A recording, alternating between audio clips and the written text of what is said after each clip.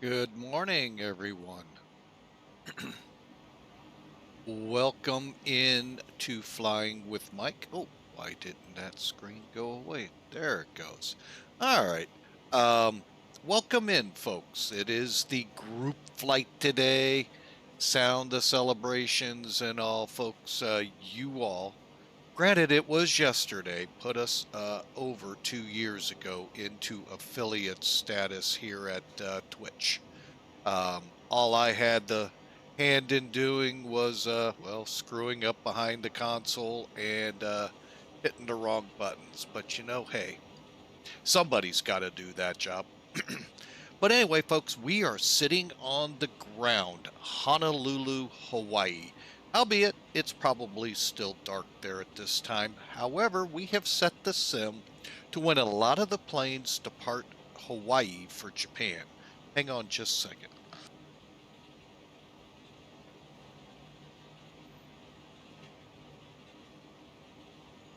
That may happen quite a bit, folks. Hopefully I catch them all.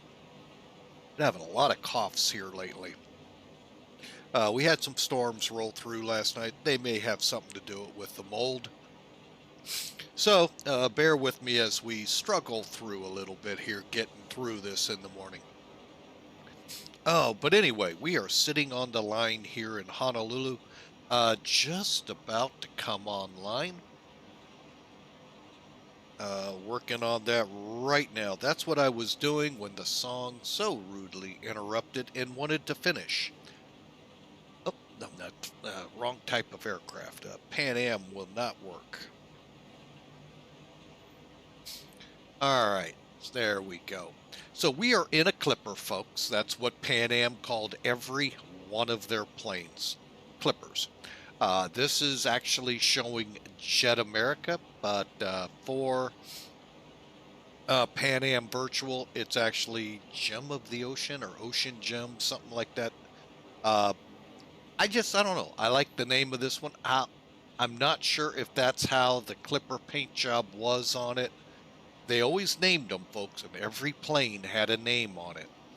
I kind of like airlines that do that.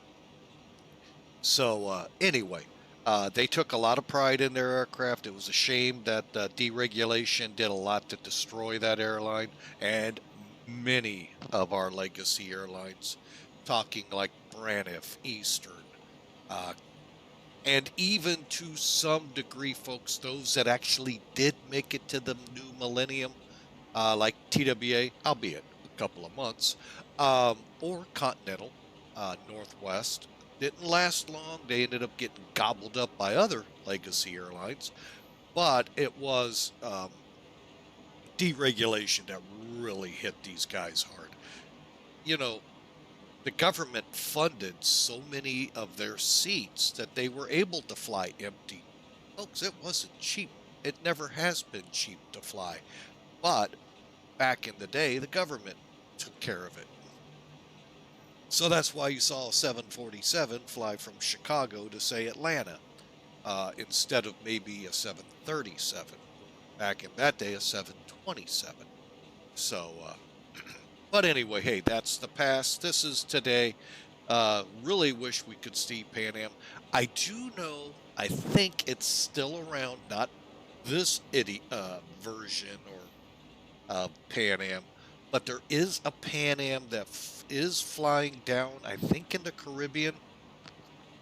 When I first started at the airport I work at, we actually had a Pan Am flight. This was 2001, folks.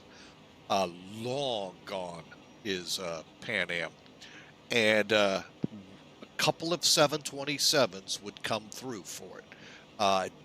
Now they stopped scheduled service shortly after 9/11 to our airport and a couple of others. But like I said, I think they remain in charter service down in the Caribbean.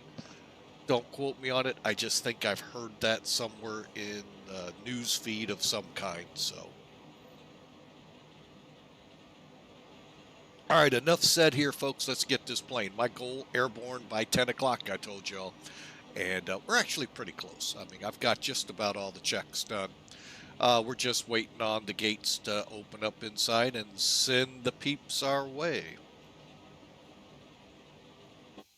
All right, so we're in the cockpit now. Let's start my favorite way. You know, I gotta have a little fun here, folks. Back in the day, back when the 747 100 200s came out, 100s obviously first, um, this was the age of the three-man crew. And actually, before it, some of them, not 747s, some aircraft, minimum four up in the cockpit, had a navigator. That spot went away pretty quick. But the flight engineer, oddly enough, hung on quite a while. Um, so you got the captain, most of the time sat left seat, first officer, right seat, and the guy that did all the work, and you're about to see why he did all the work, is the man that sat behind him, the flight engineer. He's the guy that kept you in the back happy, comfortable, plus kept the captain and the first officer comfortable because he did all the work. Just kidding. Although they probably would say, yeah, we did.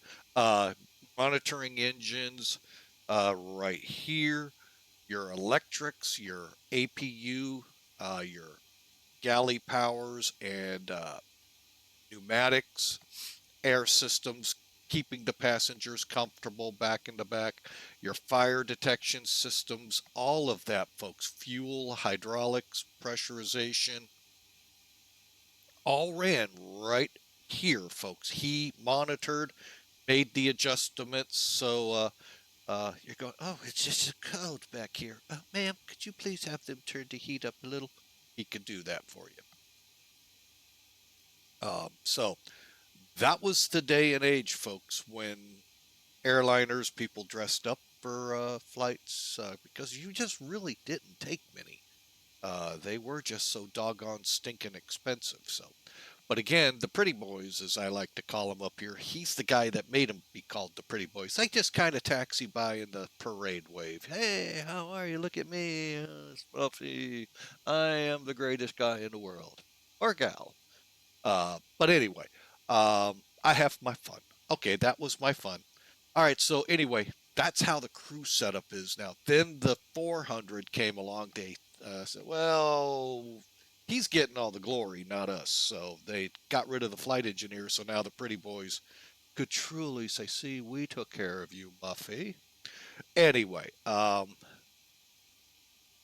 but yeah, that spot went away. But it did take a while because the 727s had it. Even the A300s had it, folks. DC-10s, most of your first, second generation airliners had it. And then the airlines, in attempts, deregulation did a lot to that, folks, to eliminate that spot because they now needed to make money the government wasn't giving them. The problem with deregulation is these big intercontinental air or big international airlines, Pan Am, uh, Braniff, and all of them, well, they didn't refine a way to get the passengers. They kind of relied on others to get the passengers to them so then we could take them where they wanted to go abroad. That failed, unfortunately, Pan Am being one of them.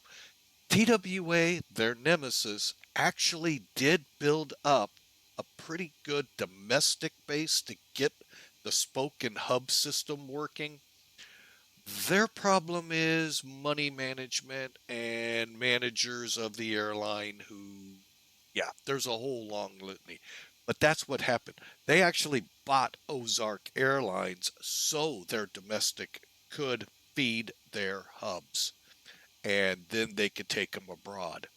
So, like I said, deregulation did a lot here, folks. Changed aviation to what you see today because everyone, you know, wants it lower. You know, they want that low cost seat. That's how Allegiant, who flies into my airport, they they thrive on that, folks. You know, it's $18 on some of their routes, and folks, they're at least an hour and a half usually long.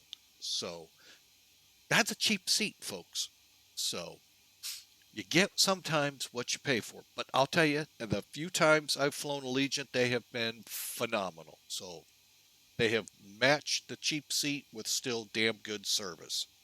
So, but let's get into finishing this up so we can make our departure time, shall we?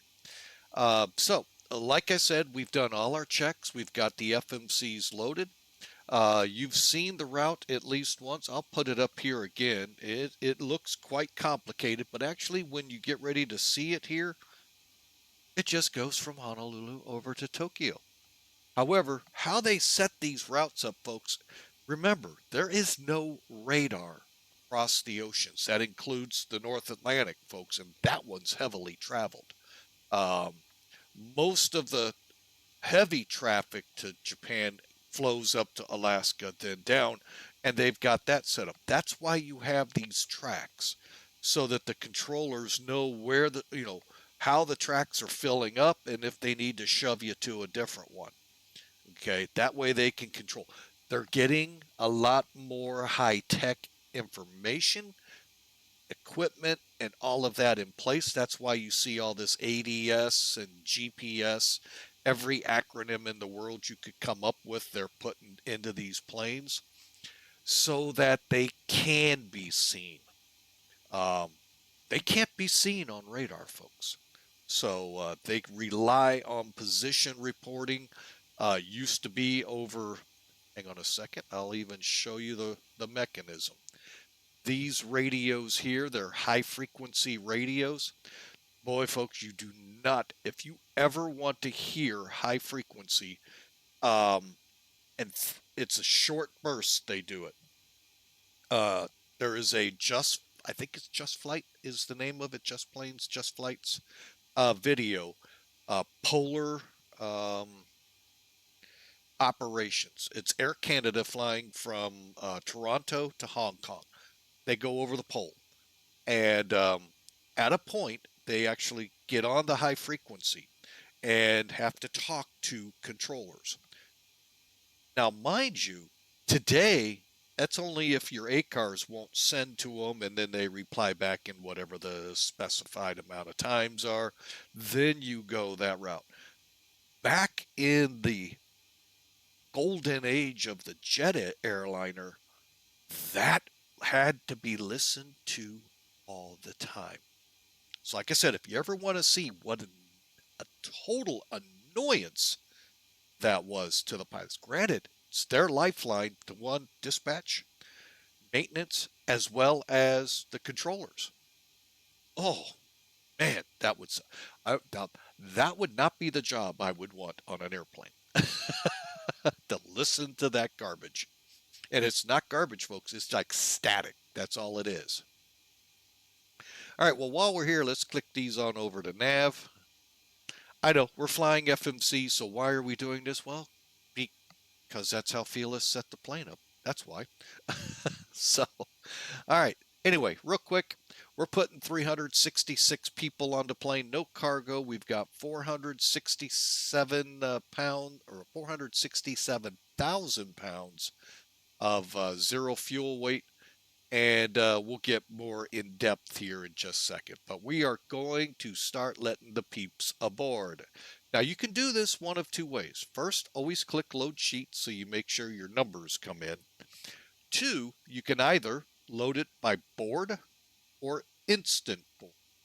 I like board. You can do the same with whatever cargo you're hauling. For the loadout today, dispatch didn't want any cargo on the plane. Don't know why. I guess the Japanese didn't want any of our cargo, like they like to send all their cargo to us. So, sorry, that was if you all remember back in the day of this airplane, Japanese products were better than American products, and they were shipping them in left and right. Some would say still the same today, but I don't know.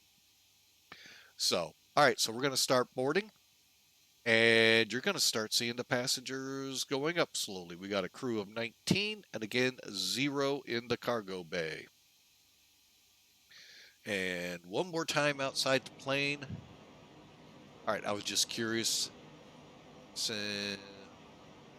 Because when you do have cargo, when it's done, they close up. That's why.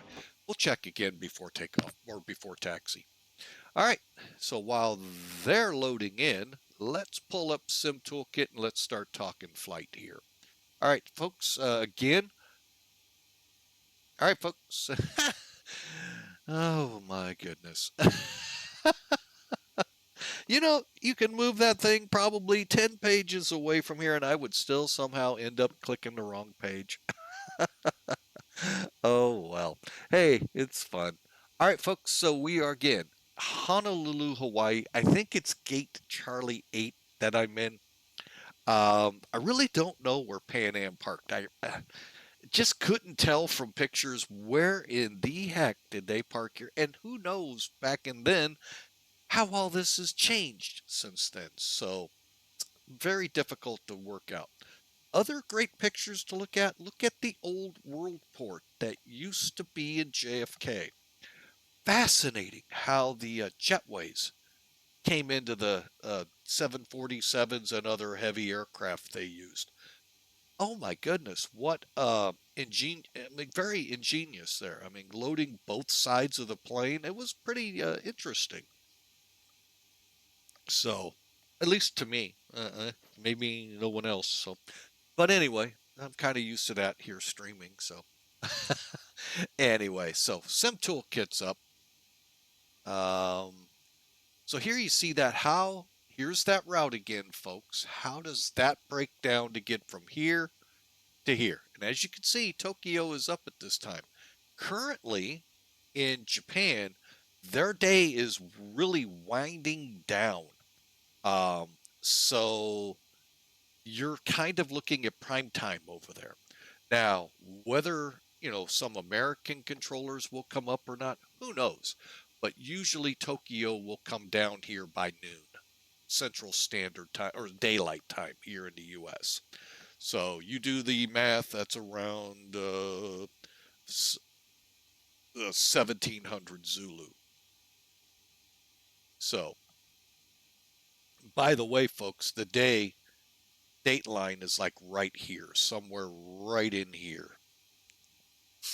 All right, so let's kind of zoom it in. So, a bit further, we'll at least see the initial fixes. Here we go. So we're going to be going out. You can see we're going to take the Koala 3 departure out to SOK, which is on Lilu, and then out to DANNO, and then we're going to grab what's called a Pacific Oceanic track. Just like the North Atlantic track, I told you all, there are tracks across the Pacific. So literally, you're in a boat, we'll just say, right here, Muffy. You may not see a jetliner ever fly over you because they're going to be on those tracks. They're set up, they actually try to help the airlines a lot. They take into account weather, they take into account distances traveled. They have a couple set up for Hawaii, a couple set up to go from the west coast of the U.S. all the way over to the Far East, be it Japan, Hong Kong, Singapore, different tracks to handle where you dump off to then join the local inbounds to those airports, as well as coming off of Anchorage. So it's just like the North Atlantic. They set them up so they know where, they'll be. So, all right, so that gives you an idea here. Today, there's our sim brief. I did not mean to click that. Hang on a second. Go back. I meant to click the weather. Oh, we're starting to, hey, there's no weather in Honolulu. What? What? Okay, we're not getting weather right now. That's kind of weird.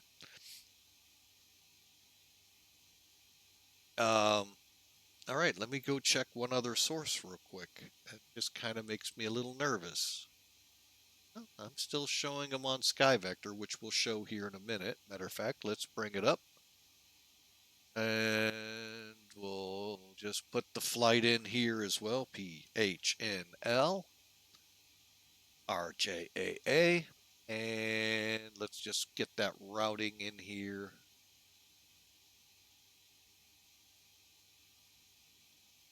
All right, so, and then I'll get rid of that. So here's our route again. I like to be on VFR, and the reason being I like knowing the terrain I'm on. Now, we're going to be over the ocean, so you know what? It really doesn't care. The ocean doesn't have mountains in it. So, but here we go. The weather currently 1350. Okay, so it is a couple hours old. Actually, about an hour old. Um, 10 miles visibility, a couple clouds, 2,500 feet, 3,300 feet. Got a broken layer at 4,200 feet to go through. These are probably marine layers, and 24 degrees Celsius, 29.99 on that altimeter. Winds are out of the west northwest, actually northwest at about 5. Actually, anyway, they're out of the northwest at about 5. However, normal ops here 8.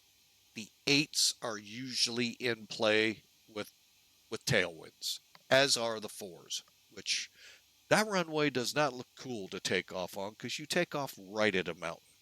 So, yeah, unless if you're going to use the whole runway, that would kind of scare me because you're going to have to crank hard on it to get, and you ain't going very fast. Conversely, over here in Tokyo, hang on a second, folks. Got to get there. There we go. 220, so that opens up the 16s, variable to 250. No sky conditions, so probably clear. 27 degrees and 10:09. No significant weather. Why Sim Toolkit couldn't show us that, I don't know. All right. So, but they can show us our loadout. 366 people delayed in boarding because they had to sign their non-disclosure agreement so they don't get on the air and go, this was such a terrible flight. Although they are allowed to say how great the flight is. 80,000 pounds of payload. You see the zero fuel weight. They're cramming in 224,500 pounds of fuel. Today we'll cruise at about 0.85, which we can set, unlike the 727, where you set it with the throttle. And initial climb is 32,000. Then at this fix, we go to 34, 36, and 38. All of it basically, as we lighten up, it allows us to go higher into usually, put that in big, huge, humongous air quotes, more favorable winds. Usually.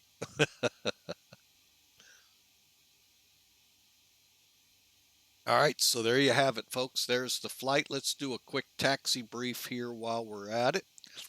Again, one-stop shop is what I try to use Sim Toolkit for. It's great for your planning and briefings, and at the end, recapping of the flight and how well we did on the landing, or poorly, depending on the outcome. We have also incorporated our NavGraph charts using this little cog here, folks. Real easy to add. I've also added SimBrief, and we'll show DATIS. It's a great little tool, folks, especially the one flight that I saw heading from Honolulu to the States. If you're headed to a DATIS location in the States, great tool to get an idea in your head what approaches and runways they're using. All right, so we are parked, like I said, right, I believe at C8, which is in this general vicinity. So we're going to push back probably towards Zulu. And then we're going to come out and take November, cross over at Gulf, go down Bravo, go down Joliet, all the way down to 8 right. That is the preferred departure runway. Why? Because within 2 miles of the Honolulu VOR, you need to be in your turn. It is a noise abatement tactic, I guess, if you want to use that word. But that way you're heading south. The theory is so you're not flying over downtown Honolulu. It's okay to fly over the shipyards, but not over the city. I get it. noise abatement. And it's the same way the other way too. So if you were to take off on 2.6s, again, within 2 miles, you're heading south, so you stay away from, making people mad because you're noisy.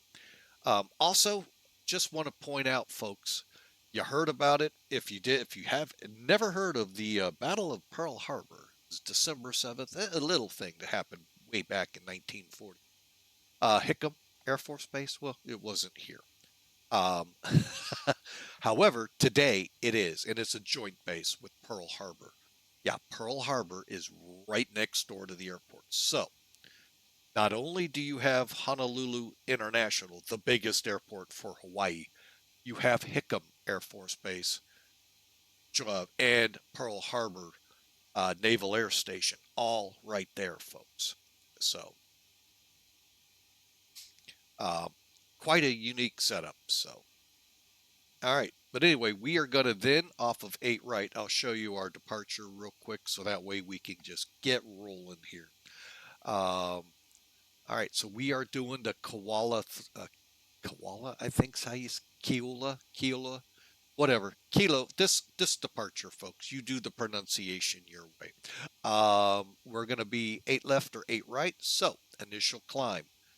Must complete right turn to a side heading within 2 miles of the departure end of the runway.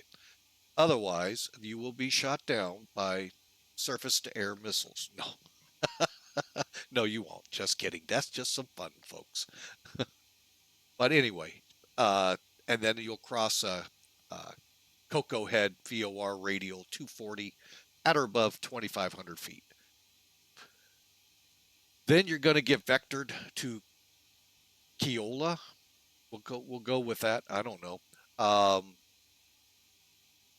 Expect vectors to there, maintaining 5,000 feet unless otherwise told by ATC.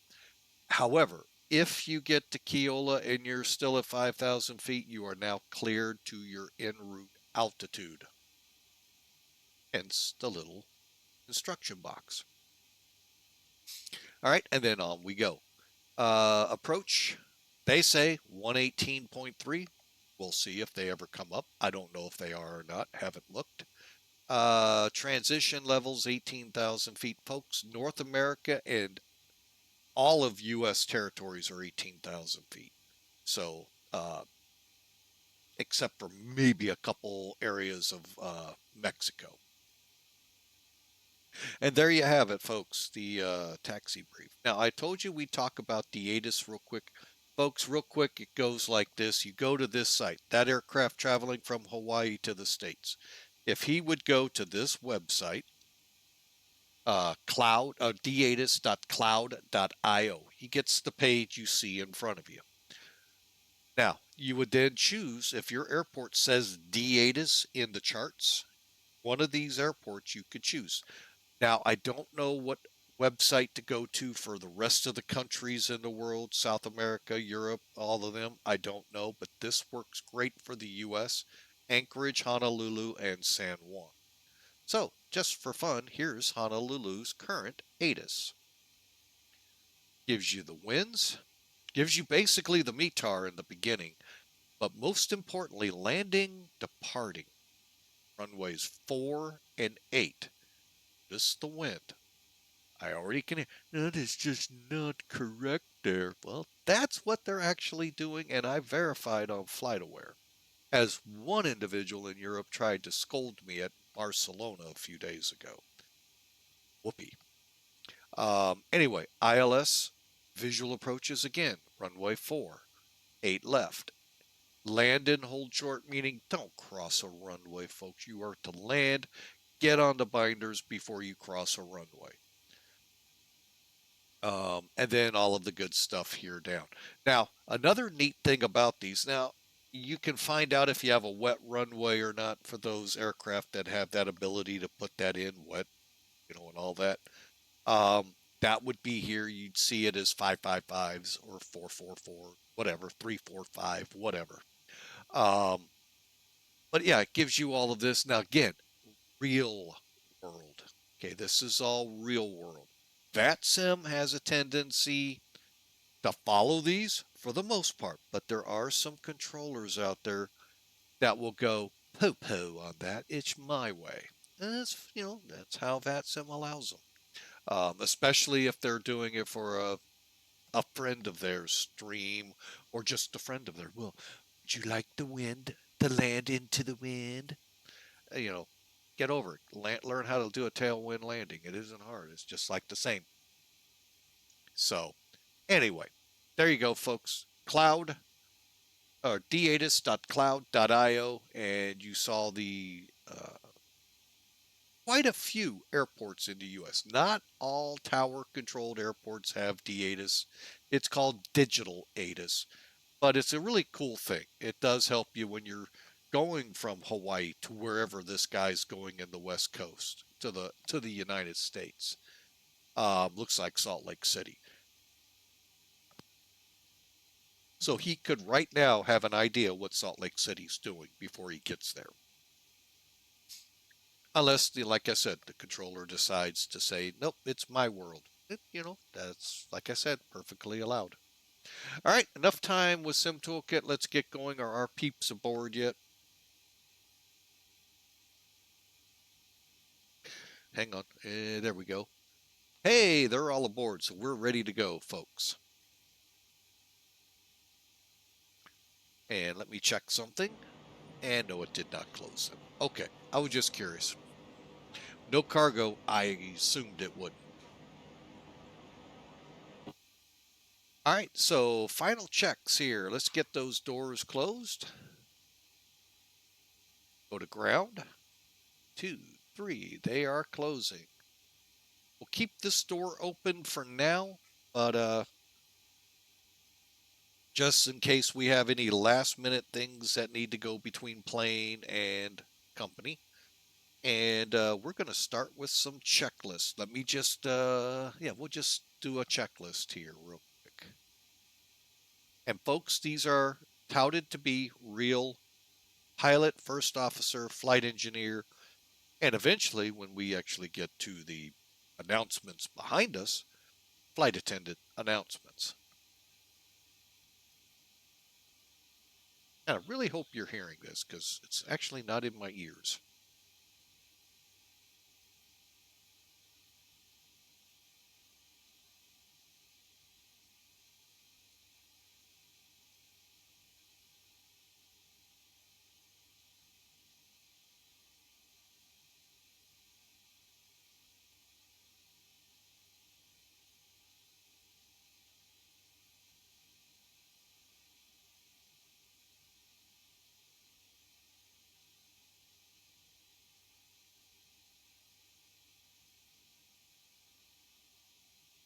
Okay, stand by for a second here, folks.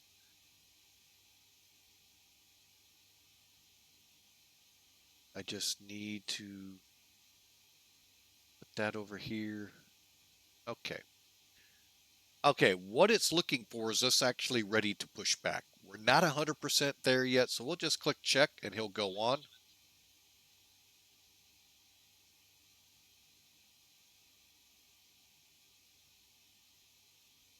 Okay, that's incorrect. We'll get it set here in a minute.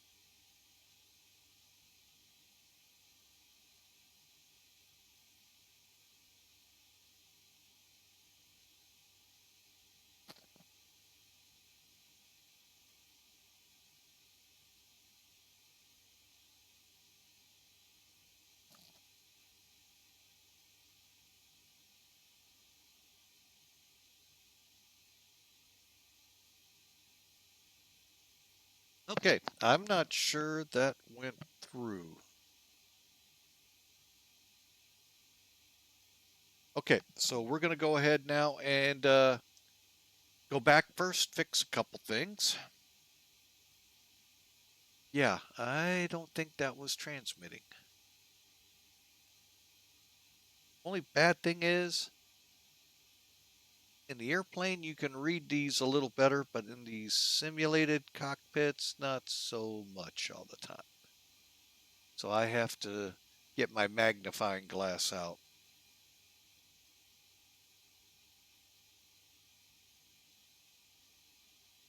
Okay, there we go. All right, that was one thing I knew I hadn't set. So let's go to the next one and get the flight engineer checked off. First off, I do need to do a couple things, like let's get that APU fired up. All right, we're on external power, so... Oh, and fuel.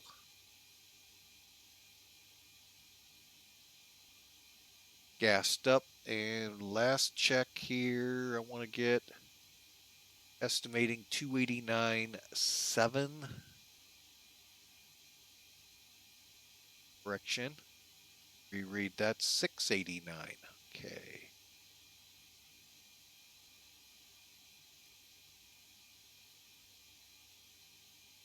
That'll work. Just setting my takeoff weight. Okay.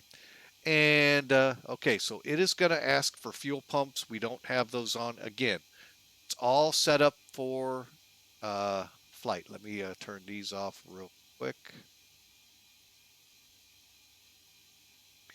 Just waiting for the flap to open. Once it does, we'll start up the APU. Okay. And just waiting for it, and then we'll do some quick checks of the electricity to make sure it's good before we bring it on.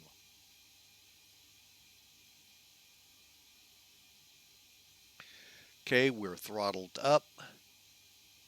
All right, now how do you do that? I just said, how do you check your, very simple. You come, first off, what I do, I found if I close the top first, we at least get some readings here.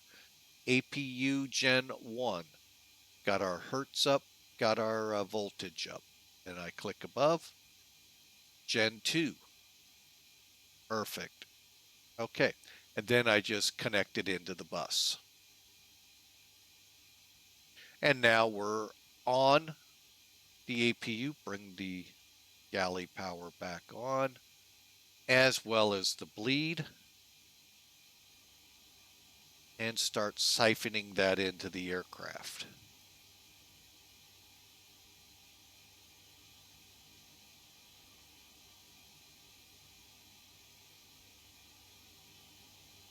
Okay. There we go.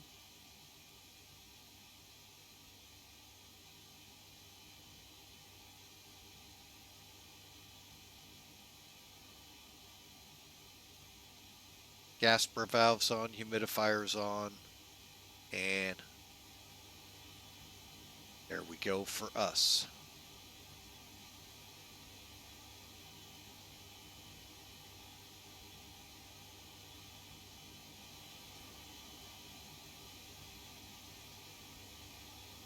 All right, folks, and I'm also, since we're gassed up, passengered up, I am going to go ahead and load our flight in to Pan Am Virtual's website.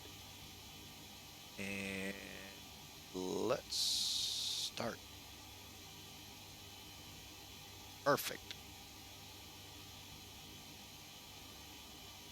And I have one place I can check to verify. On. Good deal. All right. Go back. All right, so we are ready to run that checklist. I'm going to go ahead and kick the bleeds over.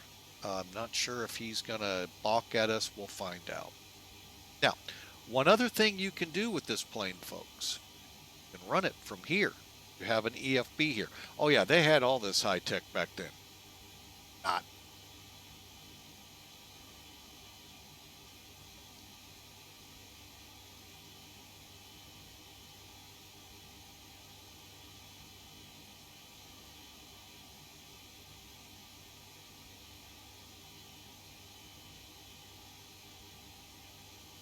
Okay.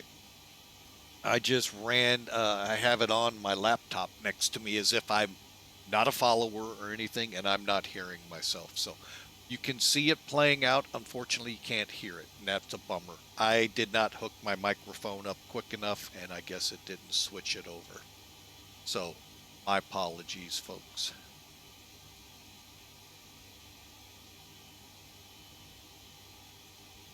Oh, fuel panel. It's what it's waiting on here, folks. Is, well, we'll go ahead. Really, we don't have center fuel tank. I would have thought we would.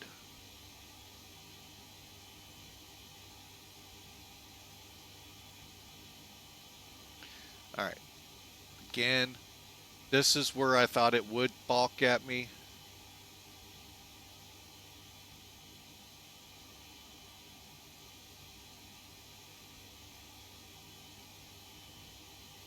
Okay, we're going to click check here. Let me show it to you real quick. Okay, it's wanting us in GA for takeoff. I'm going to go takeoff dry. Back in this day and age, they actually injected water into the exhaust to boost thrust. Sounds weird, I know, but folks, the Air Force used it heavily in 141s, KC-135s. You see it today still in the B-52s to some degree. Pollution controls came in, and that's why you see the engines a lot less smokier. Back in the day, you saw a lot of smoke coming out of these engines. A classic example, the F4, although I don't think that was water injected. But anyway, very smoky engine. It's one Achilles heel. You could see it miles away, but once you got in close, you're usually dead meat against an F4. All right, so let's go back and continue. We'll just click.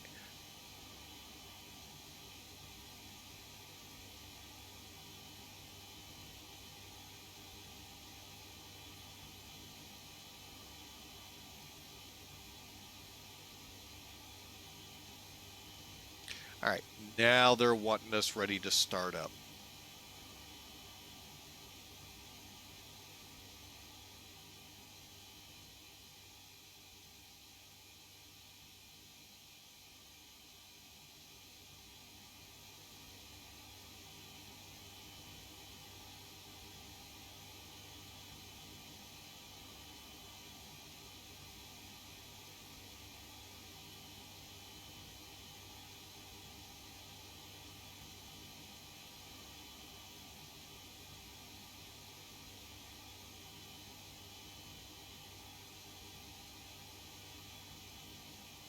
All right, and again, my apologies for not having that coming over the stream. I really thought it would.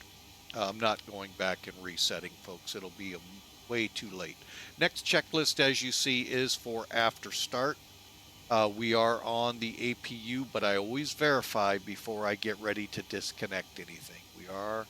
Generators are on, bleed air's on. Okay, so we're going to come in here and disconnect the, hold on a second, what the heck is that saying? Huh, I've actually never seen that one.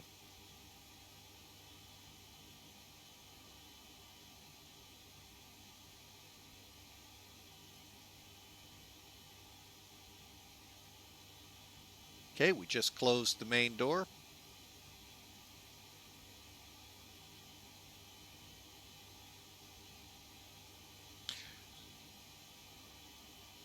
And I'll bet you're not hearing that either, the welcome aboard message. So, I feel, I wished I would have planned better.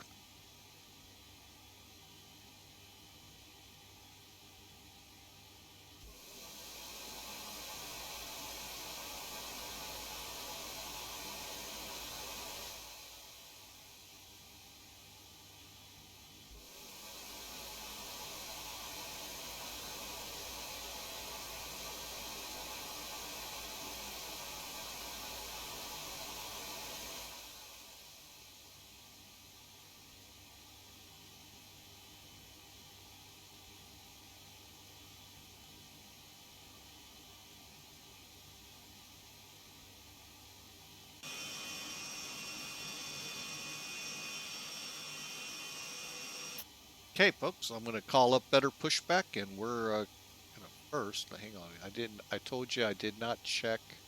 Yeah, we're clear. Okay, let's get better pushback. Let's get this bird going.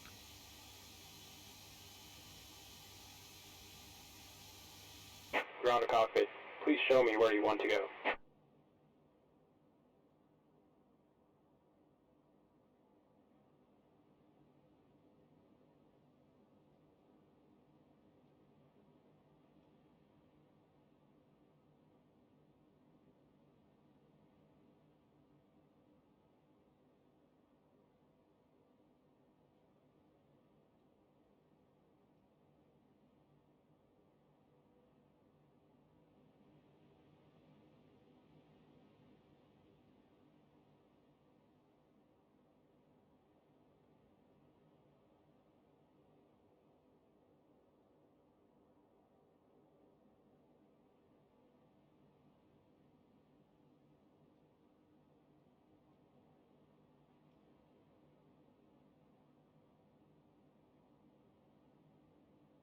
Ground to cockpit. Tow is driving up.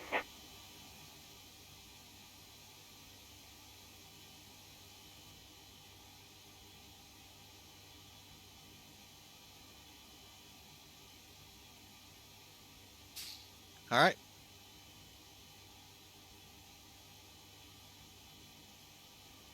So basically, right now, folks, we are waiting for pushback.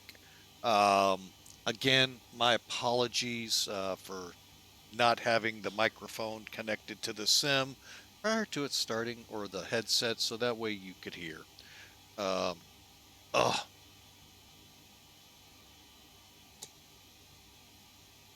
well, welcome aboard, folks. I've been remiss these roughly 50 minutes. Exclamation mark the word ticket. Okay, all doors and hatches are closed. Ready to connect. And you'll be entered in a gift card raffle we have on the 27th, which is a Thursday. That'll be the last flight of July, which is our Viewer Appreciation Month. We're going to raffle a gift card off from Amazon, and every stream, each person is allowed. Tight, welcome aboard. Hope you enjoy. Thanks for the first time chat. Just waiting on them to connect, and let's go ahead now and pull the chocks.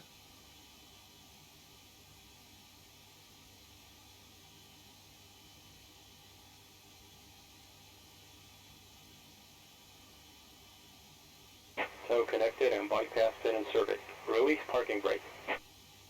Okay, chocks are out. We're out.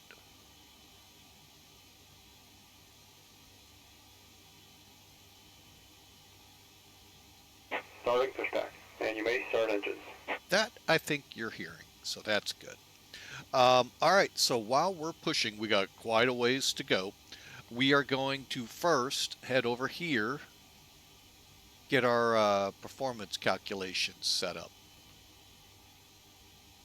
All right, so we're taking off. I'm just going to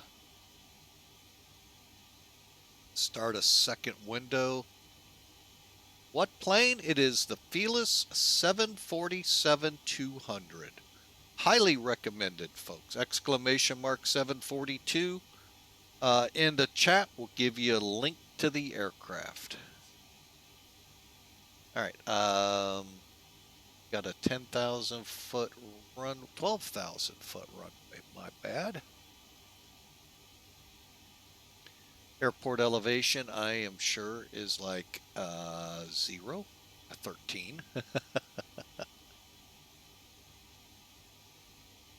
Heading 80. All right, dry runway.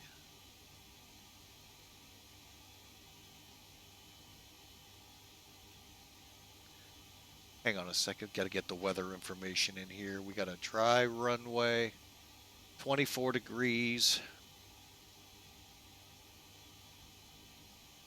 2999 and 340 at 5.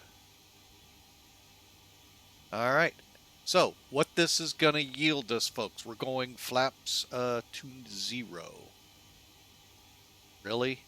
3,000 feet runway? Oh, jeez. Let's see what, oh my gosh, really? I'm here to tell you, folks. That's my only complaint with this plane, folks. The takeoff power or takeoff is just hardly any runway. Folks, I watched these things when we were flying to Europe from our airport. They ate up 3/4 of our 10,000 foot runway. And that's all, wow. But hey, folks, beyond that, phenomenal plane. Phenomenal. And if that's my only complaint, I'm not worried about it, folks. All right, so we've got our speed bugs in there and set. Let's crank them up. All right, so you got to open up the valve. Okay, come over, kill your bleeds. Or your packs, sorry. Keep your bleeds on, make sure you're above 40. Now, I do it from the seat here for the first one, and I'll show you why. We're going to use, actually, we're going to do it from up here because I'm going to use System 2.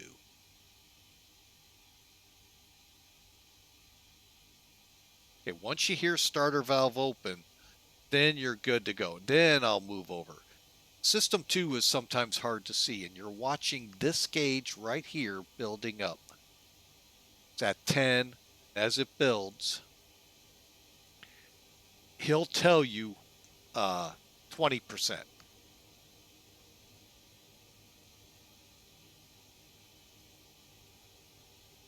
Come down here, give her fuel. And then you're going to watch it light up. If you haven't unchecked the box in X-Plane 12 so that only X-Plane 12 aircraft show up, be very careful that you click the right one that says X-Plane 12 ACF. Otherwise, you will not get that call stabilized. And you won't see anything build up here like it did. Just because this guy did it quite a bit. All right, let's go for 4. And you won't be able to move. Operation complete. Set parking brake. Okay, hang on. We'll get both at the same time. Okay, brakes are set. Disconnecting tow. Stand by. Building pressure. But yeah, if you don't do that, folks, you just sit here. Why aren't we moving? Why aren't the engines throttling up? Blah, blah, blah. And that is why. There's 20%. And it's the stabilized message you will not get.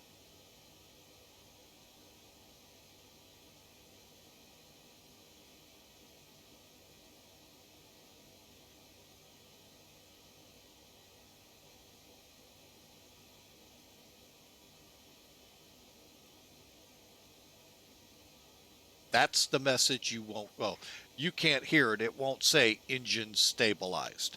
So you're not hearing it right now because that loose nut behind the wheel didn't do it right. All right, so I am going to go for a 2-engine start. Tow is disconnected and bypass pin has been removed. Hand signal on the right. We'll see you next time and have a safe flight. Okay, that APU plus the engines is capable. You can actually start 3 and 4 technically that way in the real plane.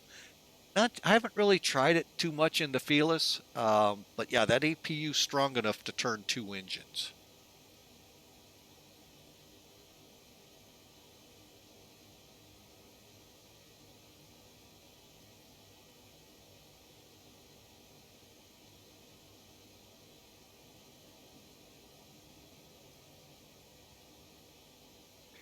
Okay, and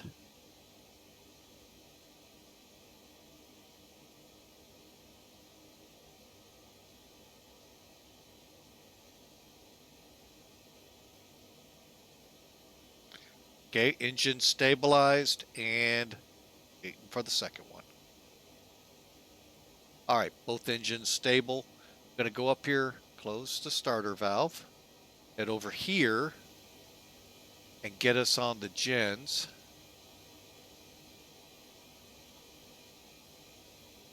Close the valve. We're off the APU at this time, folks. Bleed off, APU off. All right. Now, let's go down here and look at our after takeoff or after engine start checklist. Okay, so basically, did I just get a beep?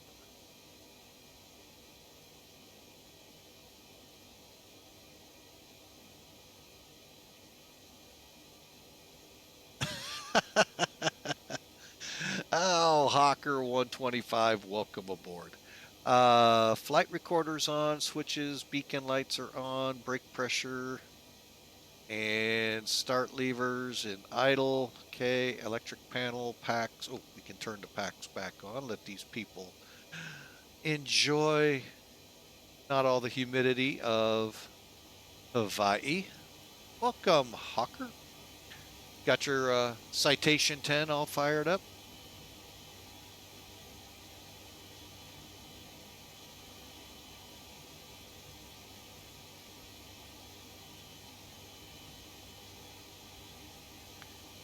Actually, your comment there with the APU powering up the El Camino, that was called the Batmobile.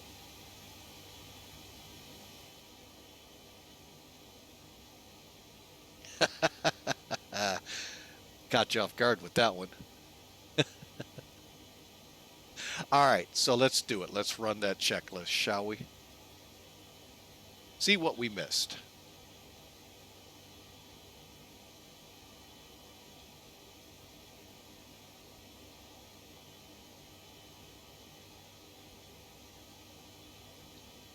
Oh, I wish I would have had this set up right.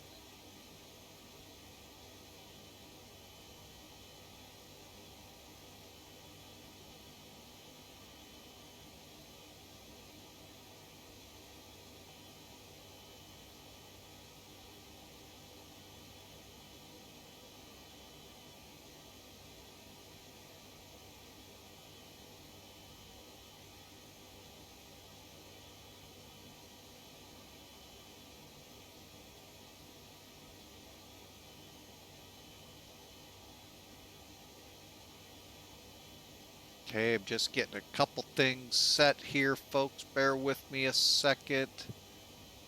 What was our trim? 4.5.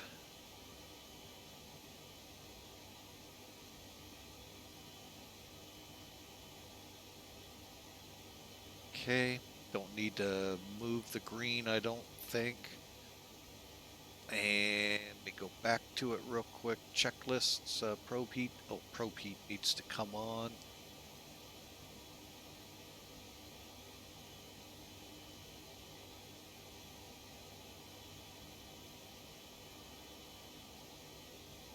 Okay, I think the overhead's set.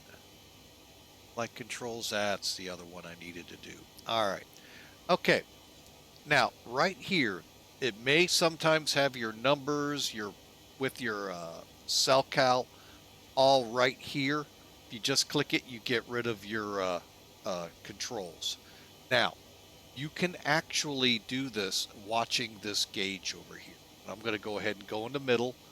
So when we go, see how that wheel just went with a slight move, went all the way over? That's what I'm trying to I make sure I do. Your flight yoke or flight stick may not do that. Mine always loves to do that until I've worked through it. Rudder, I always like to make sure all the flight controls are working, and the elevator. And if you can see the wingtips from a 747, you're sitting outside the plane.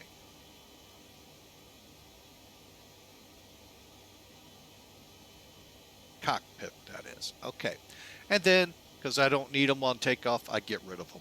I don't like that little jitteriness that it gives until I do some other things, so we'll just get rid of them. All right, I think I'm ready for some checklists. Fuel heats off, totalizer set, engineer panel set, F cargo heats. The only other thing I haven't gone yet. Normal. I think we're good. So let's go ahead and run it, see what I missed.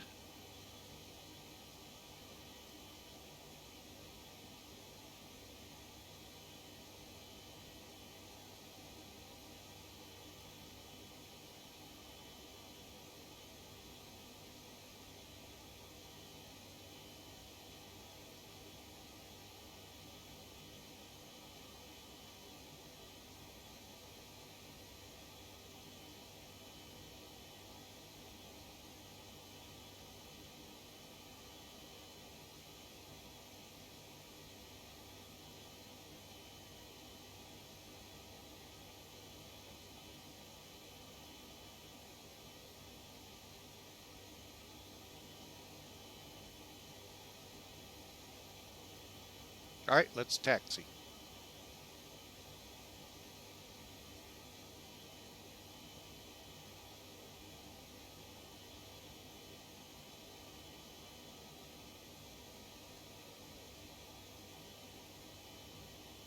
Okay, get a timer on. Brakes released. Here we go.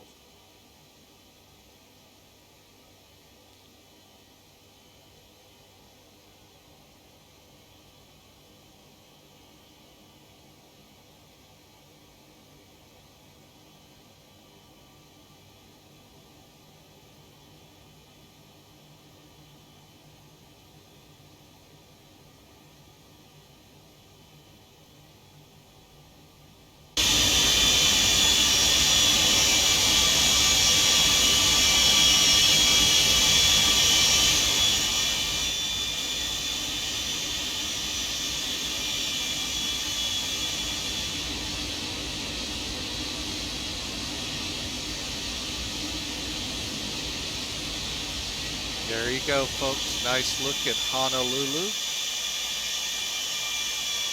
City in the background over there.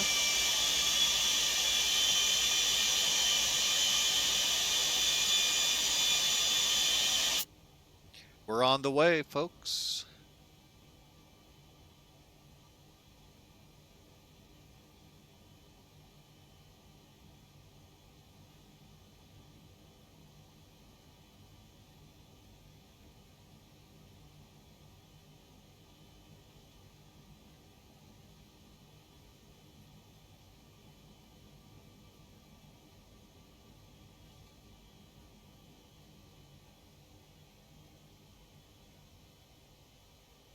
All right, we are on our way. And again, folks, 747-200 exclamation mark 742 will give you the details. Also, exclamation mark ticket will get you in the running for a gift card to be raffled off Thursday the 27th. That should be and has been declared the last flight of the month for Viewer Appreciation Month. So we'll raffle it off there. We have a pretty interesting flight setup unless I find out something different. That will be an interesting flight nonetheless.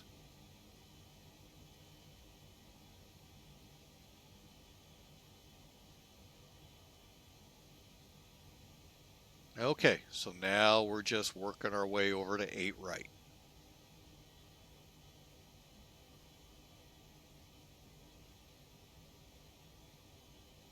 Could I have taken off on the 2.6s with the winds at 300? I guess so, but why not just do what the real world's doing and just taxi on over to the 8s? So we're on our way, folks. I'm going to go ahead and turn our flight directors on. Got 5,000 set. We'll go ahead and make altitude select in there so we don't forget. And let's get the radar on.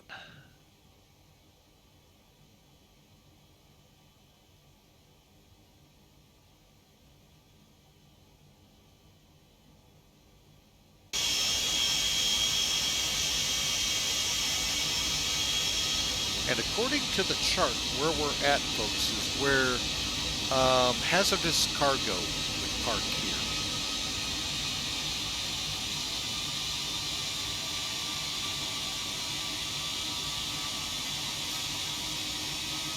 So, and you'll find that at many military bases.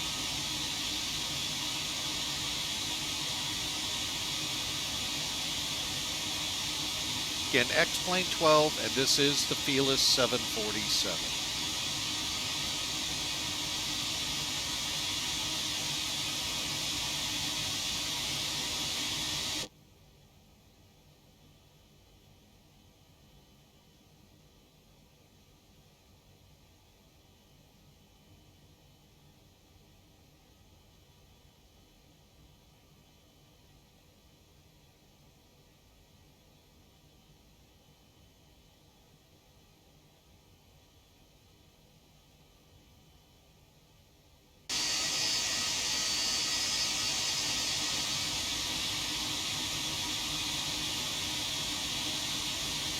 No sound, huh?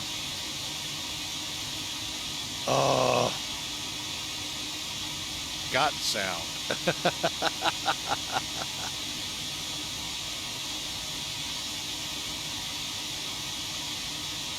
I was going to say, I'm hearing the airplane here, it's just we don't get to hear the checklists.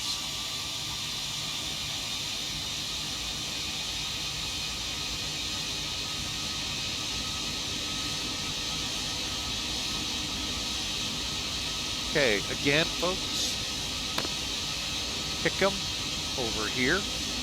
Air National Guard, I believe, over here. Alert fighters right there.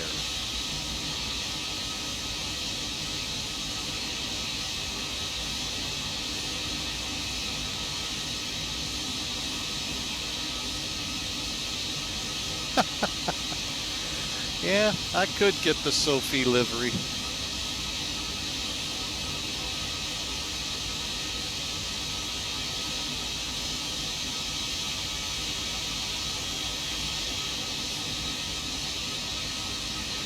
Oh, what a long taxi for this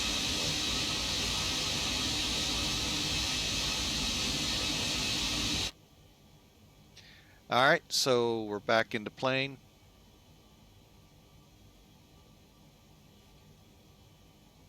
I'm gonna check something while we're up here real quick.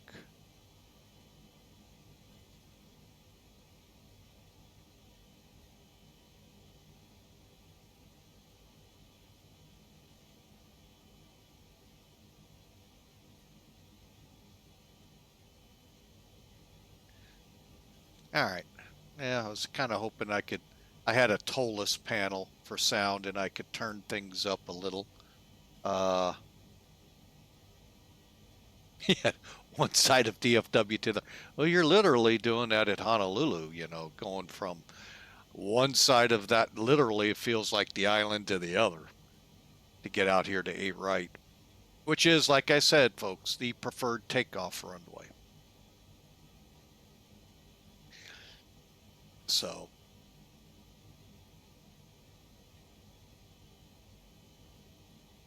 all right, let's see here.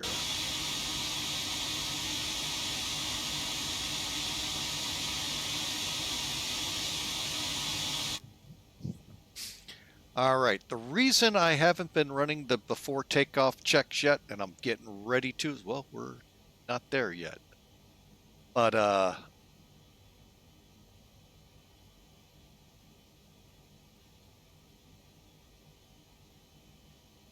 All right, so the cabin's ready now.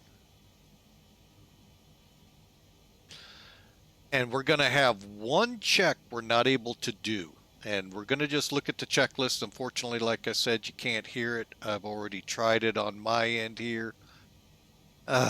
Just aggravating, because the checklist thing is one of the greatest things I think Felis did for this plane, especially the fact that it's a 3 crew member plane.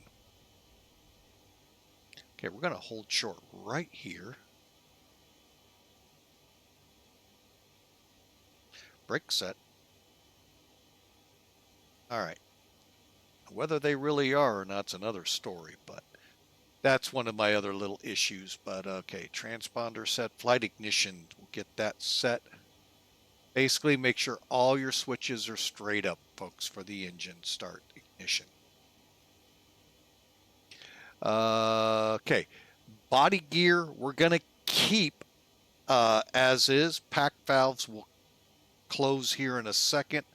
As well, boost pumps are on, pressurization modes auto, cross feeds need to be set now. So we're going to go ahead, go into running them all. We have no center tank, so we don't have to turn the boost pumps on. And like I said, we'll turn these off on the runway as well. All right, so let's head for the runway. Honolulu traffic, Clipper 831 heavy departing 8 right.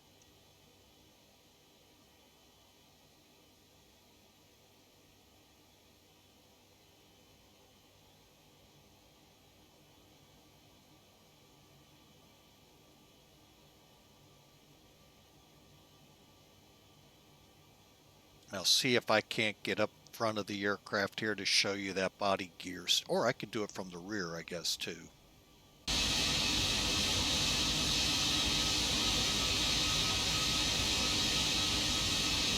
Okay, watch these landing gear, folks, when we get up here to make the turn, to line up. This is what we're disarming, and this is what helps this aircraft at airports, especially back in the day, not set up for.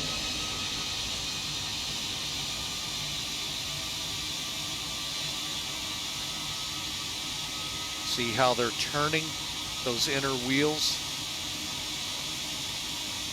It helps, one, on the wear and tear on the wheels, on the tires, and 2, tighter turns.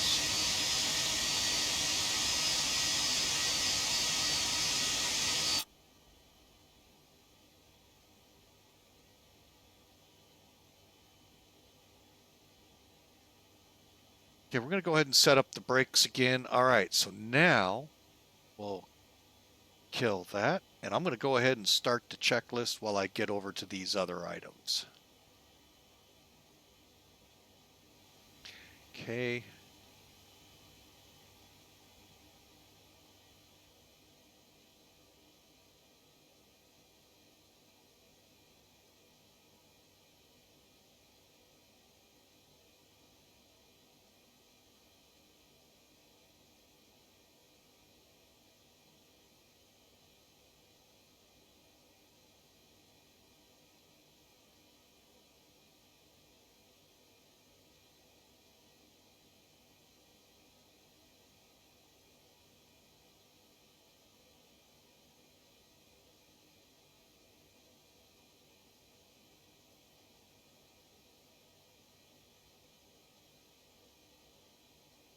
Okay, I think I'm set right, so we're going to go ahead and do the check.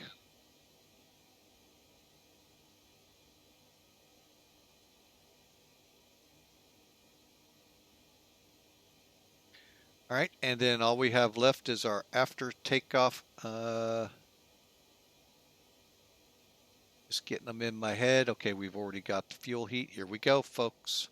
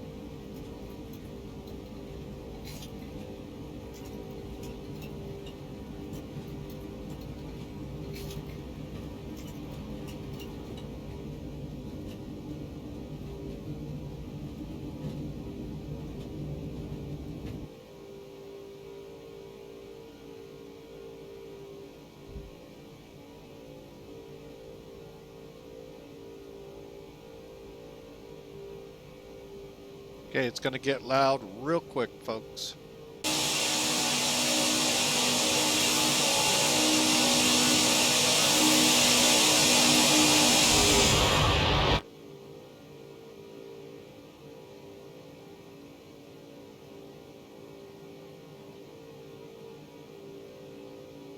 Okay.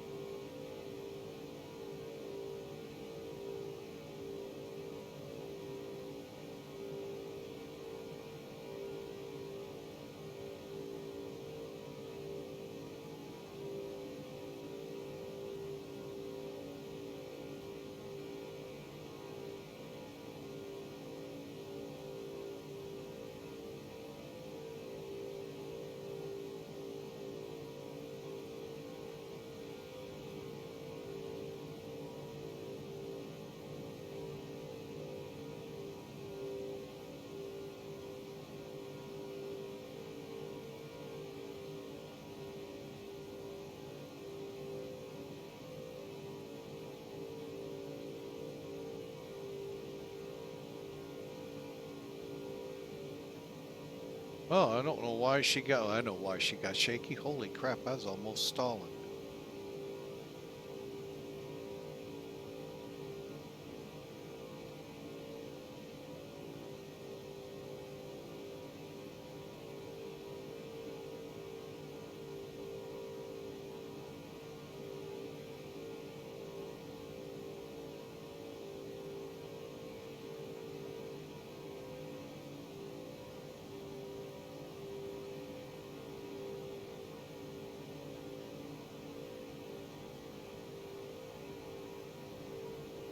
All right, let's get this sucker into a direct.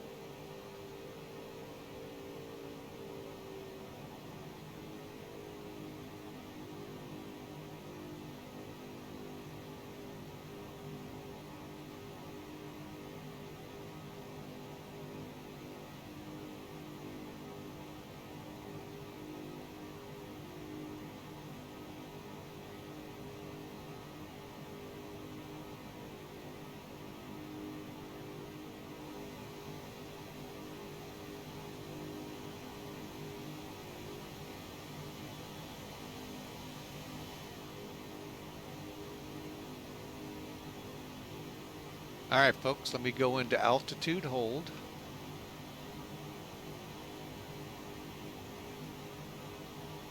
Gonna set our altitude for 32,000.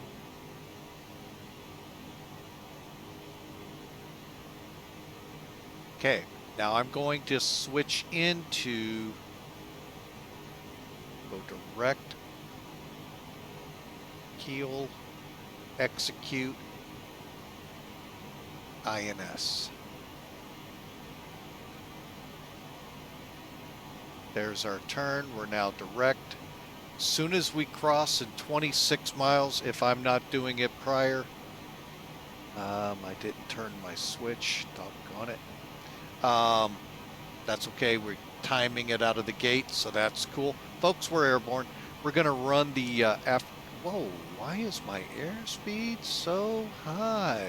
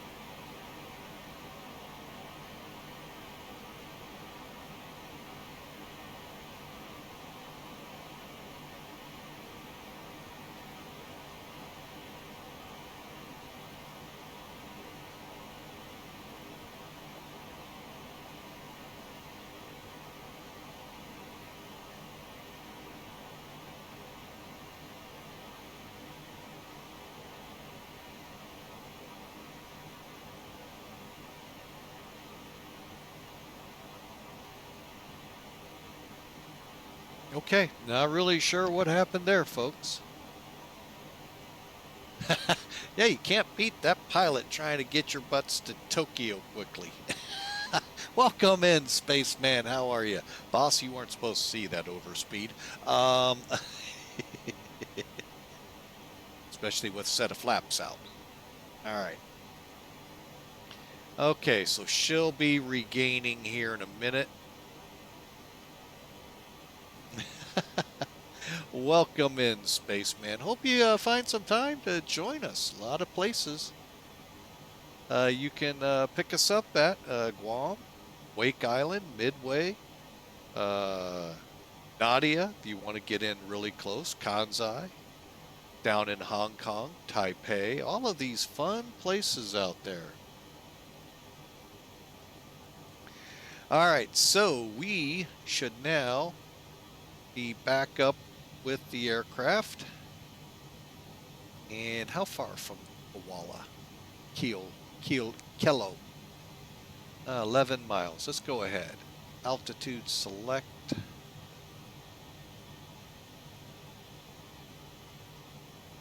Gonna go ahead and set our VS climb.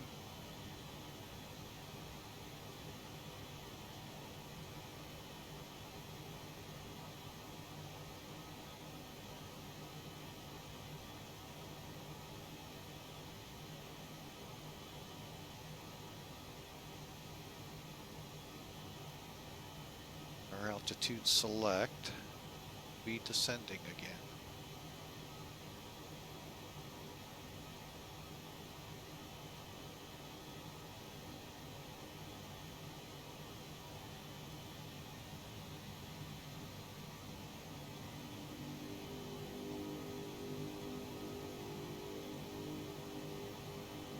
There we go. Now she's climbing. All right, folks, it just was following the rules, making sure we crossed Keola, started our climb then. All right, again.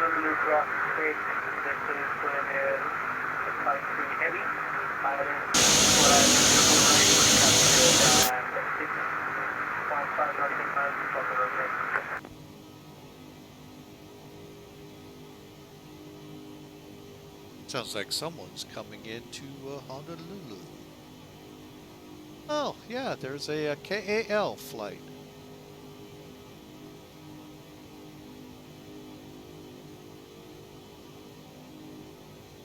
Oh, wow, even FedEx getting in the action airborne.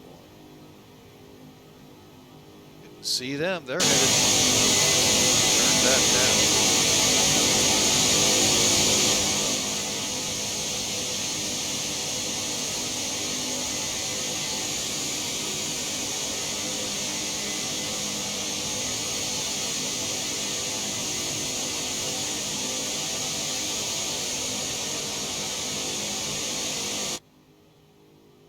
All right, let's see how we're doing on our route. Should be making the turn now, folks. And we are at 7,600 feet. Okay, let me check my fuel panel.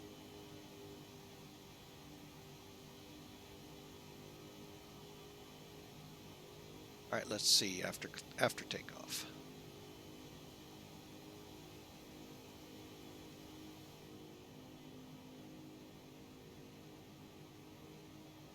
Yeah.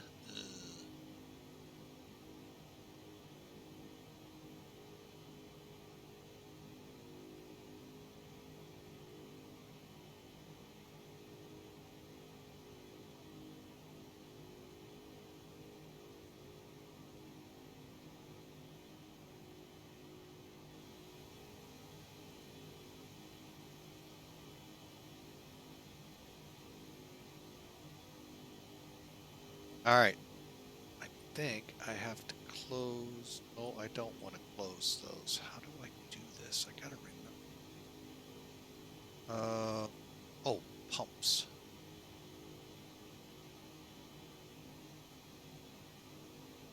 That way these the inner tanks burn down, but we don't want them to burn below this amount.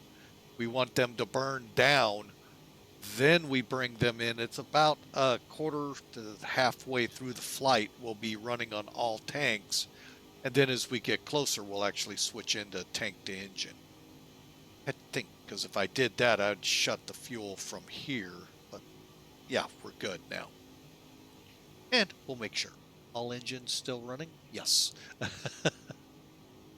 right, so there's 10,000. So let me switch to VS.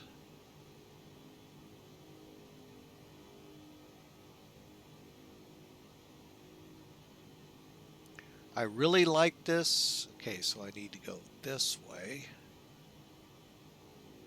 Then we're going to go like this.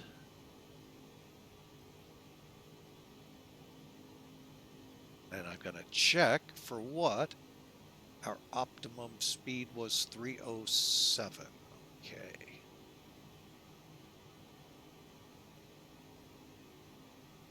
All right, so 307.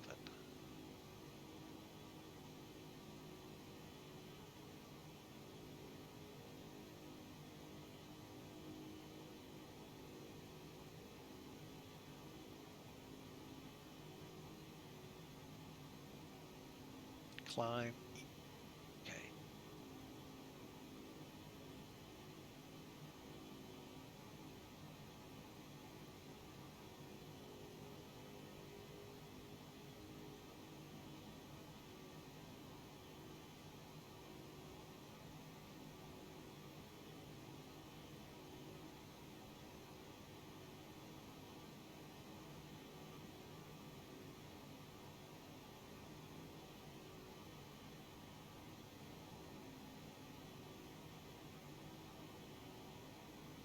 All right, folks, we are on our way. We're building up our speed. Let me get back here to see. Very slowly, but we are building it. And we'll keep that set at 400. 307 is our number we're looking for. And then we'll go back into IAS to round out the climb. So we're getting close.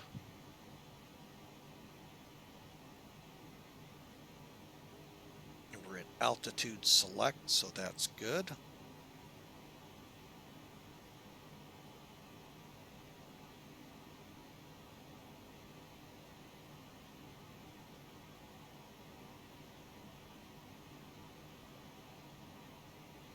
Five, 6, 7.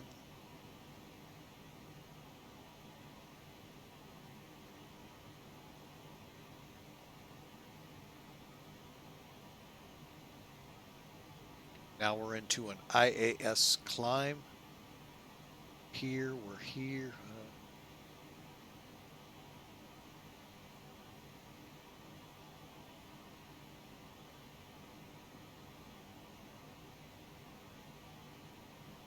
All right, and now you can see we're in a more traditional climb profile of 2000. Flaps up, landing gear, autopilot's on, INS.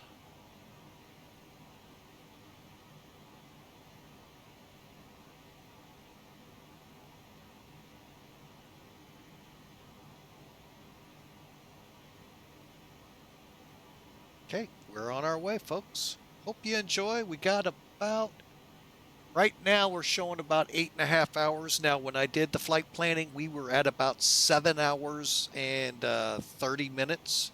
So we'll see how this transpires as we gain altitude here. I totally expect it to drop to about 7.5 hours as we get closer to 32,000. That's our initial climb. Pressurization panel set for 33.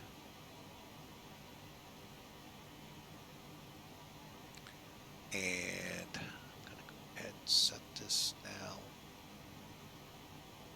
standard, since we'll be at that level here very shortly. All right, I hope y'all enjoy. Folks, it's my pleasure to be going from Honolulu today to Tokyo. Don't get to do these very often. I used to love doing these, folks.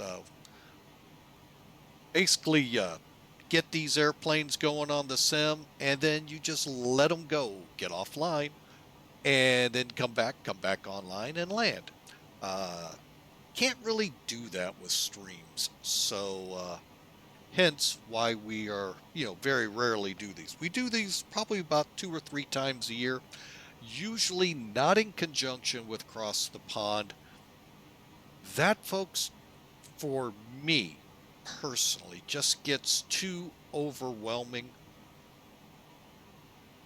I know there's new stuff out there where they're using ACARs and all to help in that, but the overwhelmingness of how many planes and lack of controllers, 2 planes. I mean, don't get me wrong, there's a ton of controllers up, but not enough still. So, I mean, I did one once, folks. I went 4 fixes across the North Atlantic. Folks, that's substantial. Never heard a controller. And I did my position checks. Voice, no reply. Text, no reply.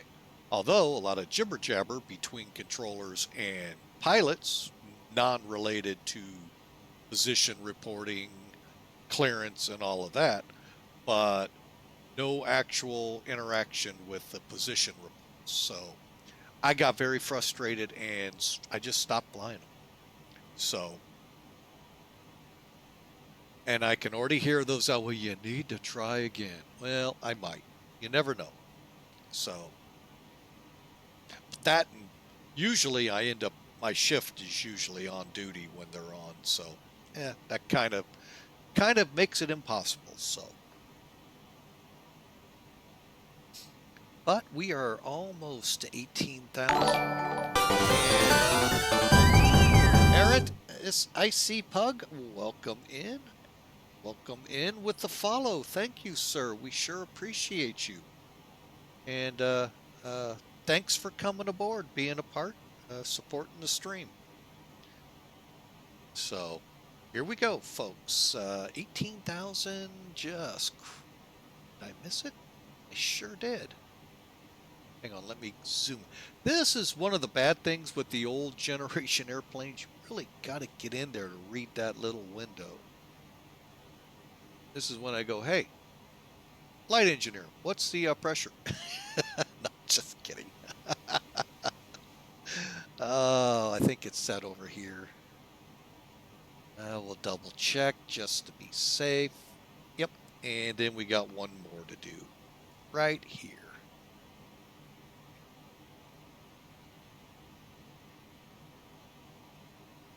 All right, we are altitude. We're doing good, folks. Climbing on up. And as you remember, just about a minute or two ago, I said, that time is going to come down from 8 hours and 30 minutes, I think it said, or 15 minutes. We're already down to 7:46, folks, and we're still not even in the 30s yet. So, like I said, I bet you it'll be around 7.5 minutes when we, or 7 hours. Wouldn't that be awesome? 7.5 minutes, folks, we'll be into Narita out of Honolulu. That's a day coming, by the way. But anyway, just probably not in my lifetime. So yeah, 7 hours and 44 minutes right now. And I think they're back from their walk.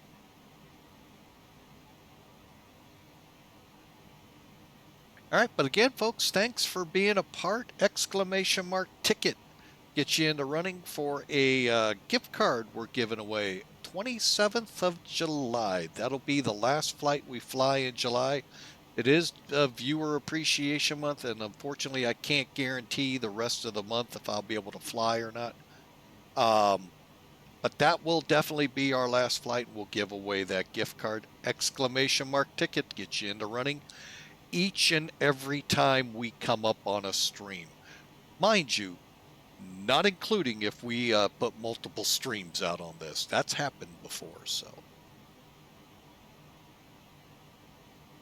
All right, we are turning at SOK, Lilu, right below us. Doubt we'll be able to see it. Let's find out. When we do, we see little pieces of it. Yep, little pieces of the island of Lilu.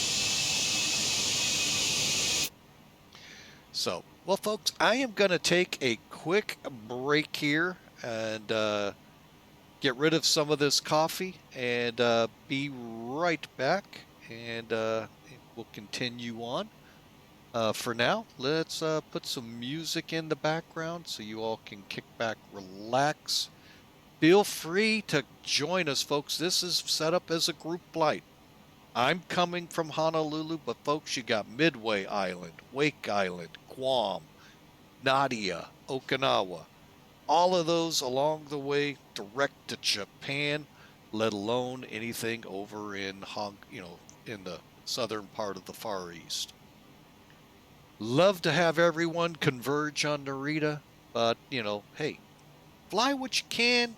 Let us know if you're flying. Love to hear you. So, exclamation mark ticket again, folks. We'll get you in the running for that gift card. And again, Eric, Icy Pug, welcome in. Thank you for the follow. We'll be right back.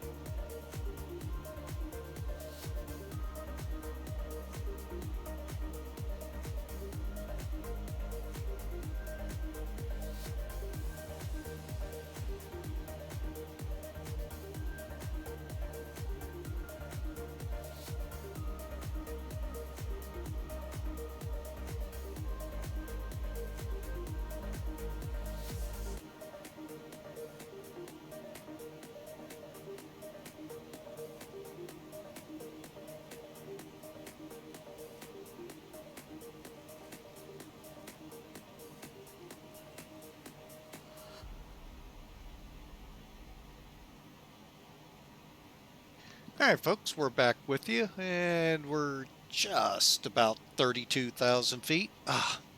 Needed to stretch the legs and all. A lot goes into getting things ready here to fly one of these flights, so especially the longer ones. So, I needed that stretch of my legs. All right, so we are just getting up there. Mach airspeed indication 0.80.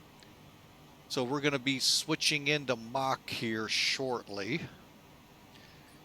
So we can continue on. 25 minutes since we started after takeoff. Granted, probably a good 5 minutes late. Call it 30 minutes in. And let's see here. 44 minutes since we pushed back. All right, so just a little further to go, folks.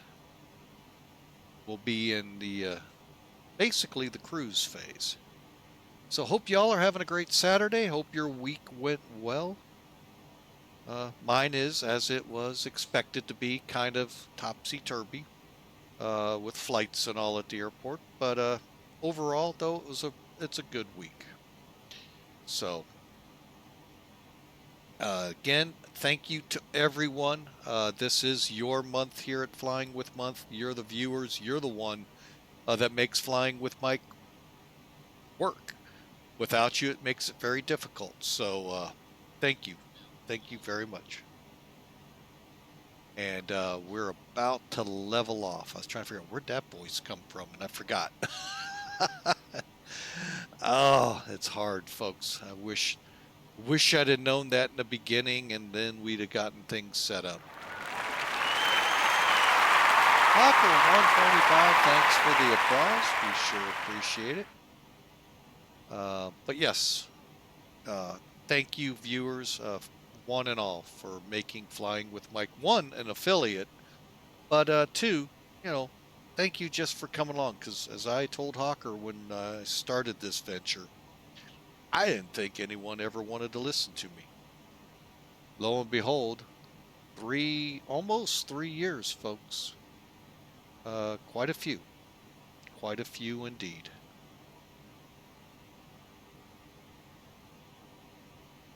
And all I can say is thank you.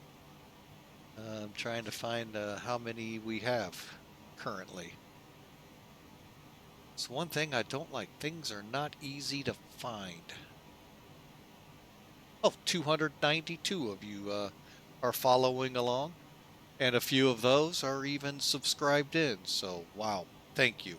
All right, we are about to level off. Headed out to sea here, so to speak, folks.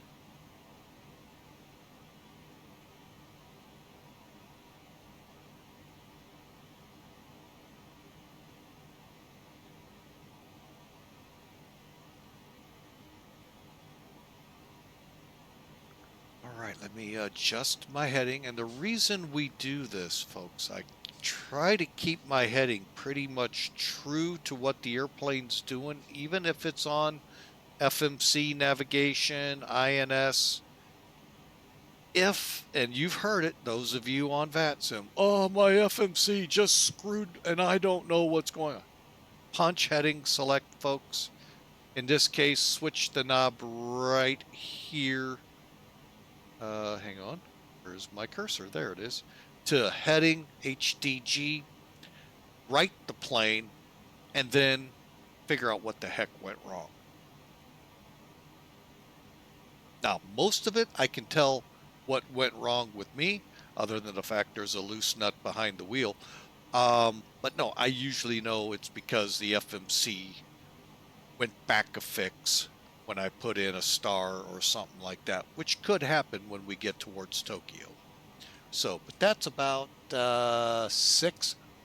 Folks, what did I say? 7.5 hours. Now, if you look at how long we have as we level it off, 6.5 hours.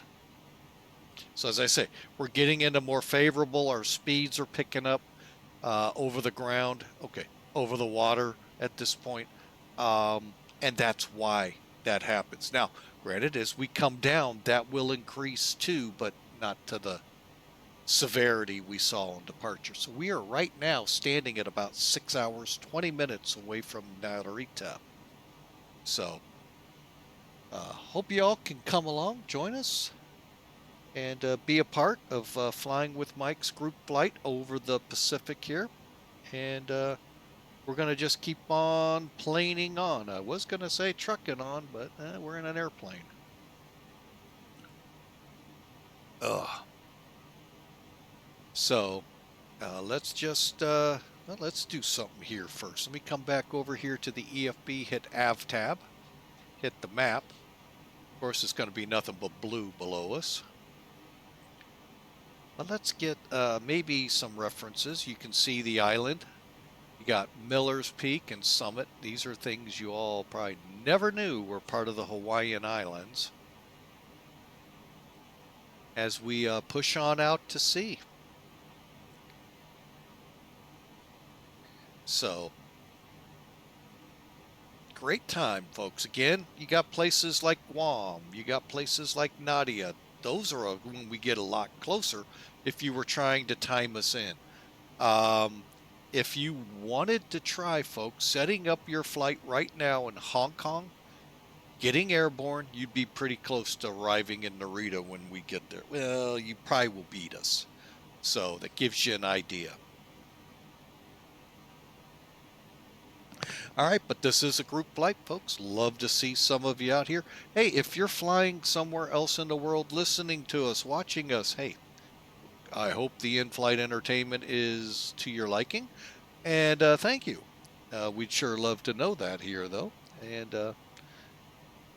thank you so much. Exclamation mark ticket again, folks, to get yourselves another ticket, another chance at that gift card on the 27th. You got a Philid Idiot leading the pack with 6 tickets lined up, folks. So he's trying to stack that ballot box, I can see. So, and I can assure you, folks, we do not use the U.S. postal system in determining votes here. We try to keep things fair. So, we use the old grubby hand into a hat and pull it out. So, all right, so let's see. We're 32,000, so let's go to, here, let me just get here in the middle as he hits the wrong key. Altitude hold is on. And what are we doing over this? Ooh, we're a little fast, so let me get us into, pull back a little bit here, slow us down.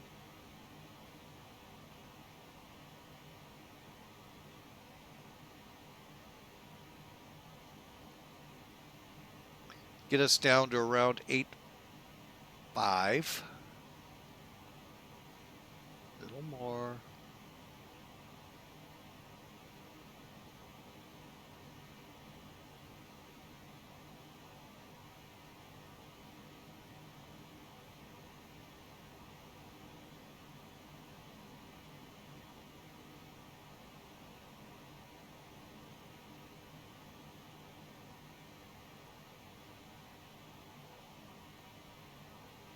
Oh yeah, let's go into cruise power too. That might help too.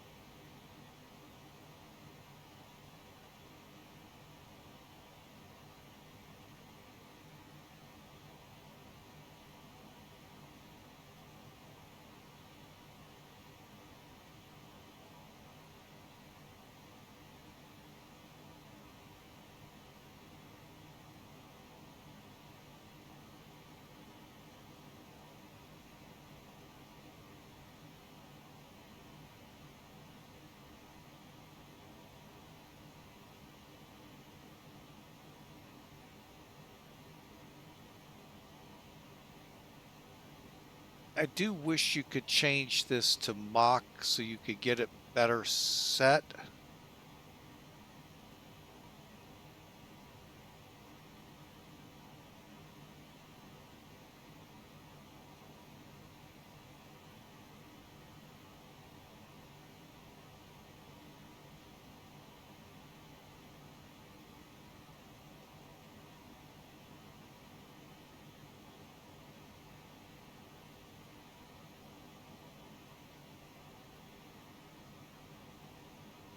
But, you know, I don't even know if the real one could do that or not. So it's just one of those little things from the other aircraft we fly that I wish we could do here. Um,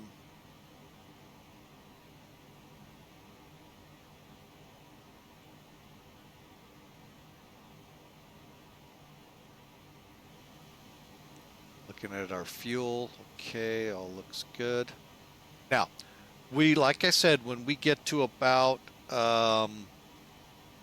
35 in each of these, 35,000, we'll then come back on with these. So we're burning down. Well, we get roughly to where 5,000 pounds, if that was what was in our reserves, could drop in. We'll switch back, burn down to where we can then release our reserves once we get under a combine of maybe, oh, I don't know, 10 in each of these, and then we'll bring them, well, respectively, because they're going to dump into the outer tanks. You just want to keep the wingtips lower weight-wise than the middle, up by the skin. Okay, we're just about on target here.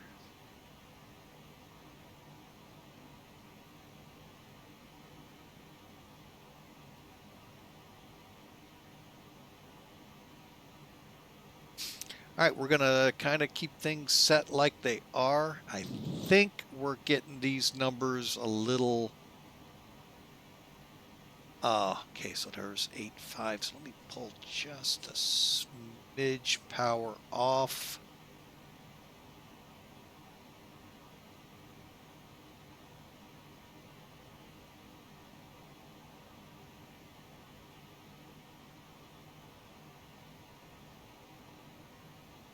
And then when we make our next climb to 34,000, we'll be good. Okay, we're still building speed.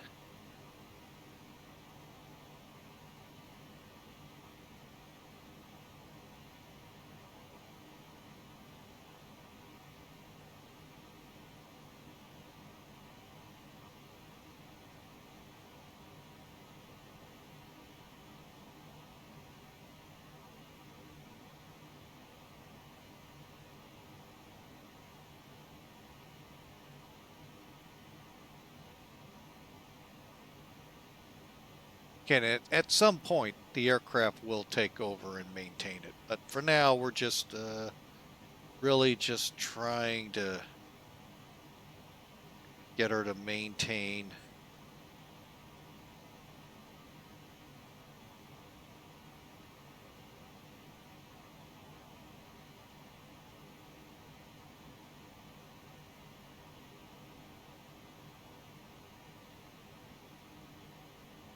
Okay, there we go. All right, so we'll just continue on, folks. And those still able to hear my voice, hey, thank you for your subscription to the to Flying with Mike. We sure appreciate you. That is one of your perks. You don't have to contend with 4 commercials that are running right now. Thank you, though. That's what allowed me the money that comes in from subscriptions and donations helps me to buy Felis, the towless aircraft that we have, and the scenery we bought not too long ago for Atlanta. So thank you. Thank you so much. Okay, there we go. Let's see if that holds us. All right, so again, thank you. I'm going to take a second here and get an idea. Okay, so we got to get past ECEDO.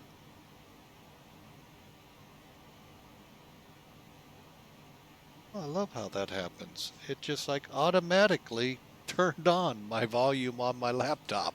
Ah, ghosts of the house. Those Indians are loose here in Muscuda.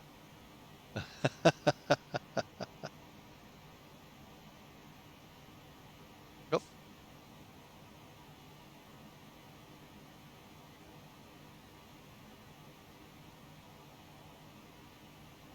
All right, let me do it it isn't working the way I wanted to, folks. All right, so 26 is 500 miles out.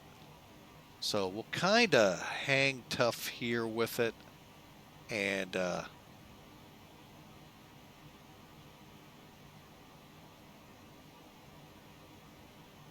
just keep cruising along. So thank you again for being a part of Flying with Mike! Ticket.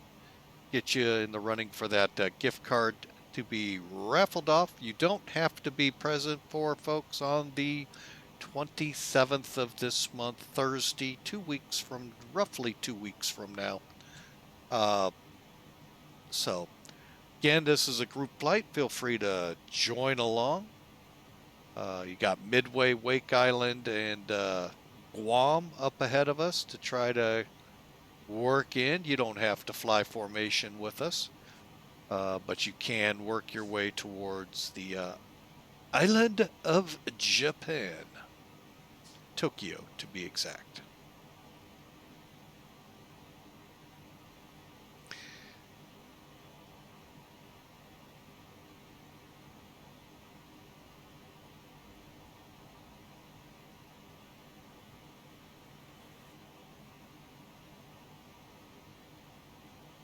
All right, we're going to get some music rolling in the background. And that way we can just kind of ease our way on downtown.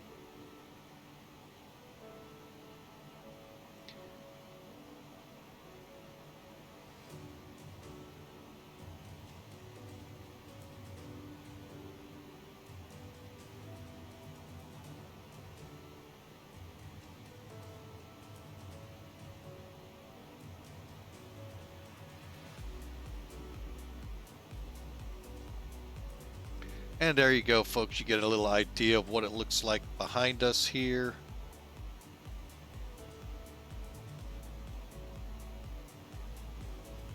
Let's go stretch our legs again, shall we?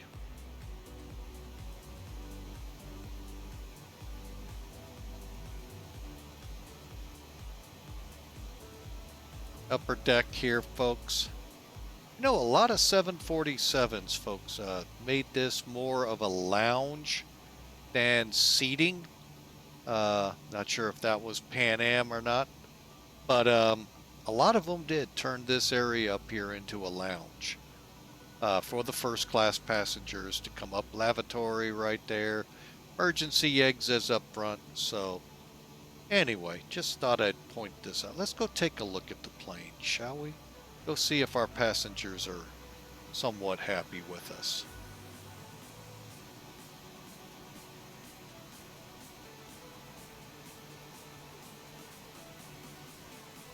Here is part of our first class area. Yes, folks, that is what first class used to look like.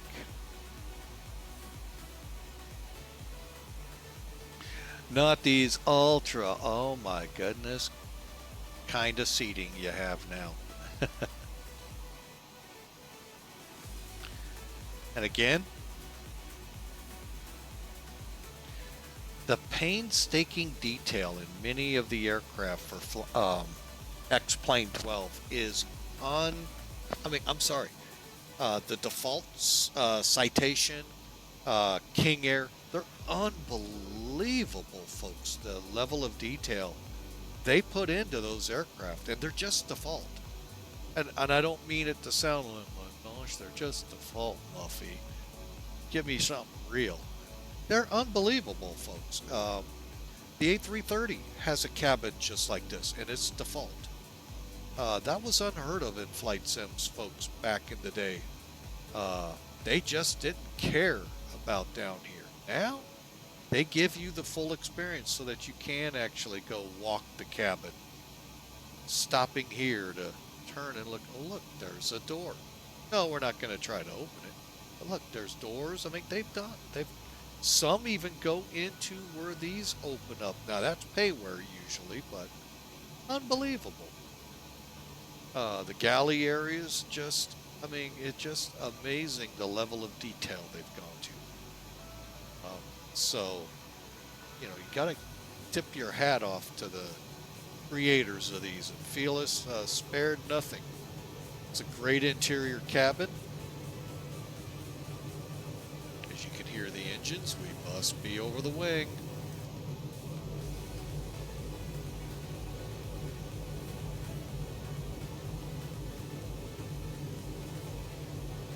So, I mean, and even the default sounds, I mean, some are, you know, like you expect. But they've even gone to the level of increasing that. So, just again, I mean, I stopped here and there just so you all can get an idea of what they've done as developers. Look at the seats, folks. Again, this is 1970, 1980 era flying.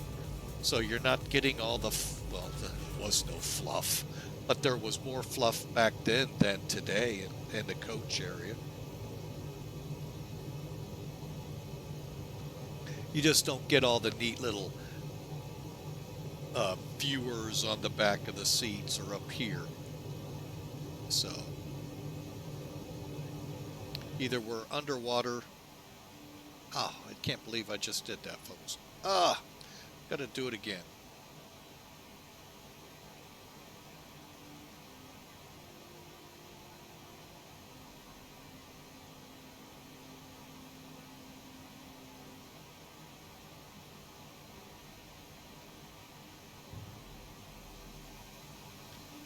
Yeah, that loose nut's loose on the wheel again, trying to get down the steps.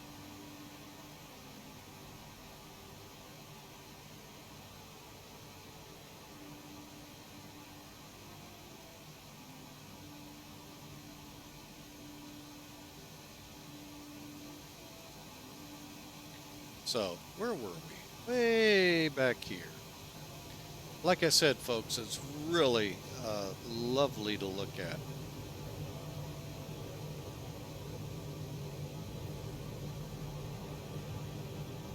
Now, the nice thing is the Citation 10, well, it's not this long, so you don't have this long of a walk. But the fact that all the areas are modeled and exactly pretty much how I remember them back in the day. So now this one doesn't have a nice galley area in the back. I don't know if the 747-200s did or not. But great job here, Felis, overall. And this may be a thing that the Pan Am developer for this, whoever did this livery, he may have wanted it that way. But it's restrooms for sure. And yes, even back then, folks, there weren't enough restrooms on the plane usually.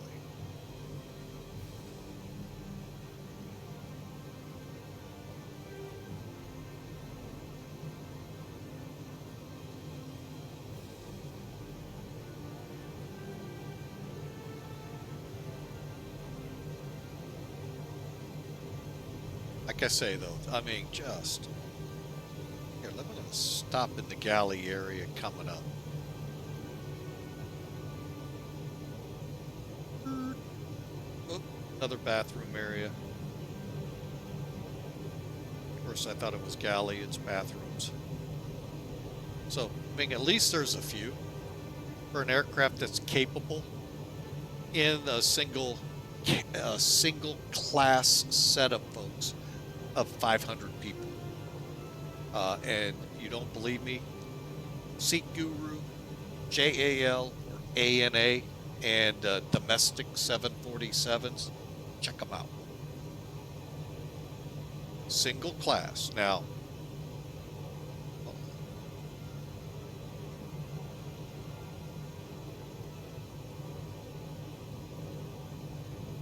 hopefully with the autopilot on, that did not do anything. Hang on a second, folks, so I don't end up having to do this again.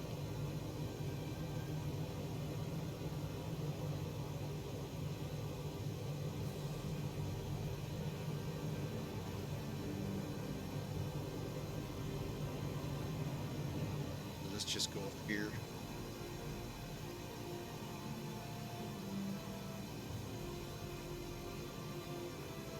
Okay, we are.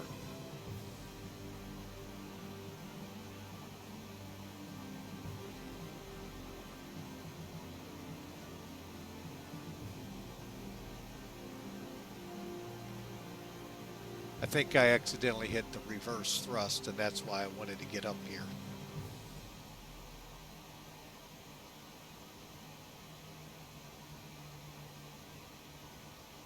Yeah, I did. Okay, so it wasn't in reverse because you would see lights up here. But yeah.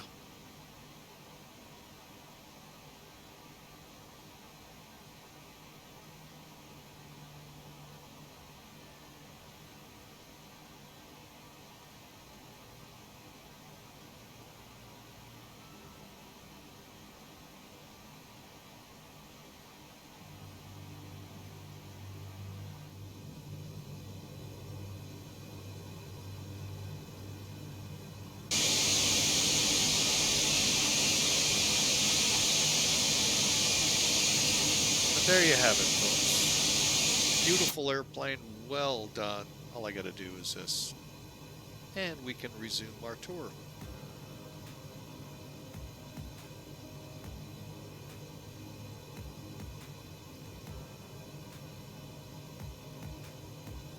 Pardon me, excuse me, pardon me.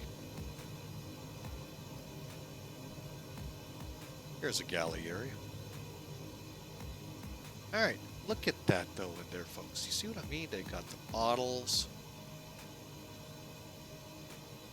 I mean, it really is a well-done aircraft.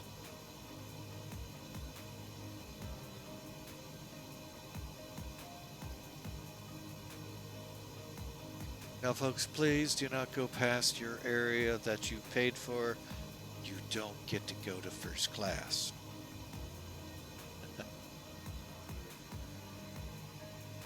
Some of the silliness. But I get it. You didn't pay for these amenities. The neat thing, if I remember right, Cathay had a bar in most of its airplanes, like right in this general vicinity on them. Your main entry door, of course, is like right over there. Actually, I think we're just past the stairs. So, and here. And first and business had access, and I'm not even going to lie to you folks, if even possible, the cattle car portion of the aircraft, the coach section, did too. So did it again. Oh good, no I didn't.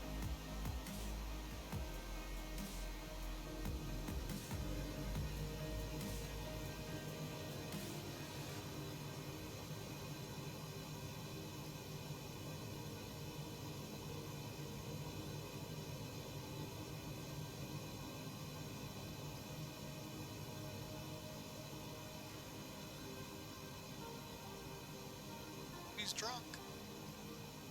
Uh-oh. What's coming in from our moderator of the day? By the way, thank you, Hawker, for moderating. Uh-oh.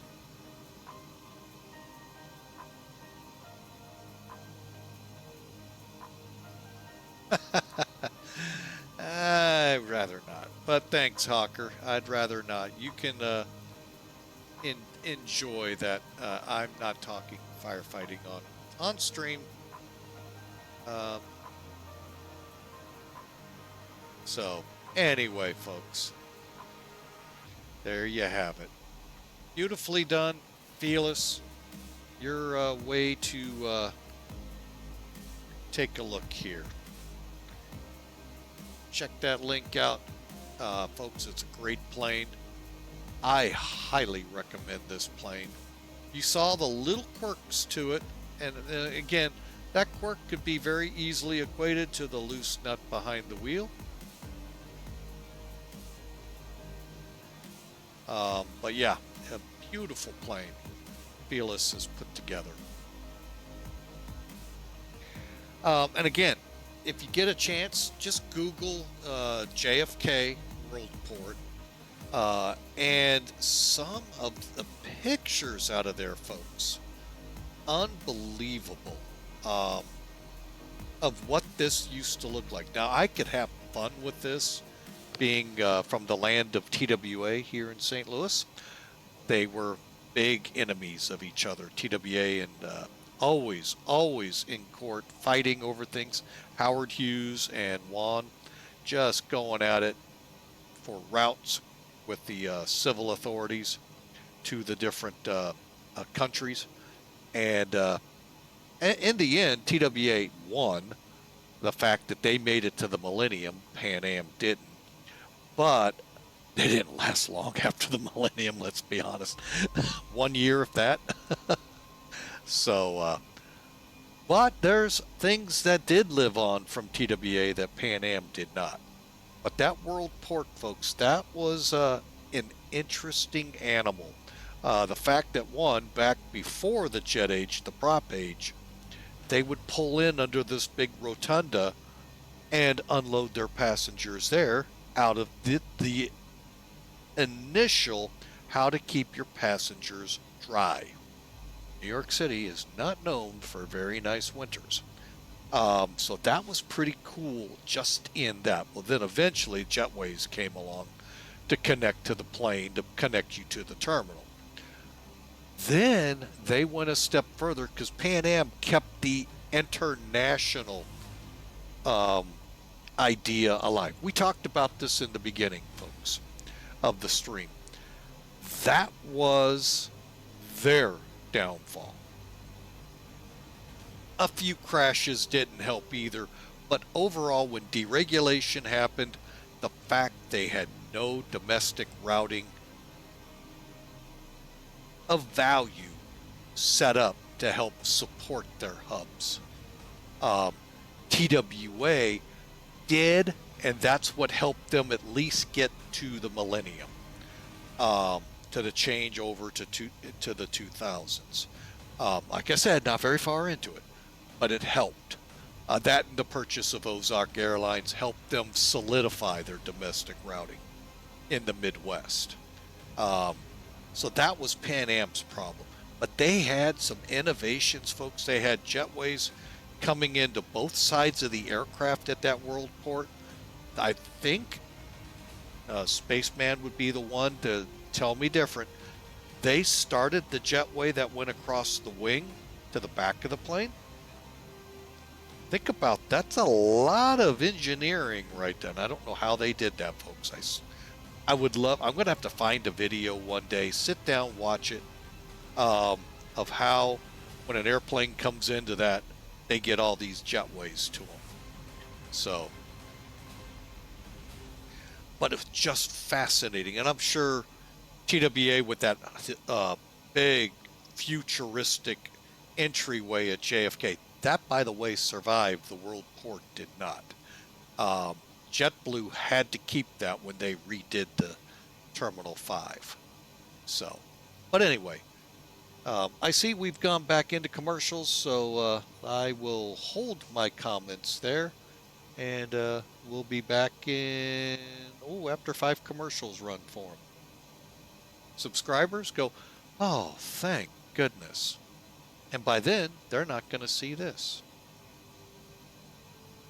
Me stumble up the steps.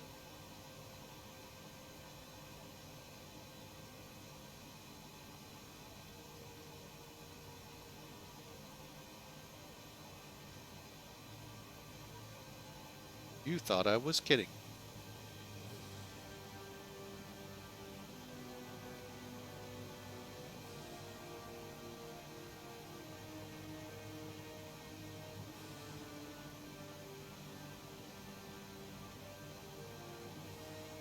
Wish there was an easier way to walk in these things, but there really isn't. Now, one thing, folks, this is as far as I go with firefighting in this. Guys, be careful with these aircraft. Now, this one especially isn't as daunting as like a 767. There is the potential, folks, for crew quarters in areas that you need to be familiar with if you have to go pull people out of planes. So let me get inside here a little further. See, he really does do a lot of work.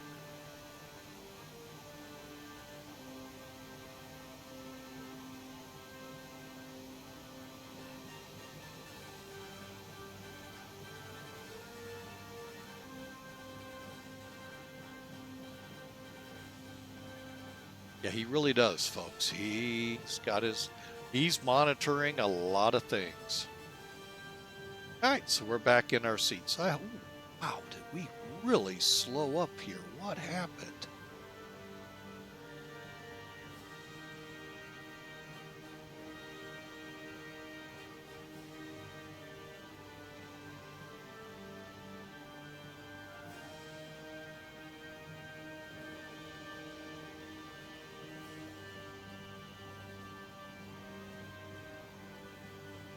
I'll be right back.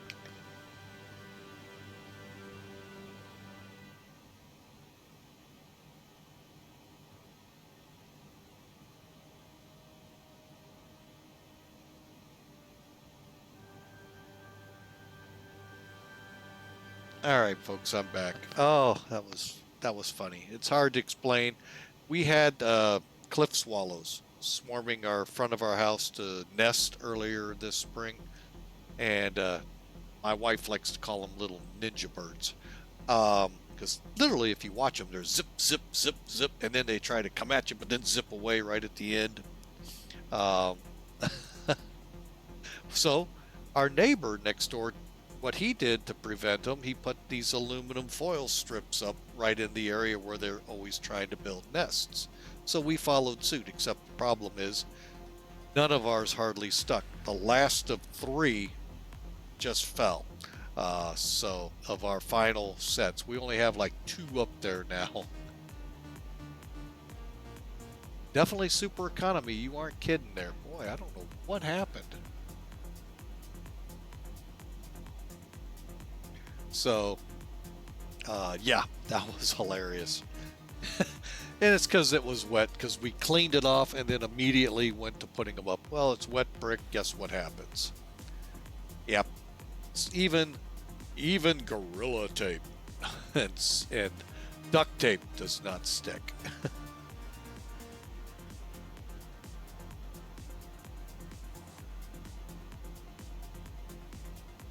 All right, but we're rebuilding our speed here soon. As soon as we get up higher, I think it'll hold. Oh, we don't even have this on. That would be the reason, folks.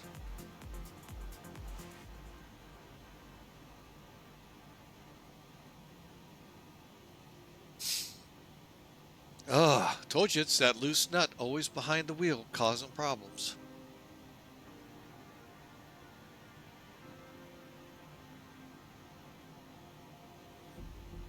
All right, so our first step climb is 300 miles out. I think it's that one. Double checking flight plan. 2870, we go to 34,000. So about 300 miles to go. Let me reset my heading. We're going to quit playing around in the back there, folks. I keep hitting wrong keys and disarming my auto throttle. Yeah, I get what I get.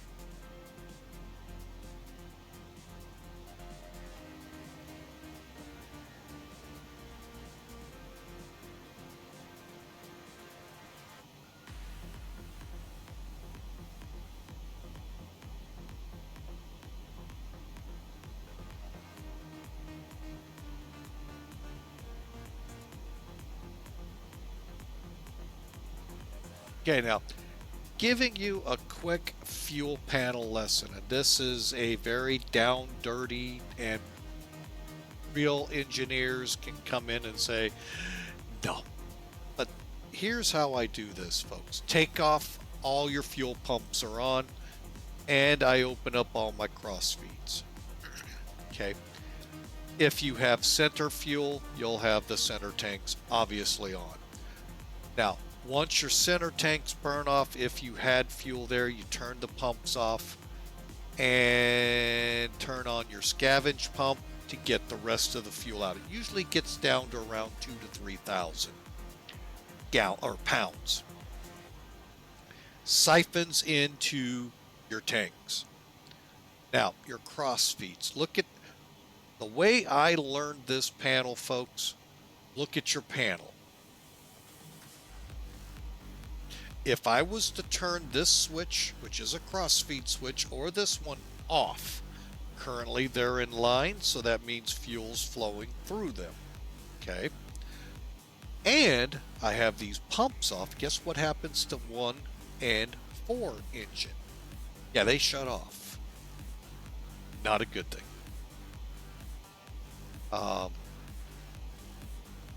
However, since fuel is flowing in from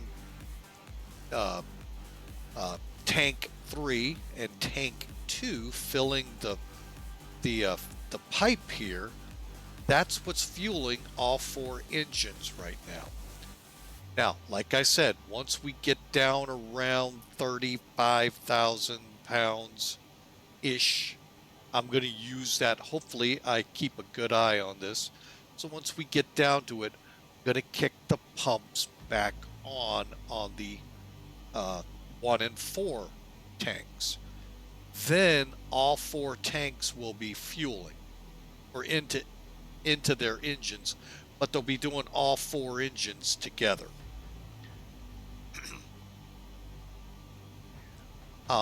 Then I can turn off the cross feeds as well here in the middle, because they'll all be burning to their respective engines.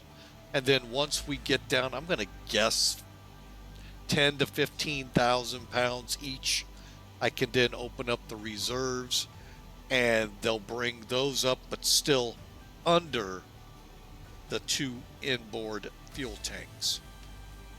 So that way, if we should land hard, it won't stress the wing too much. Down and dirty, that's the way I do things. So again, real engineers, hey, I'd love to hear from you. I know we have a guy out there that from time to time pops in, Joss 777-D, who loves to grill me. Do you have this set? Do you have that? Did you do this? And I love it because it's things I don't think about. But great airplane, folks. I can't stress that enough.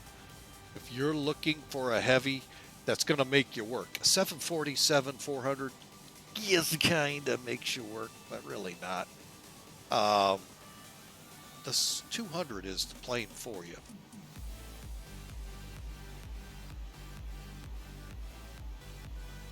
Now, you INS junkie guys, they have INSs here for it, both the SEVA and the LTV, whatever it's called. I had very bad experiences with them a long time ago in the simulator aircraft that really put a bad taste. Again, I know y'all are going, they've changed since then. I don't want to go through really just don't want to go through that again. So I'd rather stick with FMCs. Concorde, yes, I like the plane. There's a lot to it, a lot. It takes, there's a lot to that plane, folks. Hang on a second. Let me check something out here.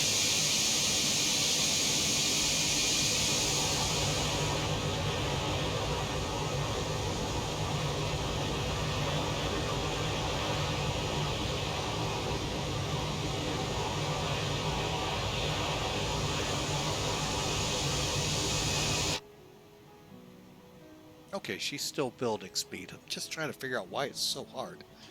I think the 747-200 makes you work too, their Hawker. The Concorde has little nuances you have to be prepared for. for instance, you get up into Super Cruise. Okay, great. Now you're high speeding it across the North Atlantic, the Pacific, wherever you're at. You've got to be prepared to put it in to slow it down. And that means you got to prepare your flight sticks, your throttles, whatever you use to go into, believe it or not, reverse thrust, idle. That's how that plane slowed down, folks, easily. And to get under, like, where we pop speed brakes, they don't have that. The nose is their flaps and their speed brakes. And, I mean, it's, again, a chore. It's a lot of work that you're going to have to really work through. Ocker, I highly recommend it to you. But you got to spend the time to learn it. And a lot of people don't want to do that. They just want to hop in and go fast and not take the time to learn. So that's 90% of these aircraft, the airliners. Anyone can hop in a Cessna. Anyone can hop in a Piper. Fire it up, go. Piece of cake. I mean, they are that easy, folks. But not going to say it's going to look pretty. That's a whole different game. But it's piece of cake. These take work, take learning systems, learning things about them. Yeah, you can get them from videos, but until you start looking, hunting, and pecking, it's not easy.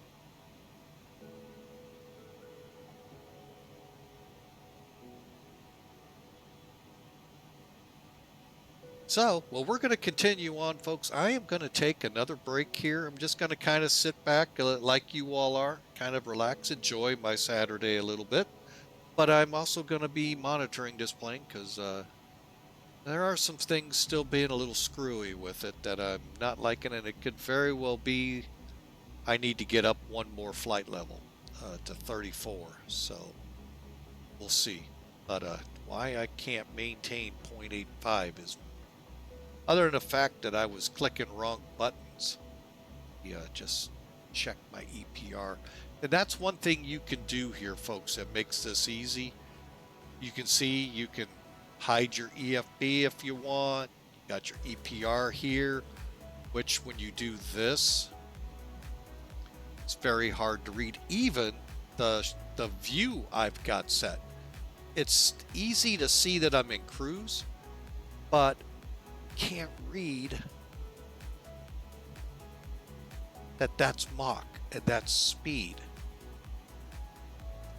unless you really zoom down. Well, here you can kind of see it, and before you say no, it's not because I'm old.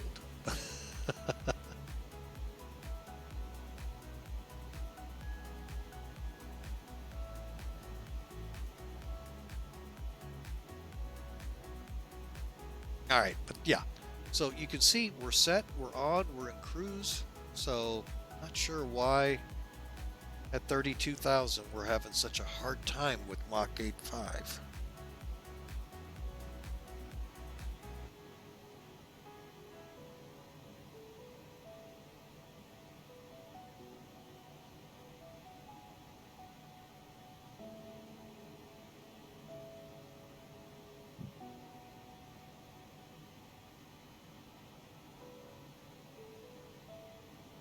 Oh well, we'll continue to investigate this, folks. Maybe something with all those wrong keys, like I told you I hit, triggered something. Doesn't appear to be on our autopilot.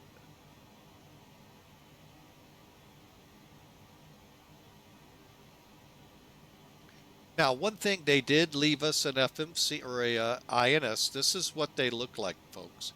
You'd have two up here where the FMCs are. They would be INSs, just like that unit right here, identical. But we can use it. If you carefully look at it, you can see I can get my heading. I've got right now set for track 302, ground speed of 424 because we're building back up. But I can go to heading, track, position. That wasn't initialized, so you can't. Distance, wind, 269 at 29. So you can get a lot of things from it, even when it's not being used. I truly cannot understand why I can't get past 0.75.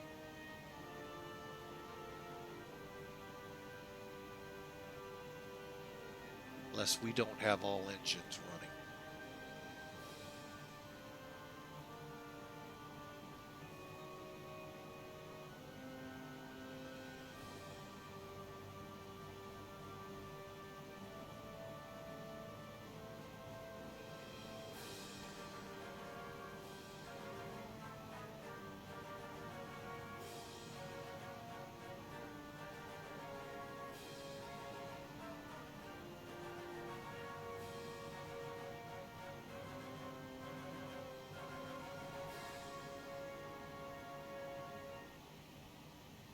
Truly cannot understand this.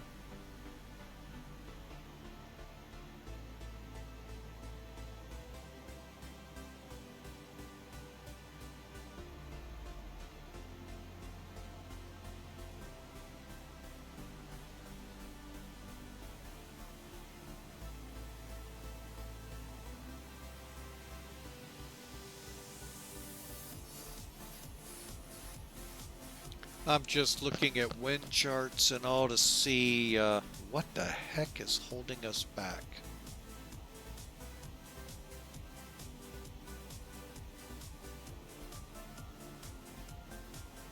All right, we're going to go for it. Let's go on up to 34.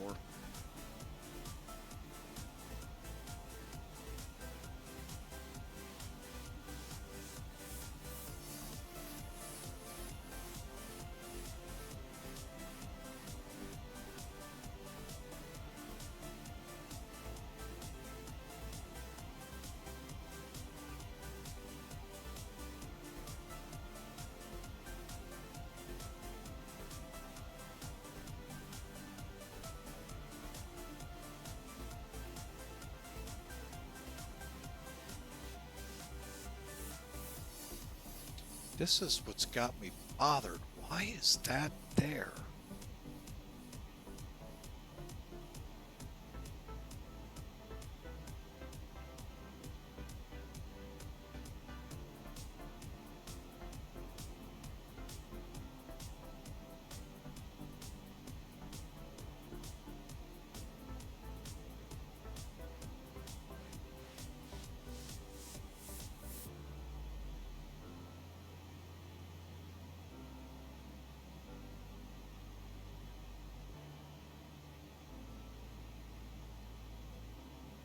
It's like it's internally set to 7.5 instead of 8.5.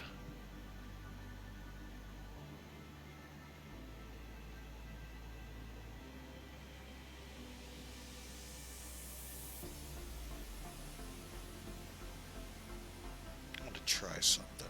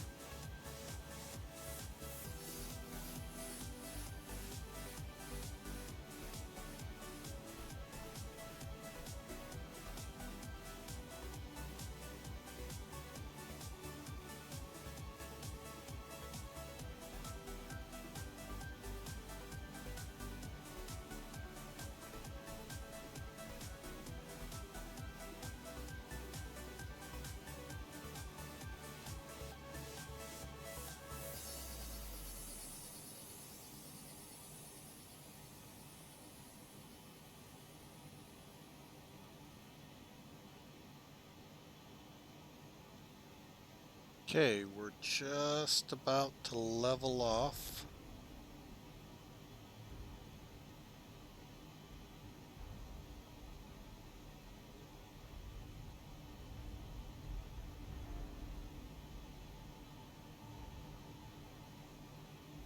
Okay, let's see if this helps us out. I don't know what the heck is going on.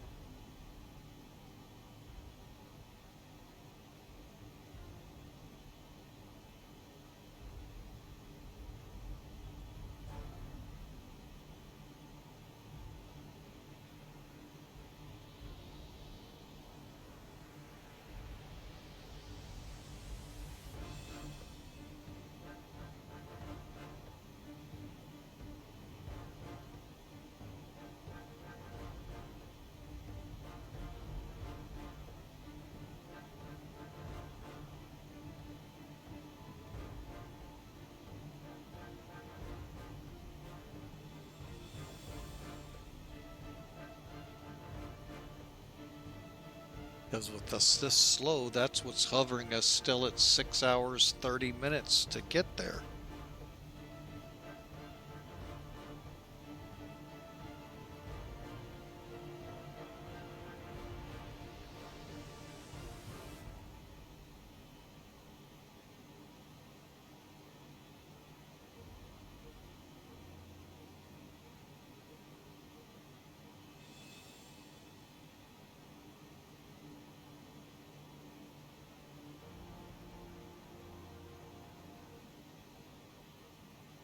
Okay, well, at least it's building up now.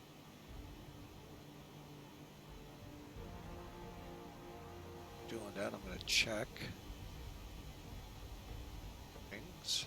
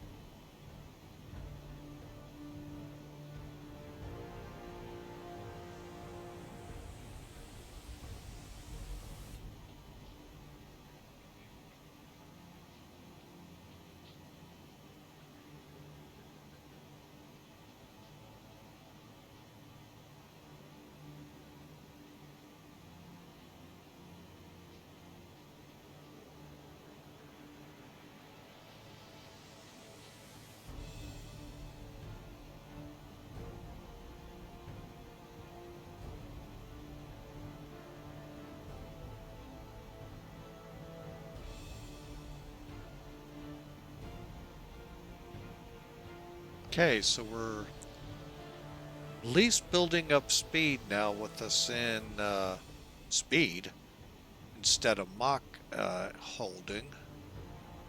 Still taking forever to get up to where we need it.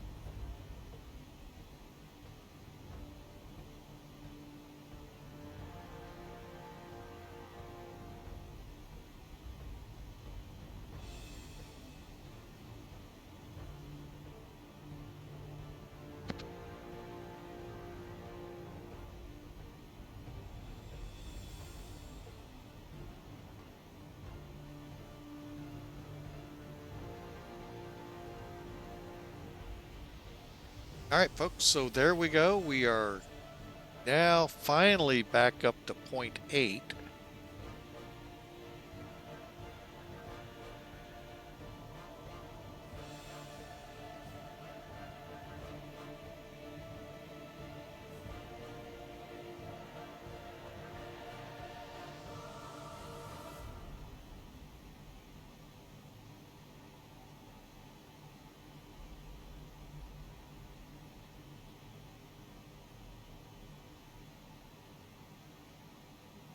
See what 295 yields us.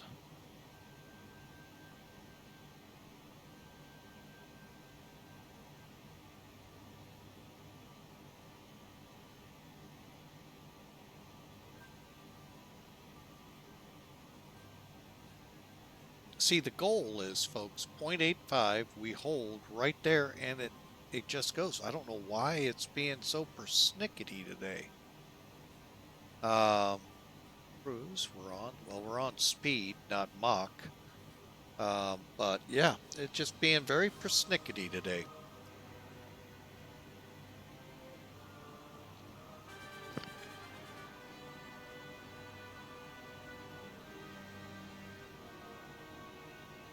So we'll fly it that way. While we wait, let's look at the clouds that we're going by, folks.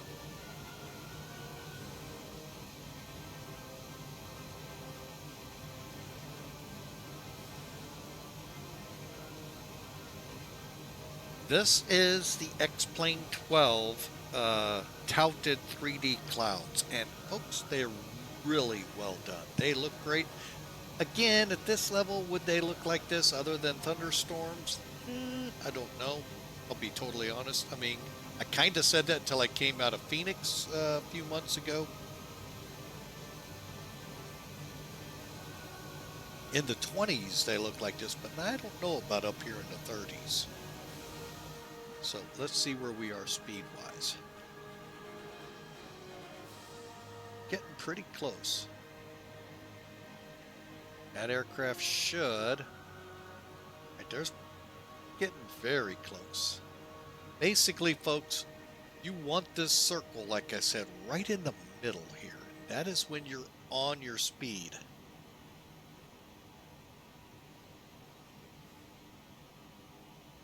And we're very close to that, so I think I'm going to leave it where we're at. And we should, now we're 5 hours, 42 minutes out. Now I'm a little happier. Let me look at our fuel burn. That ate us quite a bit.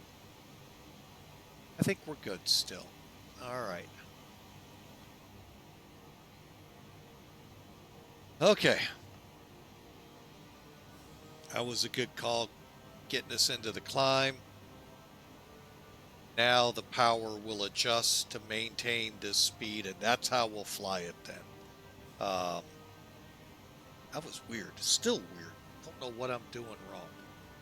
But, hey, we'll take it. Now, if you were, okay, obviously we can't fly VOR to VOR up here. Mainly because there isn't any VORs. So you would be on your INS. But let's say you're over the U.S. going LA to New York. You can do that, folks. Now, with a use, and I don't know exactly how you would do this, but you could use both your HSIs here, this one and this one, to accomplish that. Matter of fact, let me try something.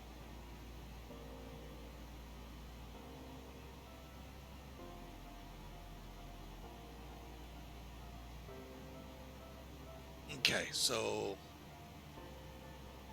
Midway Island is 14.6.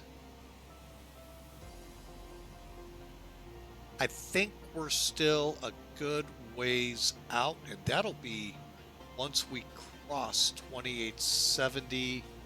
I'm going to guess us at about 300 miles out, so it could take a little bit. But we're going to keep this set like that. We are still a good 100 miles out from 28 north, 70 west, or 170 west. Let me get my numbers right.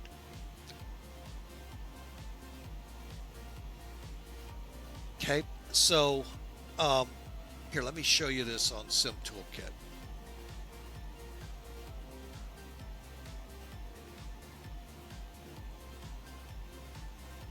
Okay, Sim Toolkit, where are you? There you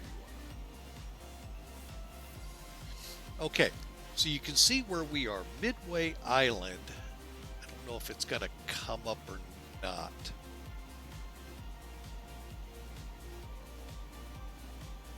Okay, well, if it would be about right here.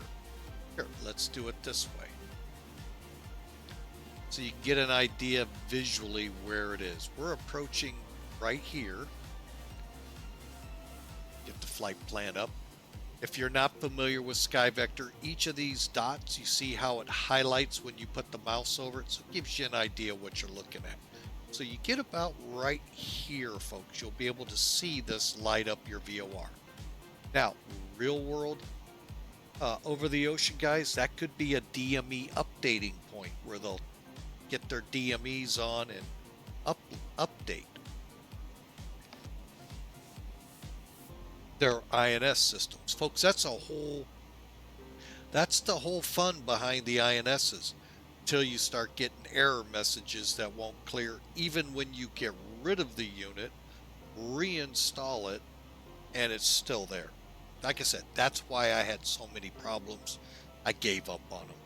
But I had so much fun prior to that, because you got to hit your IN. Going across the North Atlantic, you would do your DME update before you go across. If you're in range, pull in Greenland. But as soon as you got in range of Shannon or the east coast or west coast of Ireland, you would tune in your navs, which would then your auto DME updating to bring your INSs now back into alignment so that you're more on course than what you were before. You were slightly off course usually. So anyway, a little bit of fun that you can do out here. But anyway, Midway Island, folks, is coming up if you're wanting to join in.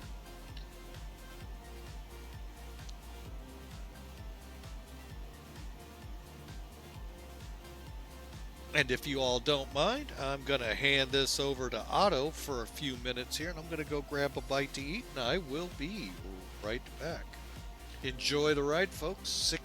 5 hours, 34 minutes to Narita. So do your timing if you're wanting to join in, folks. I'd love to make this a group flight. But I also enjoy the fact that you've tuned in to us. So thank you so much.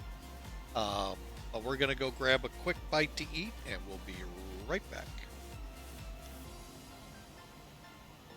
CC79B, go down.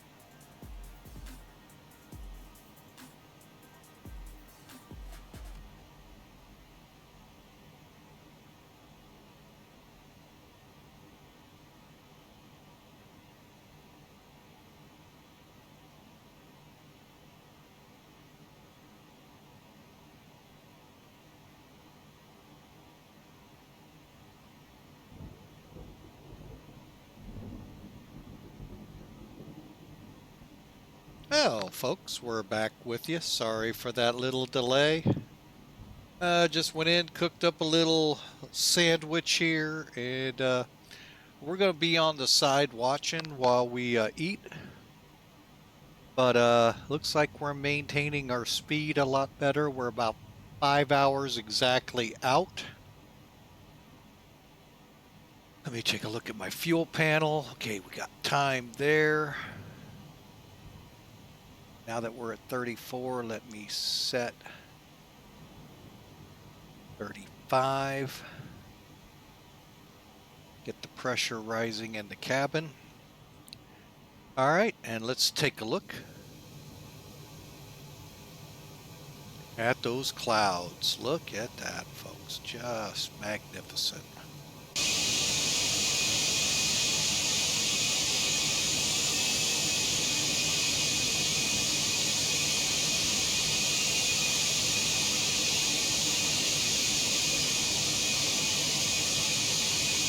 But we are well on our way, folks.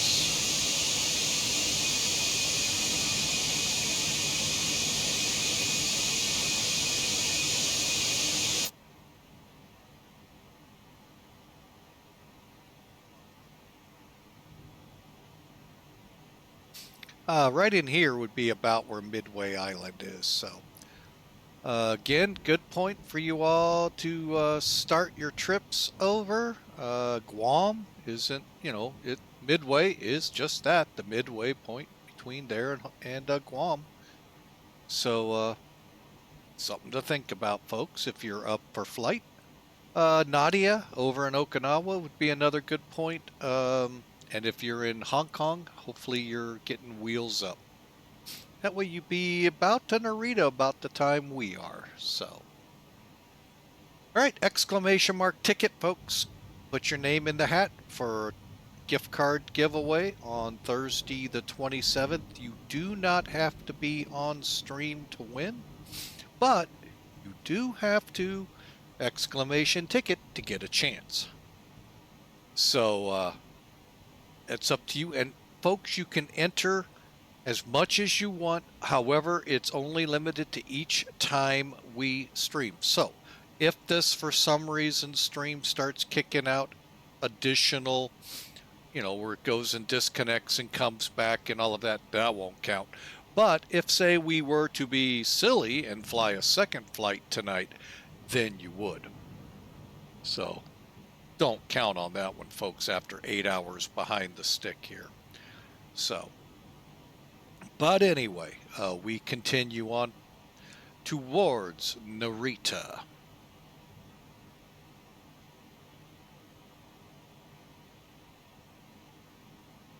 And for those curious, just looked at Sim Toolkit. The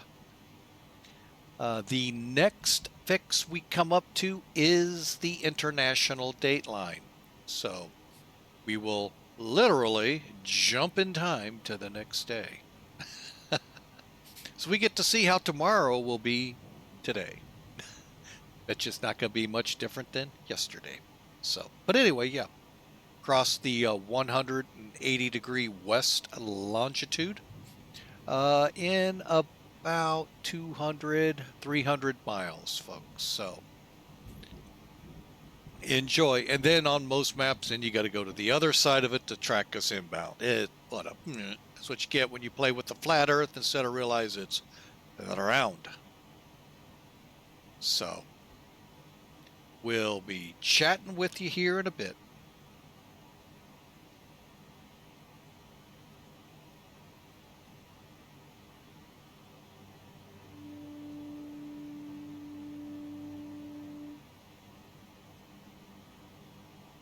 Bring up the music just a tad.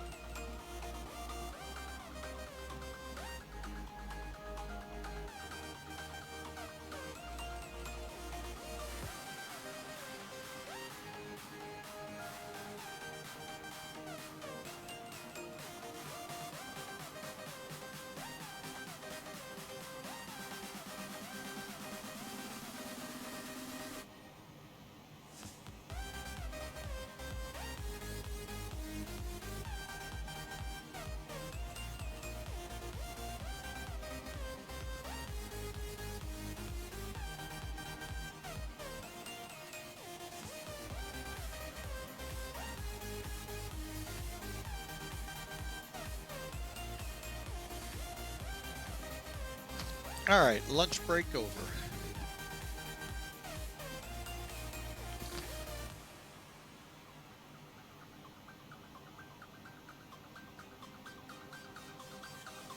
I think my music is now playing in automatic, and that makes me a little nervous.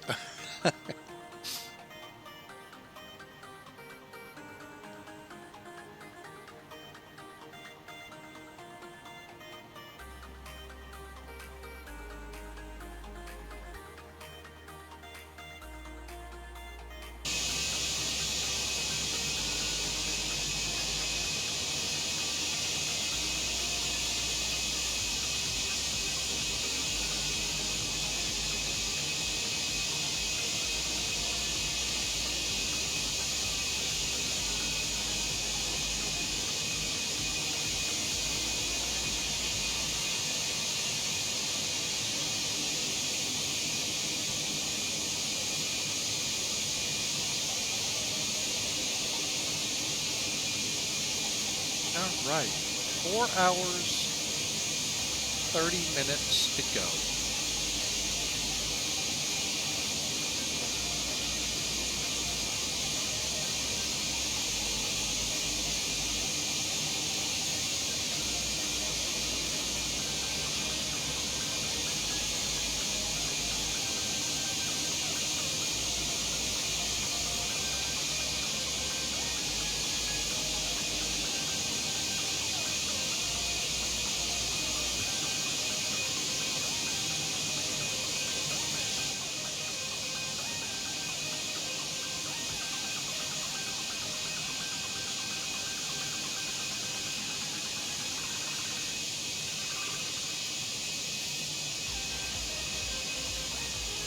So again, I hope y'all are enjoying. And again, don't miss out on the opportunity of a gift card giveaway that we're doing Thursday, the 27th! Exclamation ticket.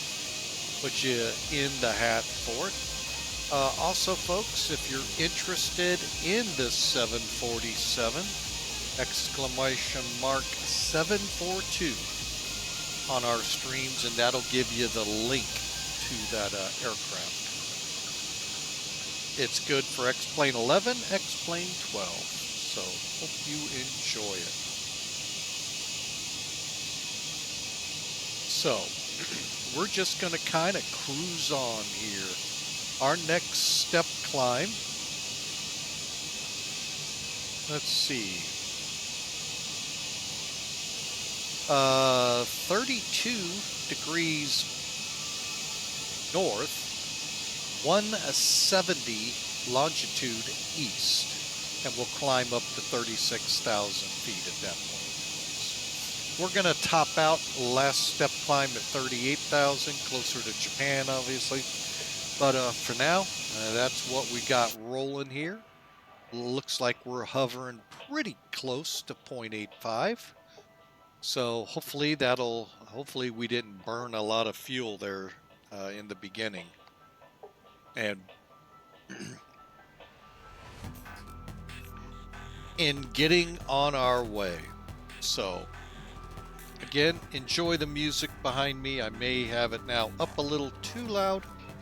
So, but you know what? I'm just going to kind of monitor the chat room and see how things go.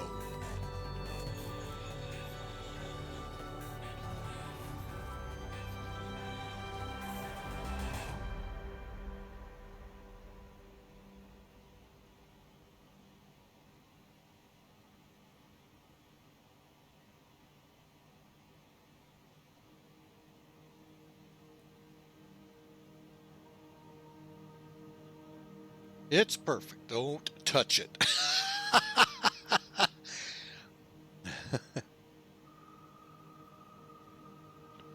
Okay, no touchy.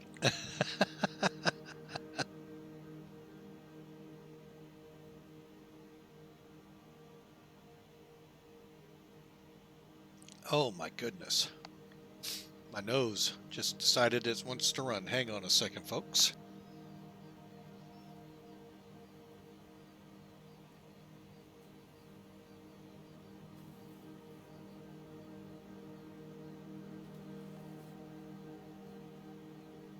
All right, there we go. Man, my nose is just wanting to start running here. So I guess my feet are starting to smell now. So I guess I'm being built backwards.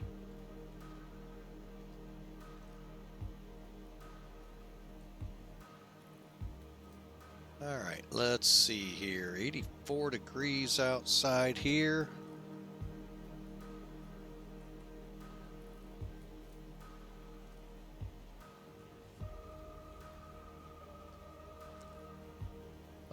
Air quality alert. Okay, it's just because it's hot, humid, and it's called summertime.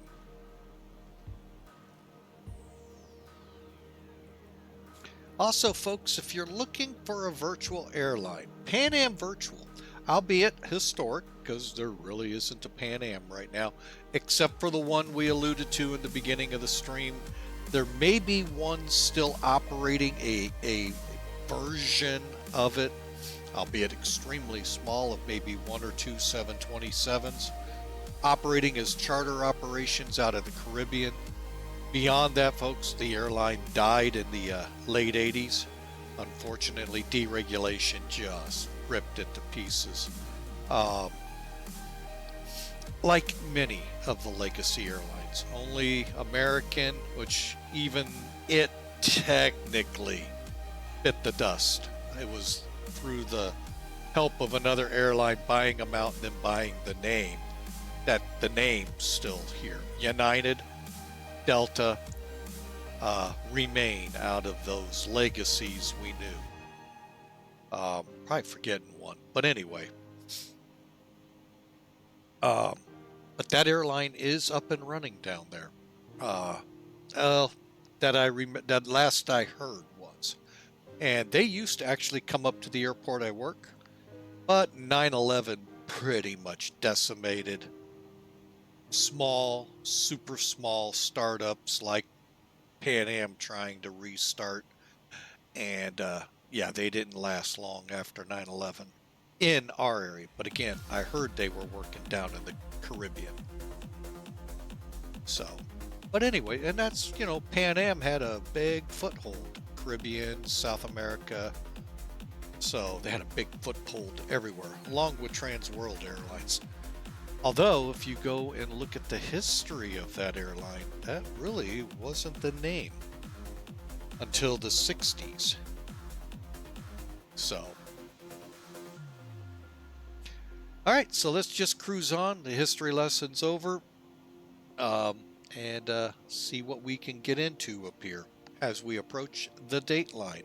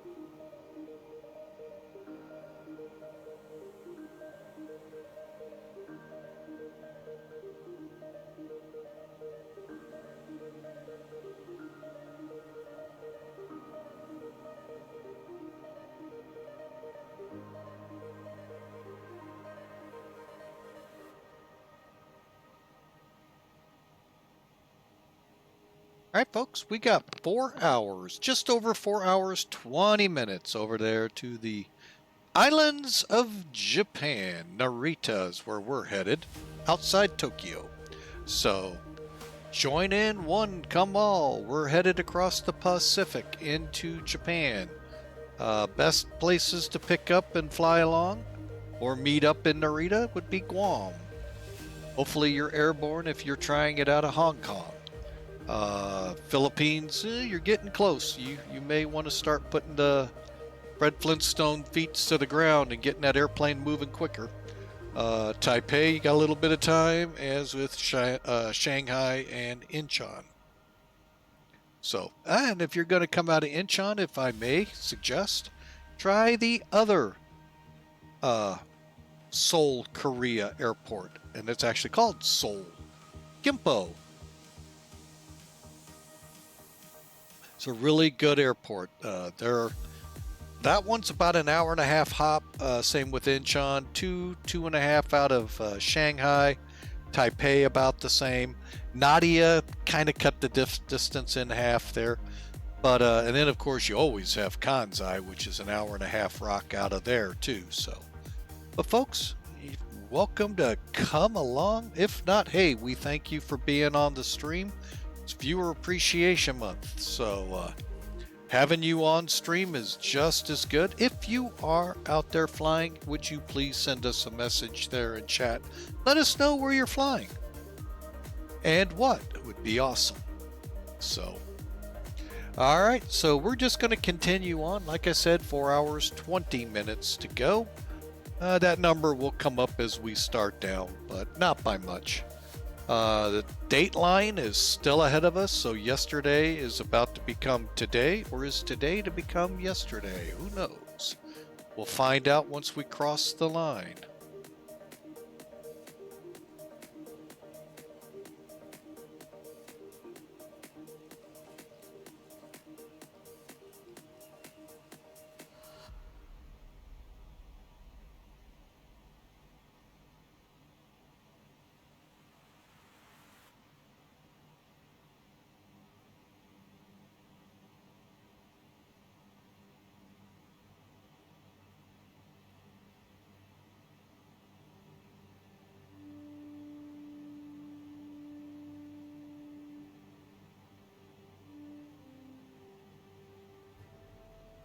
So, I hope you all are enjoying anything on your minds. Hey, bring it to the chat room. Let's see what's going on. Also, I don't think I've done this all chat, and I'm sure it's come up. Here's an invite over to our Discord channel. I haven't brought it up yet. I know it should have come through on timers a couple times, but there's an invite if you want to join us over at the Discord channel. Bunch of people there. We've got a whole bunch of our followers over there, and love to chat with you there while we're flying and continue this on.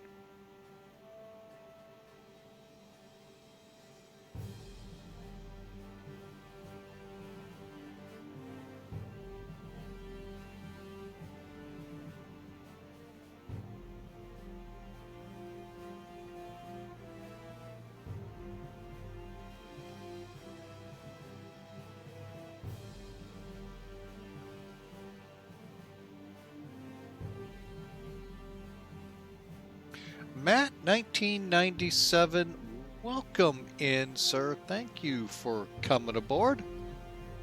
Hope you're enjoying the day. We are en route Honolulu to Narita, about to cross the date line here within the next 100 miles. So in my notion, I think, and I could be wrong, we're about halfway there at the date line. What's going on in Discord?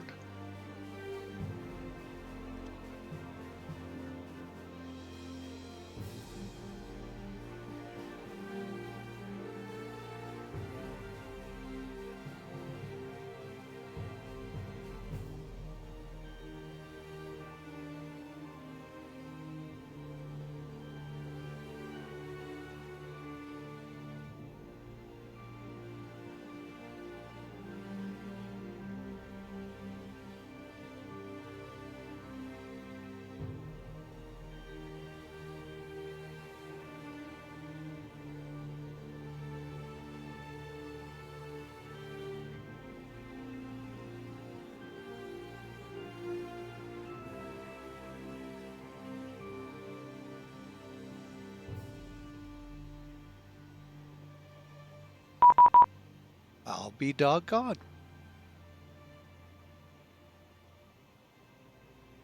How about that? The A-C.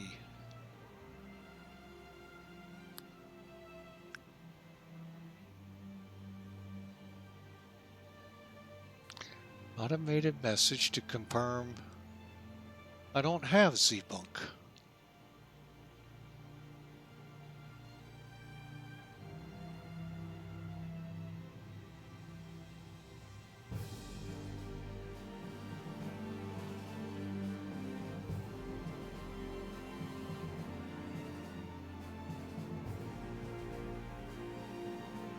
I'll bring Topcat up for ACARS, but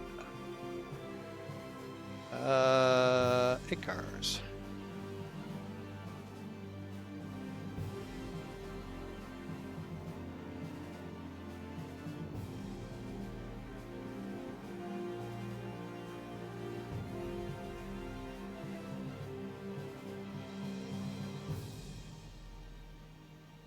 Huh.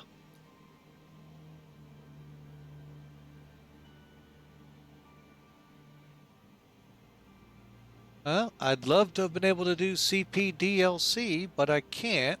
Lord have mercy. I'm going to have to put together some, well, let me see where I am here first.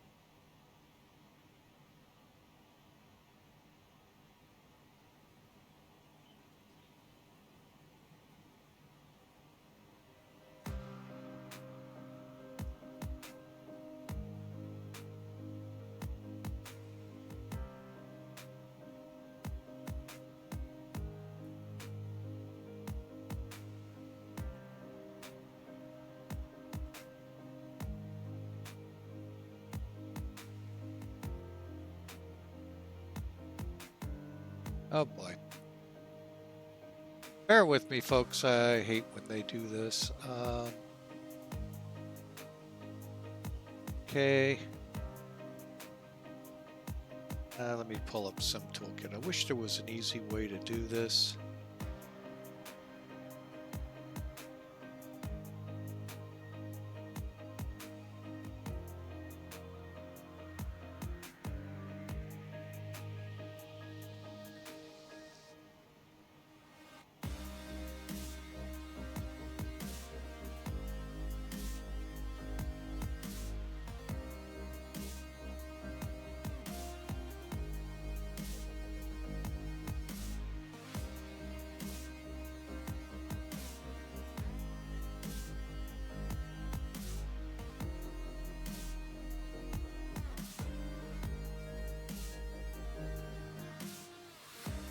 All right, let me see if I can pull this together here real quick. Oop, wrong one.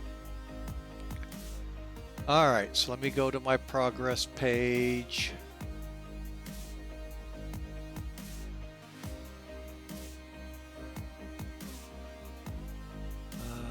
Next. Well, we're just gonna go.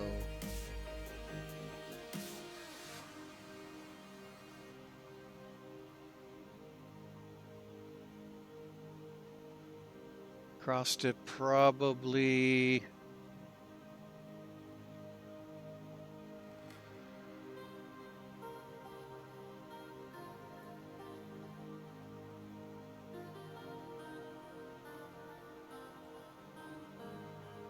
Oh, well.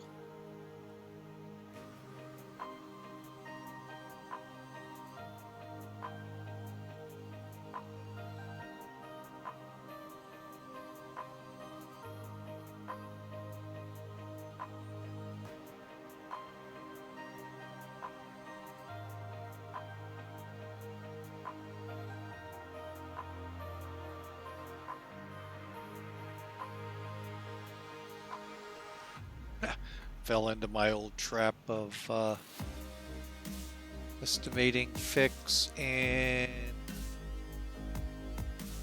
11 minutes. So that would be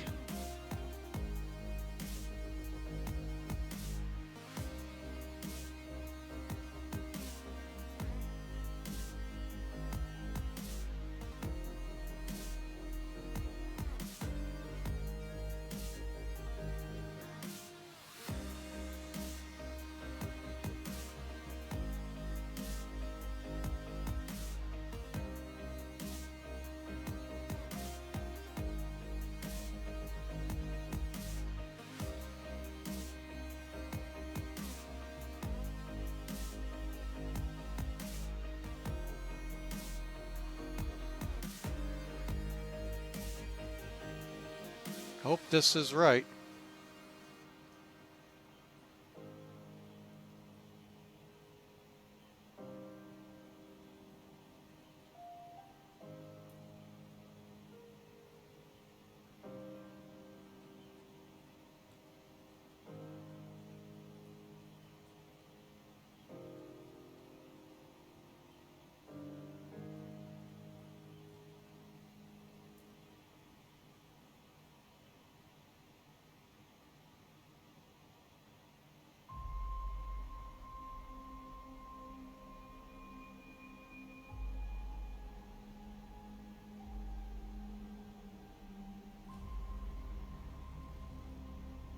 I don't see anywhere on this page to hit enter to send it to him, so hopefully I did it right.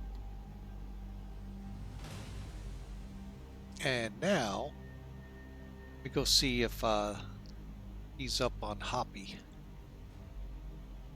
What am I looking for? Stations online. There we go. And this is the reason I don't do this a lot in the A320 or A319s from Tolis. They're usually not online.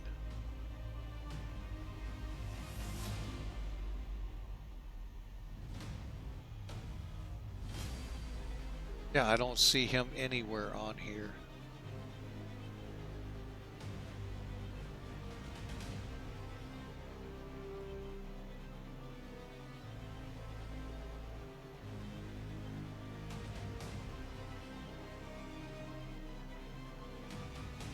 Although I do see some centers over in Europe.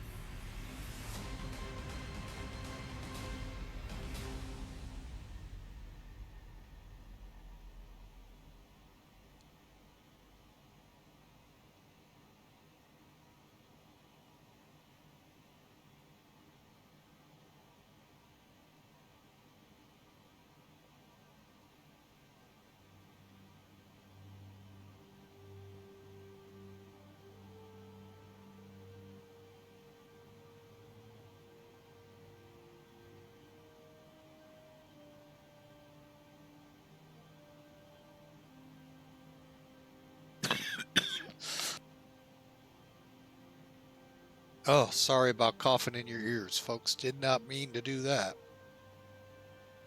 I don't know. Like I said, don't know if it worked.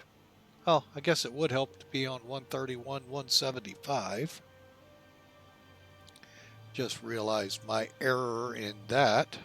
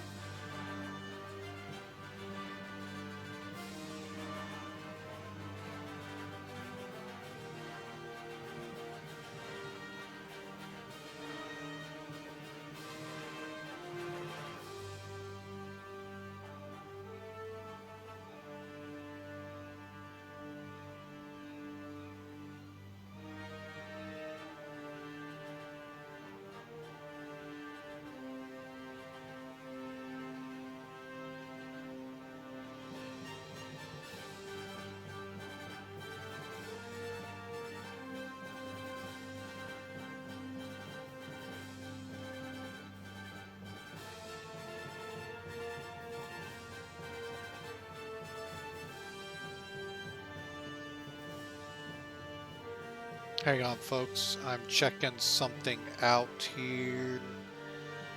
Yeah, it's still back there. Huh.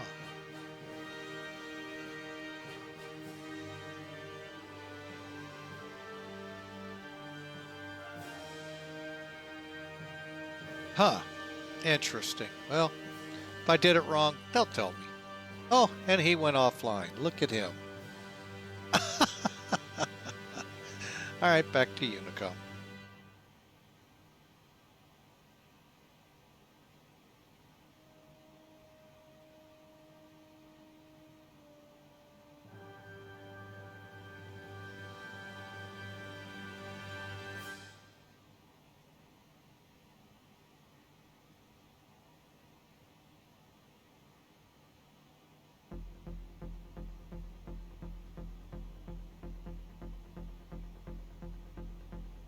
I don't know why this won't close.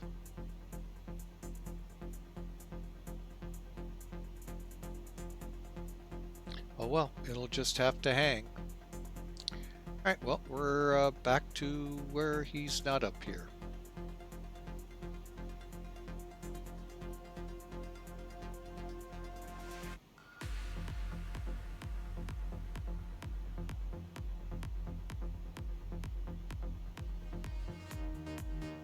Okay, well, that was about as much fun as, yeah, not even that, no. Not even that much fun. Probably. That's okay. What is fix? Oh. Ooh, let's find out. Comes after 60, so 150.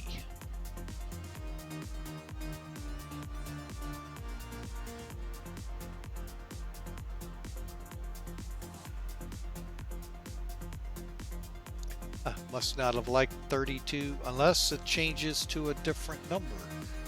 Huh, that's interesting.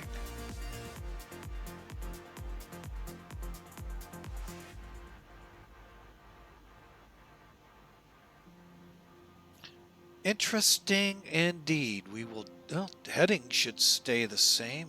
Speaking of headings, let's get that back synced a little better in case FMC issues come up in about 1,000 miles.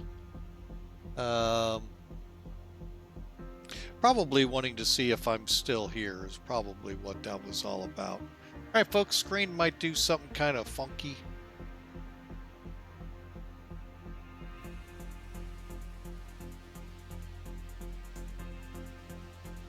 Oh, it didn't.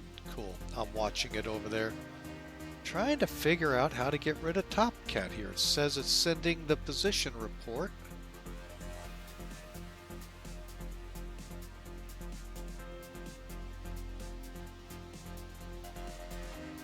Looks like it's stuck. I guess when I finish this flight, I'll have to... I don't want to do the other way of getting into Task Manager. I may have to. I just don't like when something's running in the background. Let's see if I bring TopCat up, what happens. TopCat's already running. Great.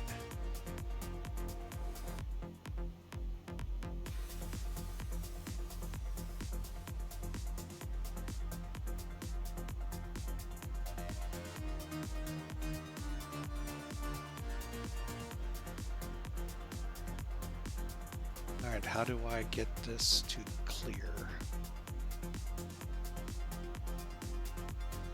All right, folks, again, things may go screwy for a second. Okay, there we go. All right, TopCat.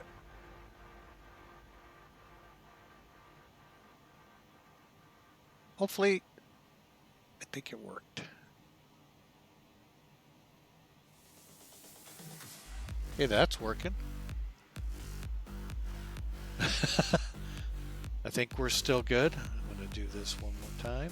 All right, we got rid of it. All right, cool. Cool, I found out I could do something while I'm streaming and not be a burden. Ooh, I like it. Only took 3 years to learn that.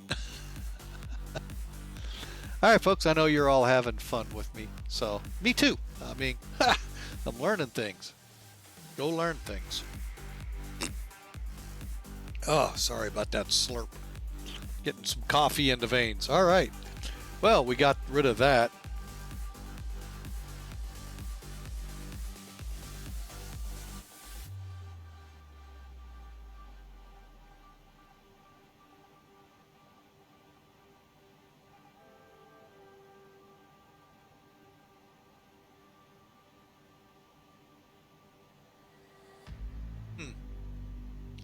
Interesting. I'm gonna have to really knuckle in and how that works with Top Cat and all of that, because I don't technically have CPDLC with this plane, unless my code is there for it, which I don't know off the top of my head. Maybe? No, they don't specify.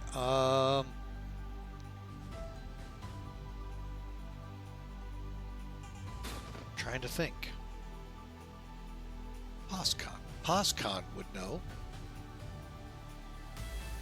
Dun, dun, dun. Hang on a second, folks. That was perfect, actually. All right, let's see who's all lurking about. Wow, well, folks, we sure appreciate those of you out there lurking about. Thank you. Inswick, we see you hiding. Had to call you out, but we won't call the rest of you out. Welcome in. We're crossed the date line, folks. So it's now tomorrow, but just a second ago it was yesterday. So what makes today? Interesting place to live on. There is a set of islands, folks. Down here, Suva. I'm just kind of looking. And New Zealand actually is right west of it. So yeah, that would be an interest. You know, that would be actually interesting when you think about it, folks. Living on the date line, where you step 2 feet this way, it's tomorrow. You step 2 feet east, it's yesterday. But it's never today.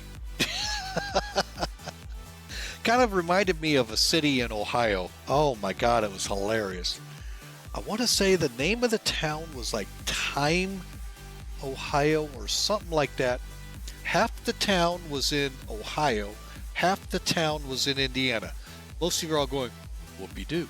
However, back then, and it may still be today, Indiana did not switch with the times when we switched for daylight savings times. They always stayed standard. So, summertime, it would be standard time there in Indiana. Wintertime, it'd be Eastern Standard Time. So they always stayed Eastern Standard. So Ohio would bump up the hour, Indiana wouldn't. Kind of a fun town. But by the way, I actually worked for a company when I lived close to Indiana, on the Indiana, and it sucks because you get up earlier to get to work on time, and then you get home and you've already lost it. It's just, oh, what? Oh, I know. See, that's why we should get rid of it. I personally, if we get rid of it, go to standard time, not this daylight crap. So, anyway, that's just me.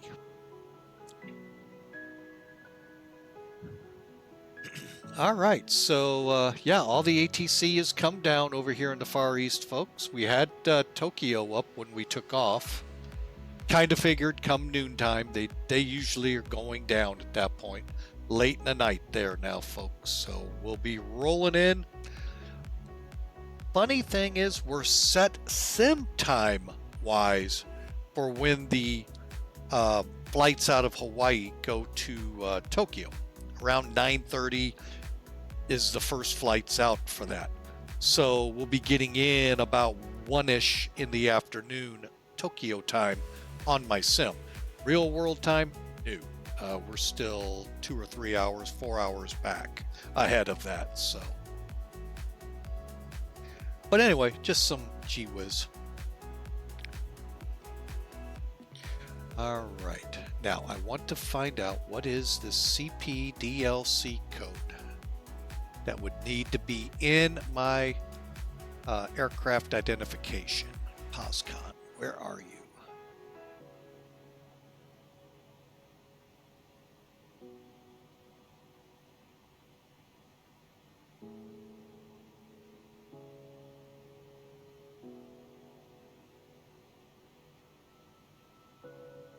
Yeah, I know I gotta do training if I'm gonna come on you. Really? I don't? Oh, wow. Huh, interesting. All right.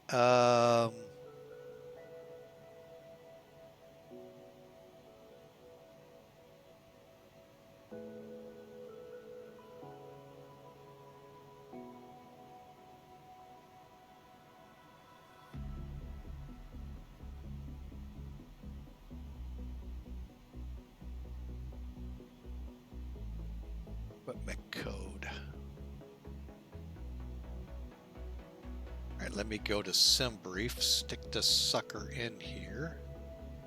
SimBrief, ATC. All right, let's see what all is in this plane.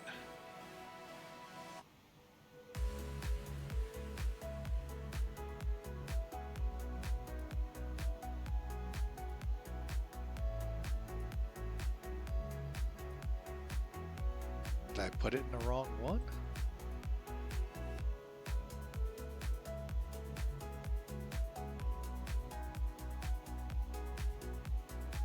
Here we go. J's. Okay, do I have a J in this? No, I do not. So why would he think I had CPDLC? I don't even, oh yeah, I do have an I. Okay.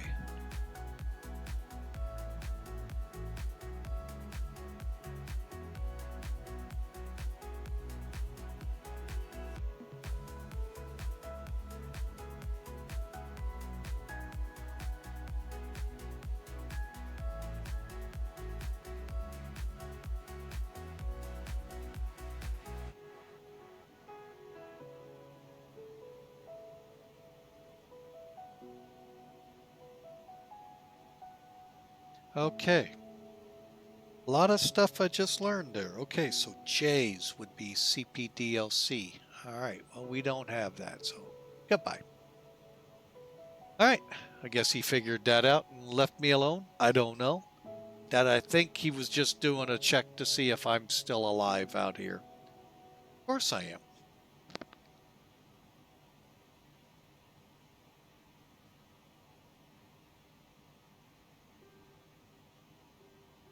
All right, folks, according to the progress report here, we have 2,040 miles to go. They're calling it 4.5 miles. Twitch has us 3 hours, 45 minutes. So you get it, folks. Request position. They're back again.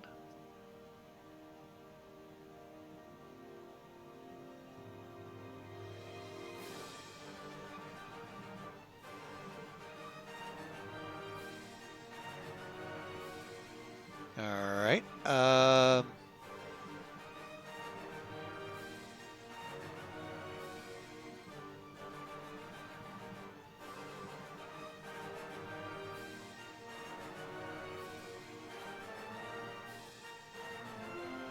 Position report.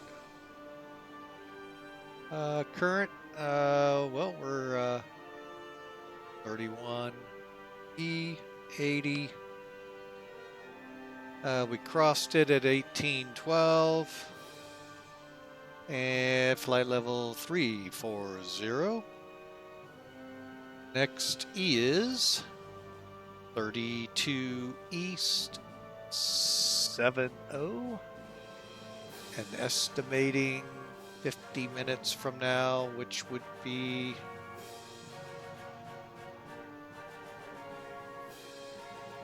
$19:10. then 32 east, 60. Boom.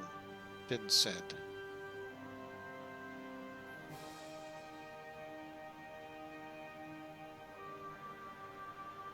Now it did. I am on their channel. Yes.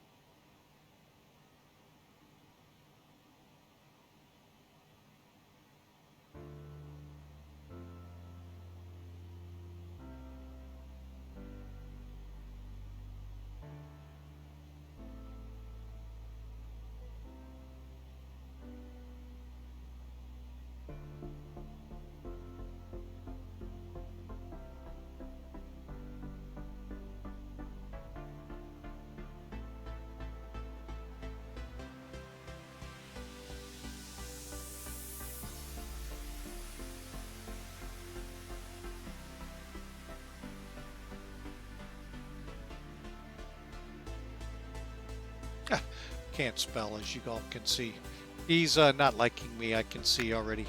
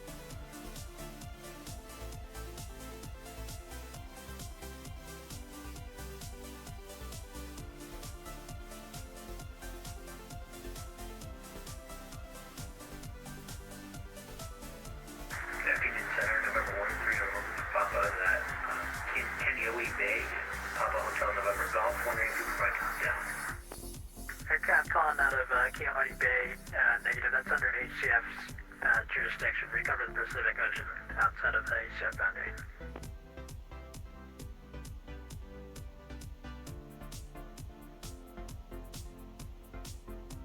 I'm sorry, can you say again? The answer is negative. We cover the Pacific Ocean, San Francisco radio that's covering outside of HCF airspace. Affirmative, thank you. No answer yet, by the way.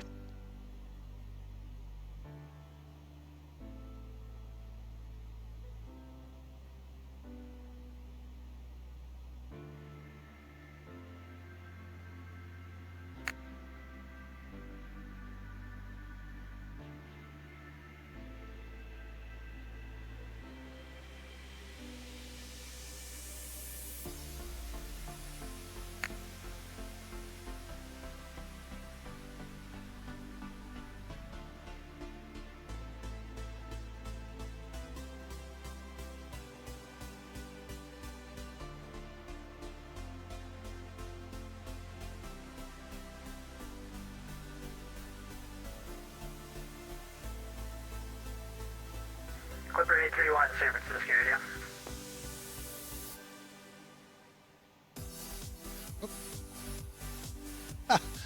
Did that one. Go ahead, San Francisco radio, Clipper 831 heavy. Clipper 831, San Francisco, under your standby for self-help check. This frequency for your primary and secondary. Copy.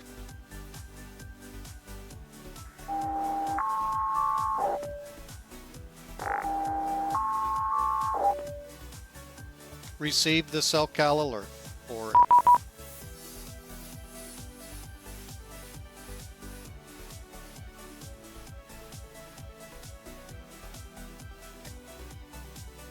And San Francisco radio, Clipper 831 received.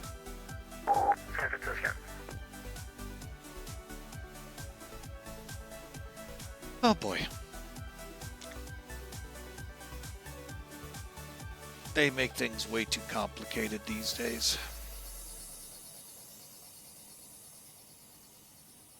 Especially since I'm going to be out of his territory. One more fix.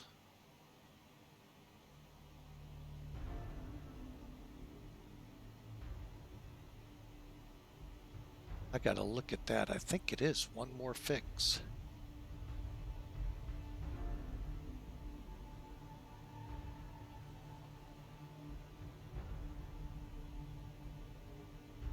One and a half more fix. So after 32 east or 32 north, 70 east, or 170 east, halfway to the next one is when we come out of his airspace. Go figure. Way too much work for that. I'm not getting CPLDC, CP, whatever you call it, DLC. Really, yeah, especially on these old school aircraft.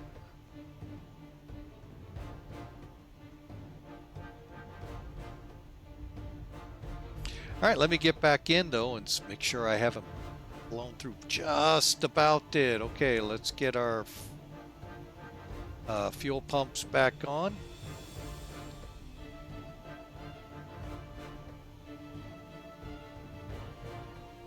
And we'll come back and look at this in a little bit, make sure everything's flowing right. This is weird, folks. I am going to set up my next one, though, so I said 3270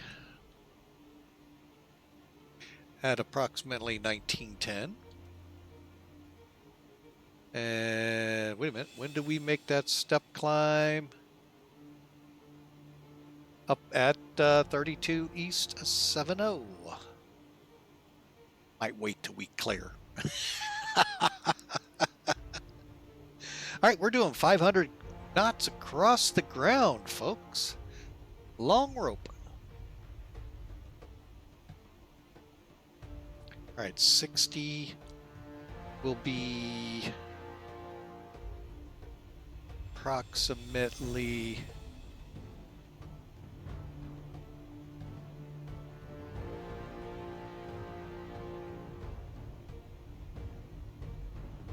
all right, let's see.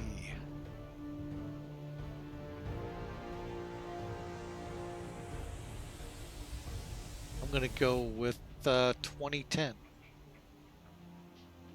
Even though I won't be in his airspace. And then, is it 50 or what did I set up? Why is it reading that one?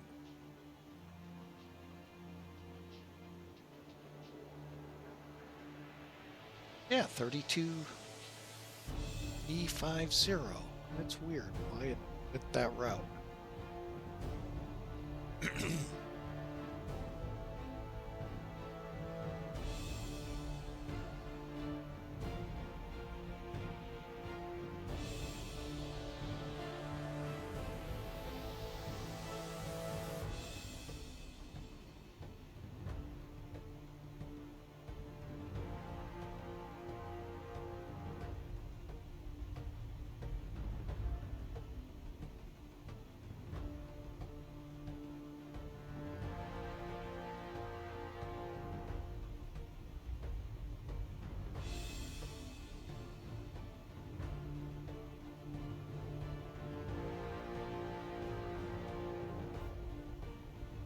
Ah, thank you there, Mr. Hawker. Happy affiliate anniversary. Thank you, thank you. And folks, it's not me to thank, it's you all, because you're the ones that tuned in, followed. You all came aboard, supported the channel that made the affiliate anniversary occur. Thank you.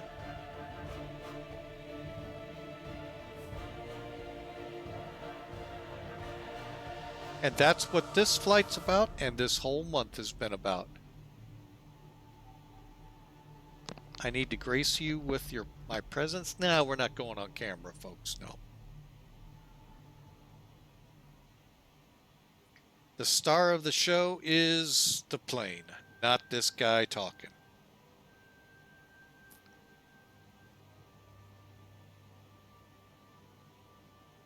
It's this guy.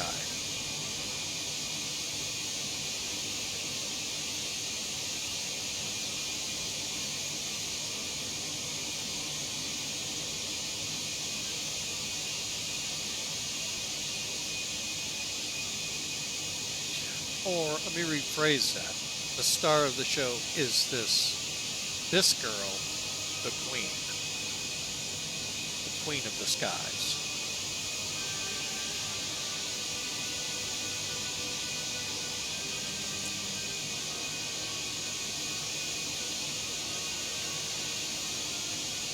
Oh man, ATC. Like I say, sometimes I have to just shake my head and figure out what the heck.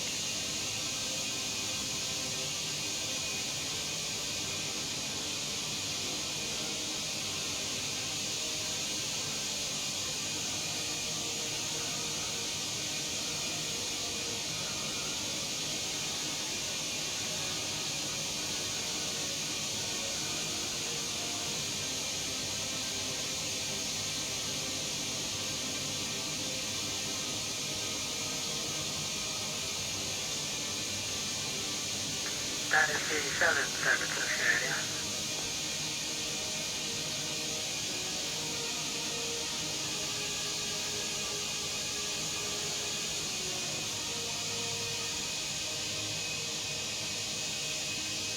Alright, I am going to fire up Topcat again. Oh no, I can do that this way. I'm going to see if he's actually on Hoppy.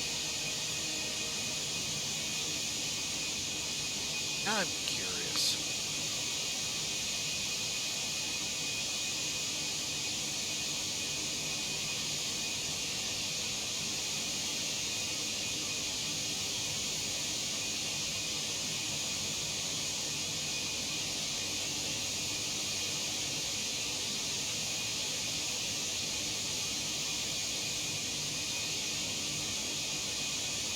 Okay, I see Frankfurt, Berlin, Munich, Stuttgart, I don't know GK or LP.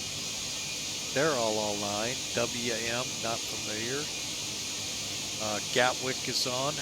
Amsterdam, not sure AW.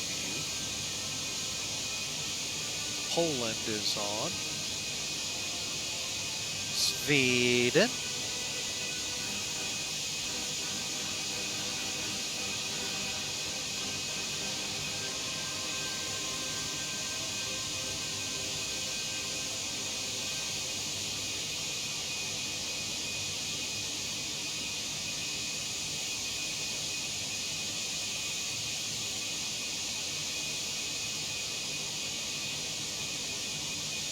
If I'm reading this one right, London South Center is on, or control.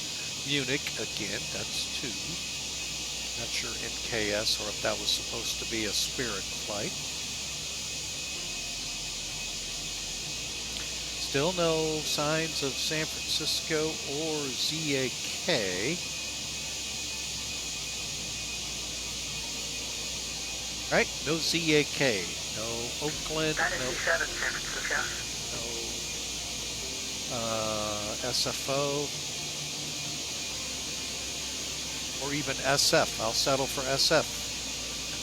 No, not there. So I wouldn't be able to connect that way anyway. So, oh well.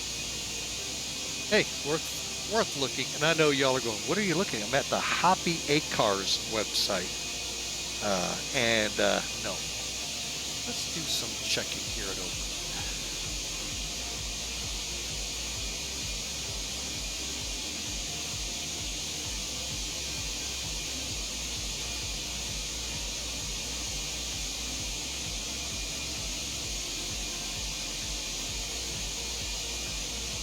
Huh.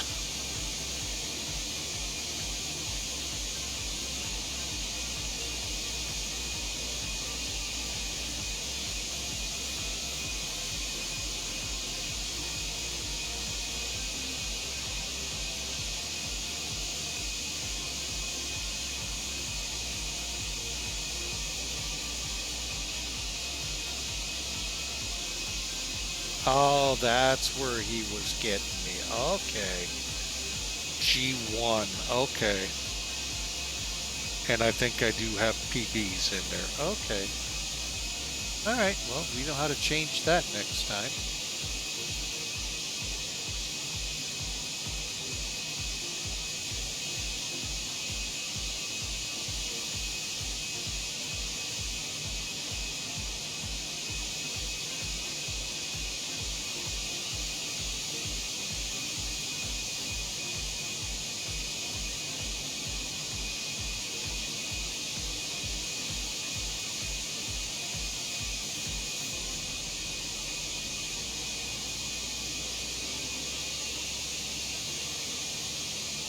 Yeah, I have no idea where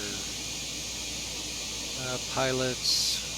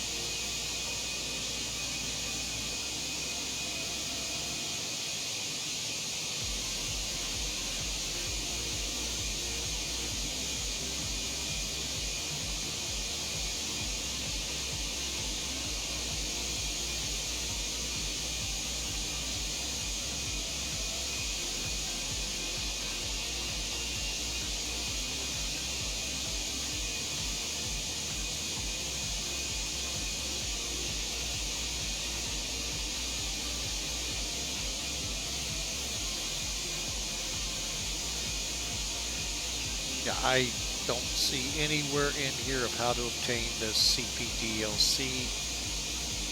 And since my airplane doesn't have it in the code, I'm not worried about it. Alright, but anyway, I hope y'all have enjoyed watching the Queen gracefully glide through the air at over 500 knots.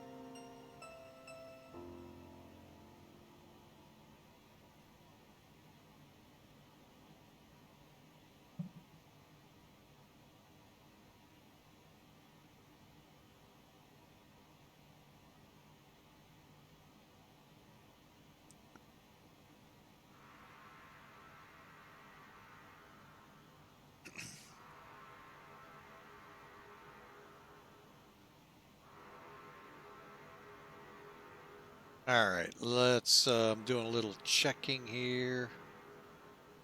So, how many of y'all are headed up to Oshkosh? I believe it's on this weekend. Could be wrong, but I think Oshkosh is alive and well.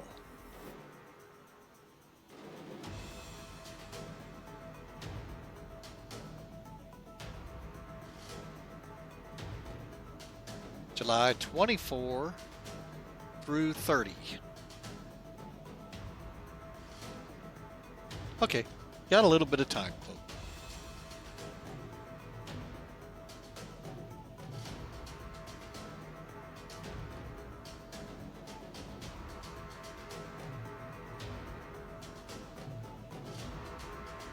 Alright, just so you get a clue, since it is on, and yes, this loose nut behind the wheel, totally forgot about that.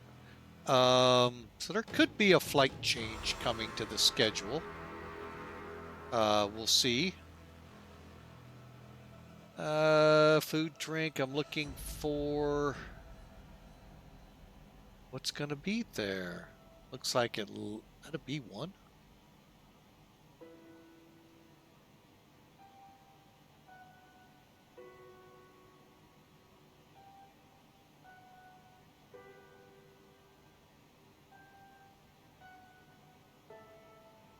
Aside from a ton of aircraft up there, folks,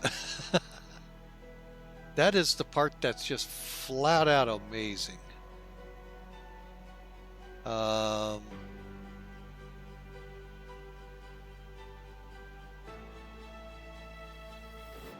Really shocked. Doesn't really tell you. Yet the link said it was going to tell me.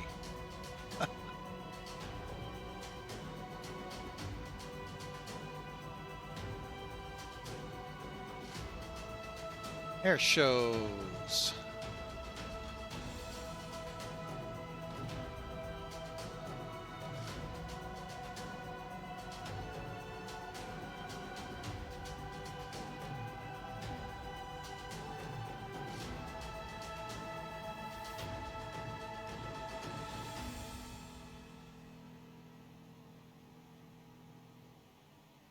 Anyway, folks, just to say there'll be a lot of aircraft flying. They don't give you any kind of idea of what kind of air shows and all. Rides, well, they got a tri-motor.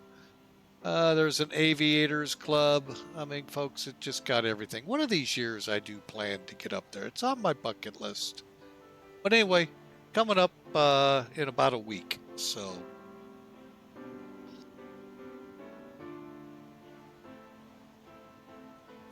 anyway, so in about a week, Oshkosh kicks off.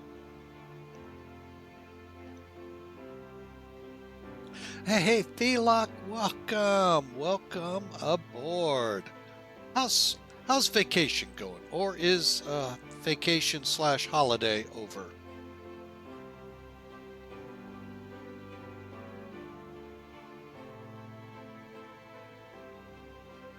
F-22. Good. That's what it's all about. So let me guess. Just came home. Let me guess you need a vacation now from your vacation to rest up.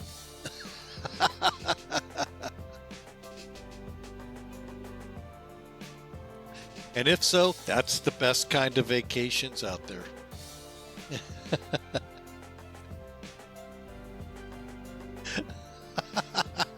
That's the best kind there, Felix. Best kind in the world.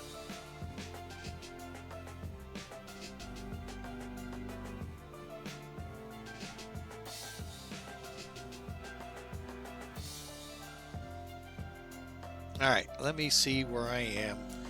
I still got at least a good 25 minutes till the next position report. And I think I'm looking at where I am versus where that position report is. I think I underestimated, folks. But we'll find out. The neat thing is, I'm almost out of his airspace anyway. All right, so yeah, this is what it's like, folks, flying with Oceanic. It's one of those positions I don't get why they do it. You know, let's let the pilots go across the oceans. But, you know, must be something to it, so. Now, I get it in the real world. It's their only contact in case trouble comes up. But in the flight sim world, one of those I always shake my head at.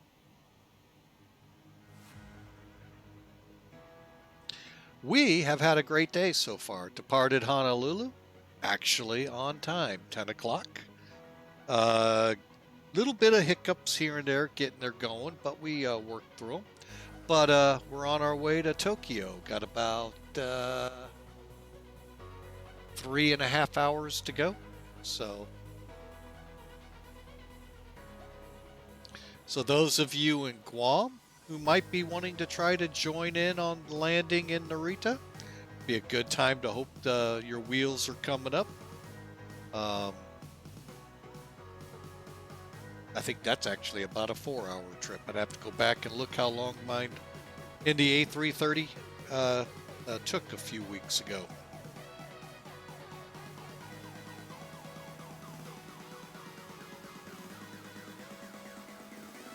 But yeah, great time out here. Viewer Appreciation Week, and I know you're already with a ticket, but you're more than welcome. Exclamation mark ticket. Get your name in the hat. Another chance at that gift card. 27th of July, we give it away. Don't have to be on stream. Got a great flight planned. Although once I get on the ground here at Narita, that flight could be amended. We'll see. But yeah, we've got a great flight underway with the Queen. You know what? I need to do this. Where are my wing lights?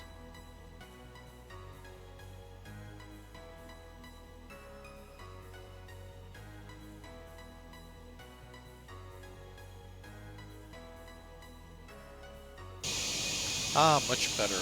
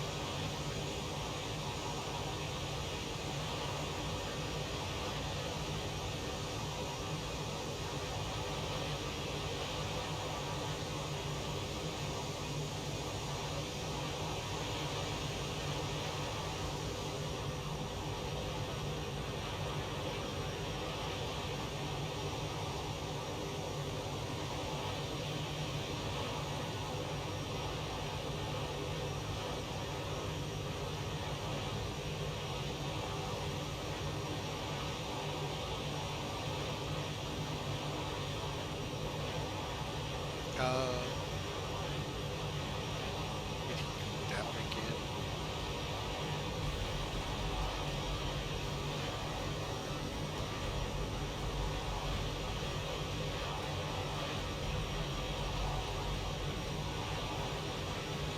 Is he just not showing up here on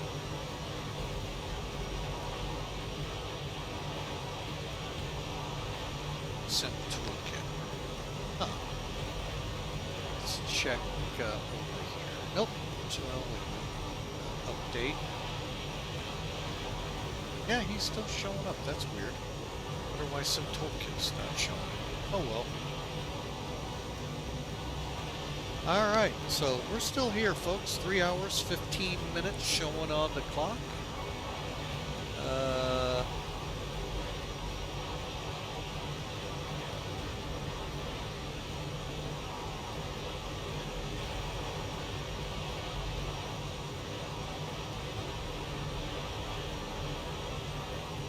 But yeah, folks, if you ever get a where did he come from? Oh, okay. I thought he came out of North Korea. I was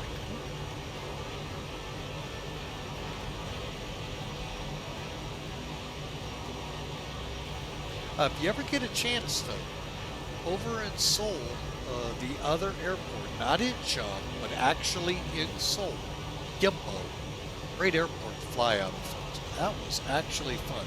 And those of you did combat simmers with Falcon BMS, that's the airport, yes sir, that you do a lot of your sorties out of. It's actually a pretty cool airport here in X-Plane 12. Did a good job with it. Matter of fact, took the Queen out of there over to Narita, then down to Kansai for another virtual airline. And was really a great flight. So, did it.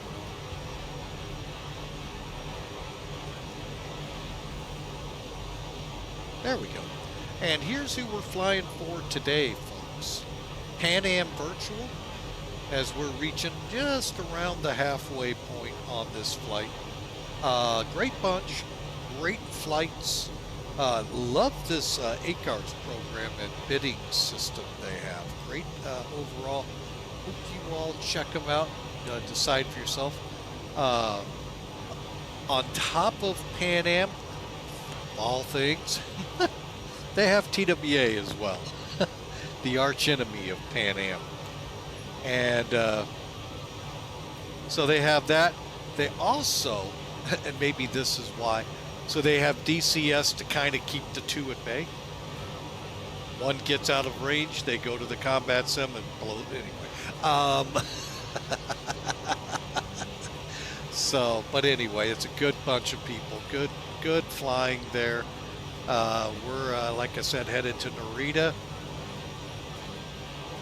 And we'll see what is offered to us once we get on the ground there. But as soon as we cross 32, actually, I may, now looking at the map here, may actually look a little better at my time that I gave him for our estimate. Let you all see where we are. All right, so here's the date line, folks, where yesterday starts, and then on this side, tomorrow begins. There's our next fix, 32 north, 170 east. Like I said, it's about halfway. You can't really pick it up here, but if I pull up Sky Vector, hang on a second, there we go. Okay, so here's the date line. Then you have our fix. Here's where his control ends and Tokyo takes over. About to split it in half, so they're each about a 500 mile. I just basically added an hour to it, so I may be off by a couple minutes. All right, so let me pull it away.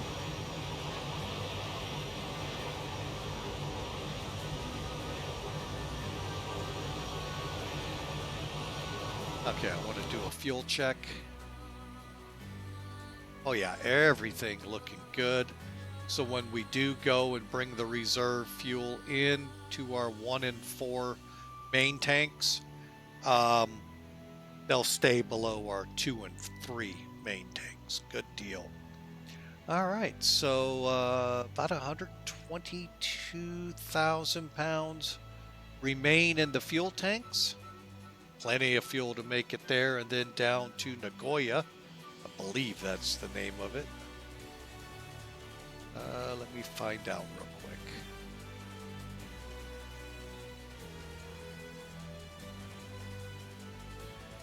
Nagoya, Chubu. It's kind of like a Kansai, kind of like Hong Kong, where they've kind of built some of it out in the bay.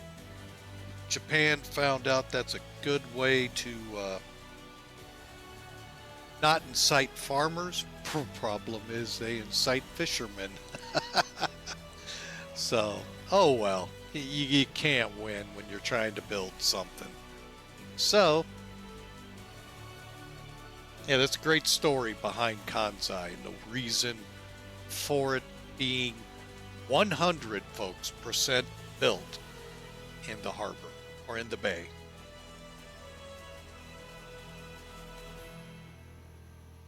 And it all stems back to the airport we're headed to, Narita. So,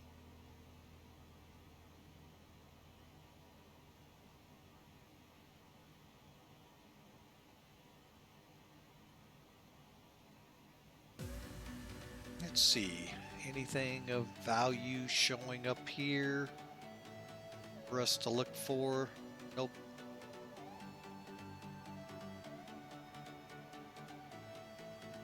Just nothing but ocean.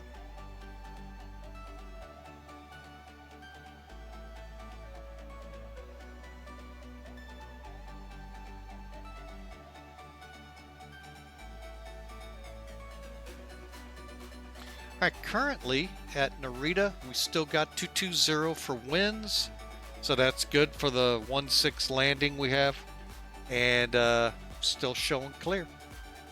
We'll be right back.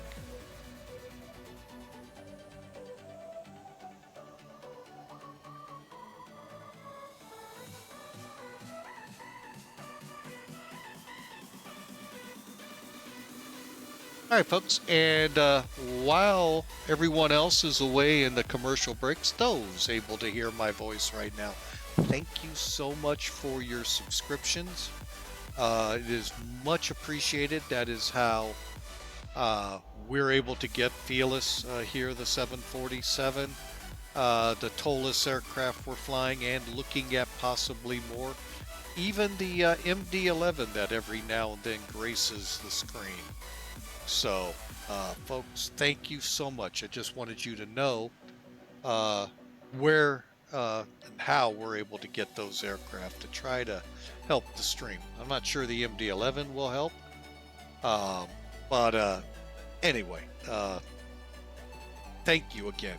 So, and what Twitch, and of course, because of Twitch, the stream then allows ad-free viewing. So, thank you so much. So we'll wait the couple more seconds for them to return. So.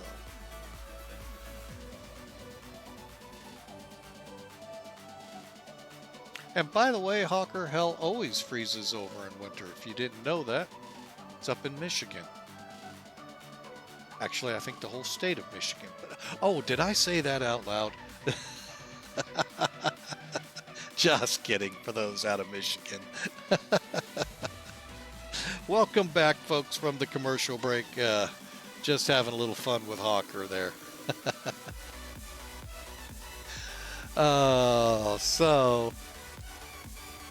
Talking about hell freezing over, and he doesn't realize it does it every year up in Michigan. Hell, Michigan. There actually is a town named Hell, Michigan. Picked up, delivered there. And, freezes over every year. Like I said, I think the whole state freezes over, but, you know, hey, don't want to offend too many people that might actually be from Michigan. Sorry, but, no, just kidding, folks. There is some good parts to it. I just really have a hard time finding it. But, all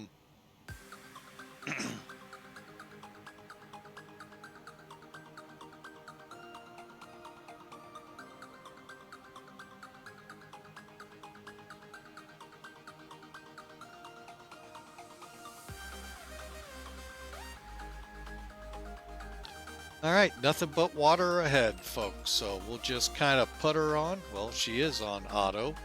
Let auto continue us on our way.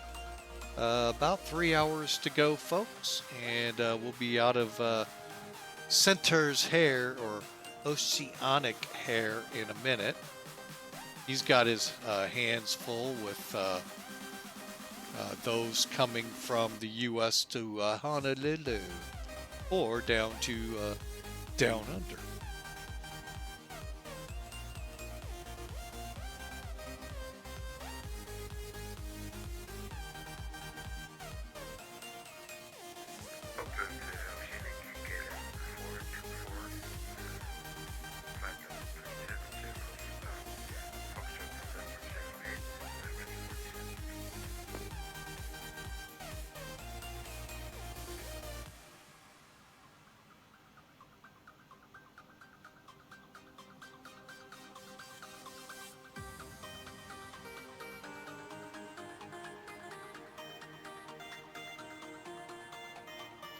Guess I could.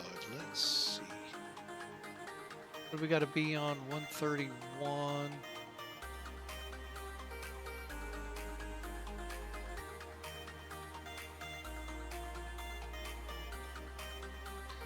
Never done this new wave, folks. It's kind of really funky. I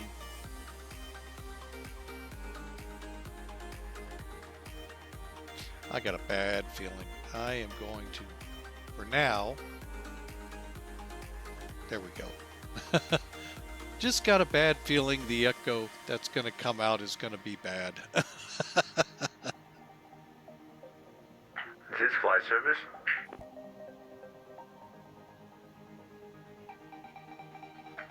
Calling San Francisco, radio again.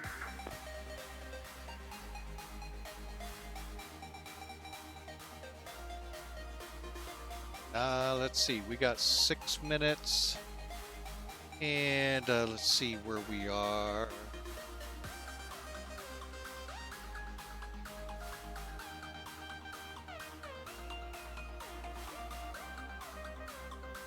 Actually, not too far off my prediction, folks. Wow.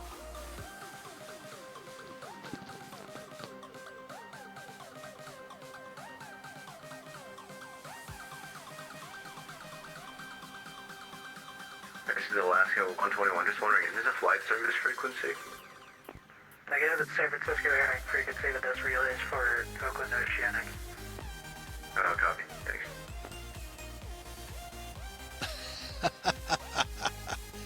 That's why you shouldn't use FSS.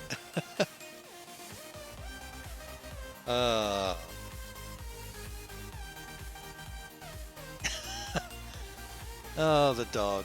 Our mascot for flying with Mike Winston leads such a rough life.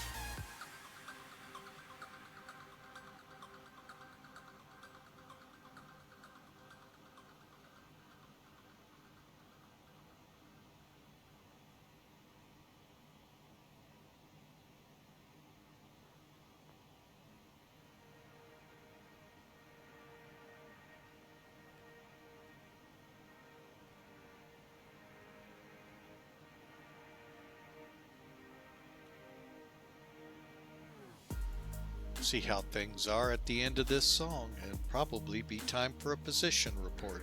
Caleb 424, San Francisco radio. Go ahead, Caleb 424.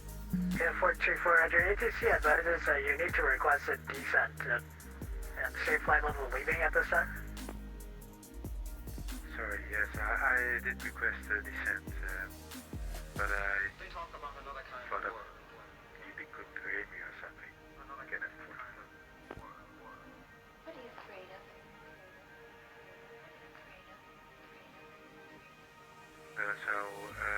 Oceanic control, KLM 424, request descent.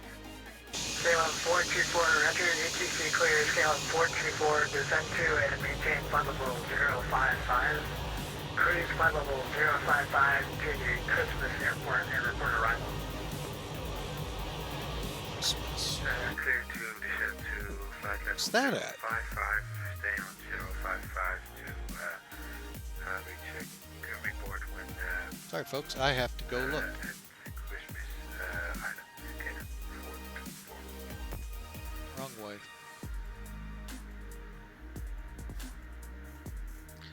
Oh. right there. I think I've not done that in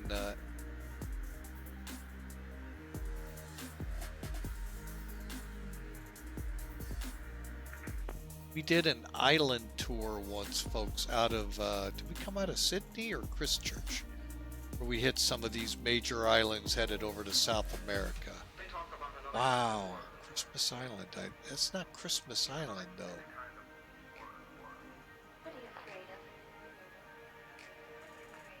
This Christmas Island is actually over near Indonesia.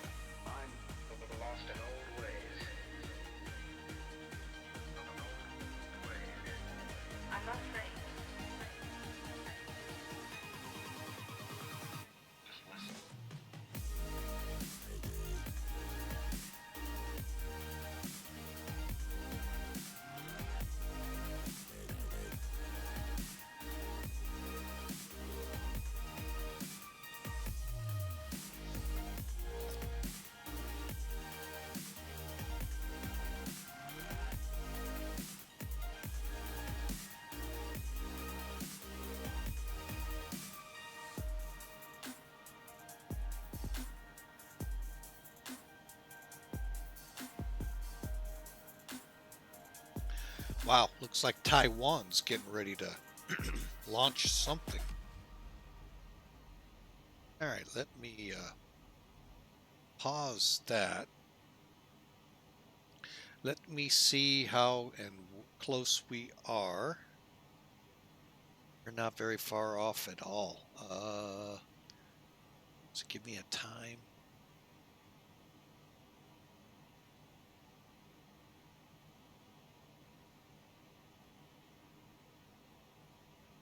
Still says 31 miles. Wow. Well,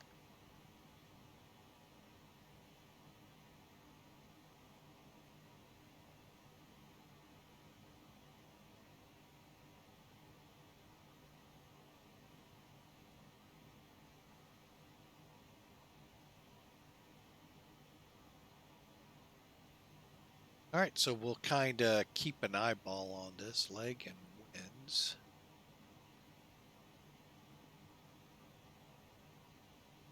So they're calling it about an hour and 4. Okay, let me adjust.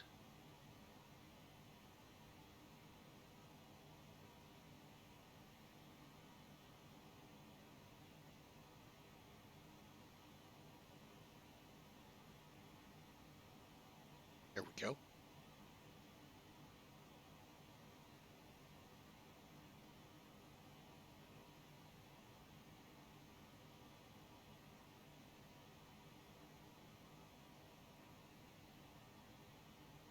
All right, we're just running a little. We'll be there in about a couple of minutes, and then we'll do our position report. Let you all hear that talking to ATC, unless he just wants me to text it, which I can do as well.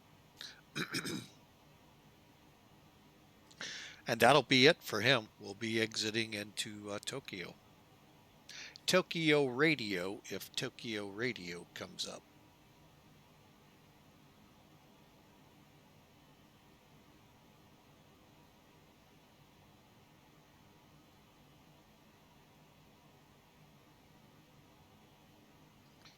But folks, if you're new to the channel, as you just saw, would love for you to smash follow so you can follow along.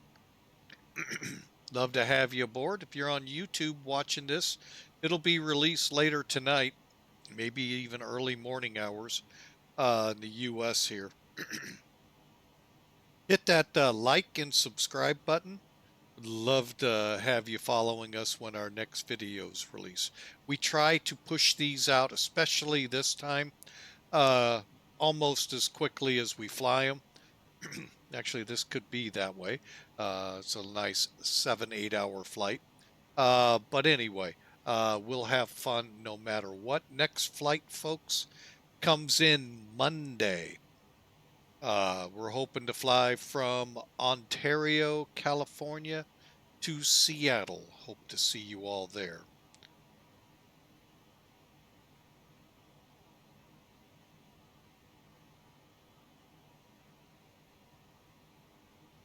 All right, we are about to cross it. Looking down there, about 6 miles out.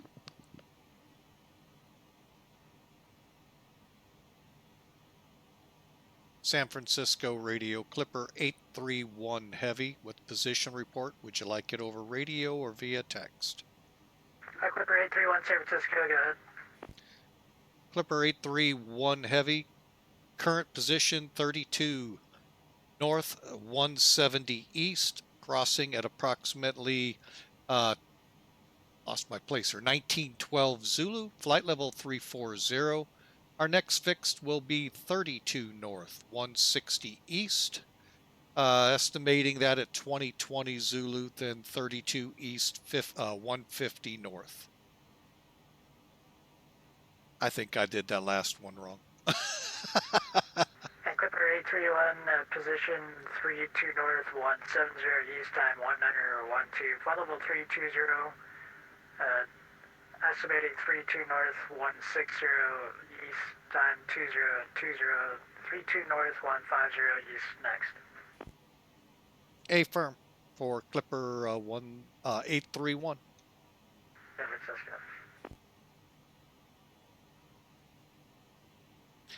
And I'm going to be leaving your airspace here in the next 250 miles. We'll see how that works out. Like I said, though, folks, the way this works, though, in the real world, if you get a chance, there is a video out there, and it actually does a pretty good job of it, but you got to get almost halfway through it. It's called Polar Operations on Just Planes. It's, I think, as they come into Russia. What it is they fly a flight, well, two flights. It's a Air Canada, Toronto to Hong Kong, and then they turn around Hong Kong to Toronto. And the part over Russia, they're actually using HF. Now, HF is very staticky. It's the older style radios they used to communicate not only to the oceanic and these regional controllers. There's no radar, folks. They're just writing down what you did and then looking to make sure you're not conflicting with anyone. Yeah, there's no radar telling them, oh yeah, there's an airplane right ahead of you. No. Clipper 831 San Francisco. San Francisco, go ahead for Clipper 831. Clipper 831 San Francisco, ATC request is safe flight level. Current flight level 340. Clipper 8300. Should be climbing, but I'm going to wait till we clear. But anyway, there's no radar in a lot of these territories. Africa's a big one. Most of that continent does not have radar. So you're doing these position reports, not only so that controller knows, but other pilots kind of get an idea where you are, and they can kind of judge how you're doing versus them. Now, with the advent of the ADS, CP, DLC, ACARS, and all of that, folks, they're beginning to get a better idea of where people are, but they still don't have radar. So GPS is really coming alive on that to show them where you are over the Atlantic. So these position reports were very important back then, and you used this thing called HF radio. I like to call it HS as in Sierra radio, or high static. I mean, that's all you heard in your ears, and then you'd hear a crackle. It's a voice in the distance. And somebody had to listen to that. Oh, I can't imagine that. Right there, you just kind of heard that carrier sound. Up it a little bit, and that's in your ear the whole time. So, like I said, we've evolved quite a bit in aviation to where CPDLC and ACARS and ADS, all plus the GPS systems, are really getting areas we didn't know where you were now visible. Plus, this is how pilots a lot of times talk to dispatch when the problems erupt. Oakland Center, November 524 Alpha Golf, radio check. So, 524 Alpha Golf, San Francisco radio, line and clear.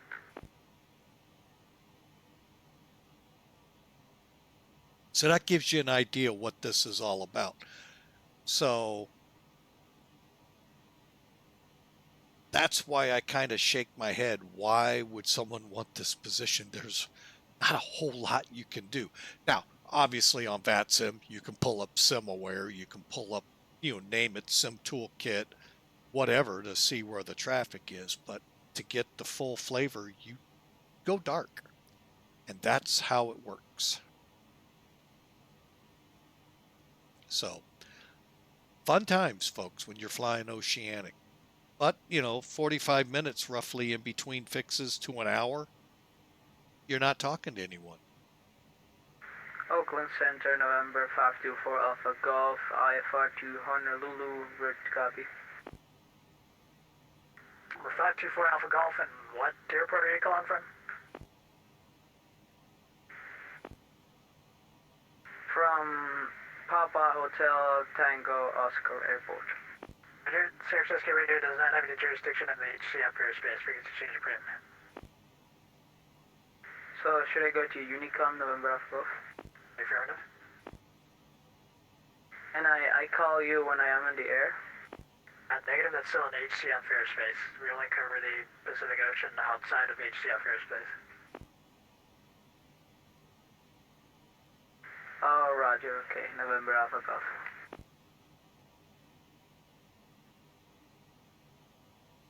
All right, so we won't be much longer and we'll be out of technically his bubble of influence.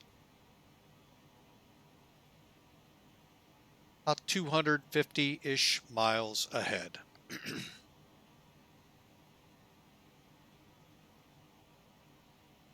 It's amazing how that splits, like right down the middle. Looking at it here on SimBrief, my flight plan.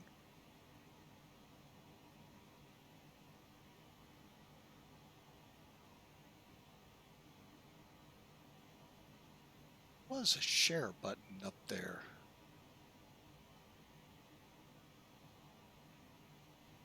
Huh.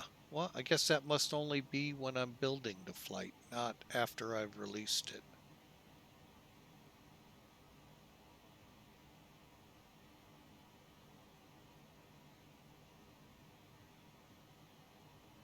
Yeah.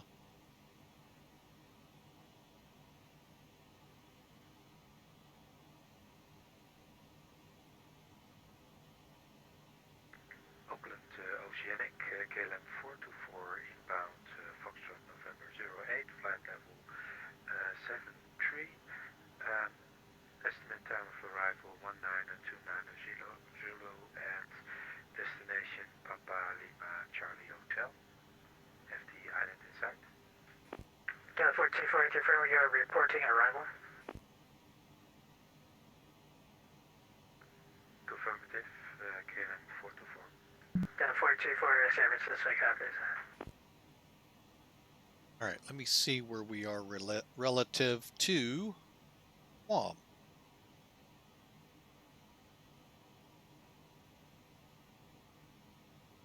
Say again, KLM 424.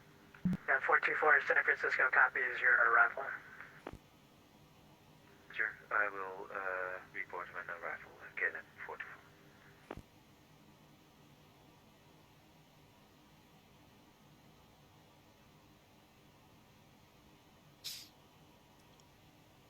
Personally, I think they, ooh, what's going on down here? I've got a center up now. What's up? RPHI. Oh no, that's a segment. Phew. I'm like, wait a minute, what's going on?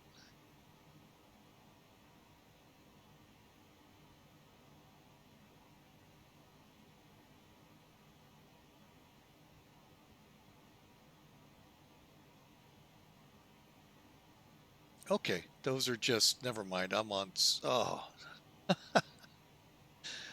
Oh, Lord have mercy. All right, so Guam,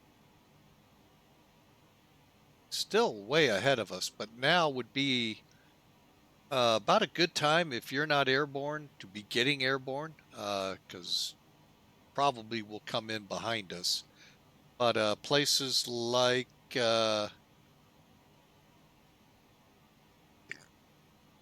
Oh, Manila and Taipei would be good places to start.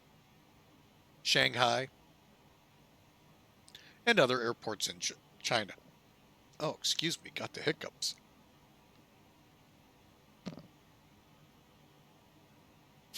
That bacon egg sandwich that I had is starting to bite itself back.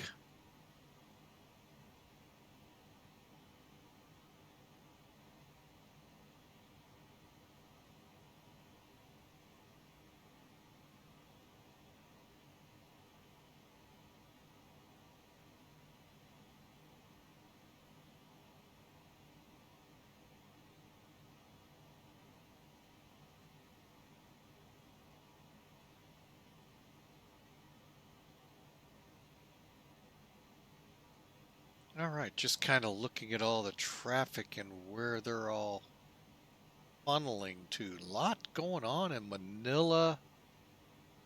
Wow. A whole bunch going on down in the Philippines and Taiwan, but they're not going between the two, nor are they like in any seeming direction.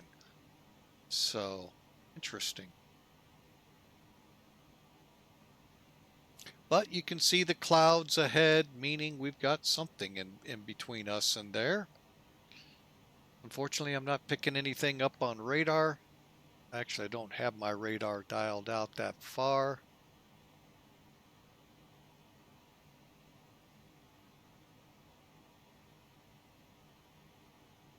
Let me see here.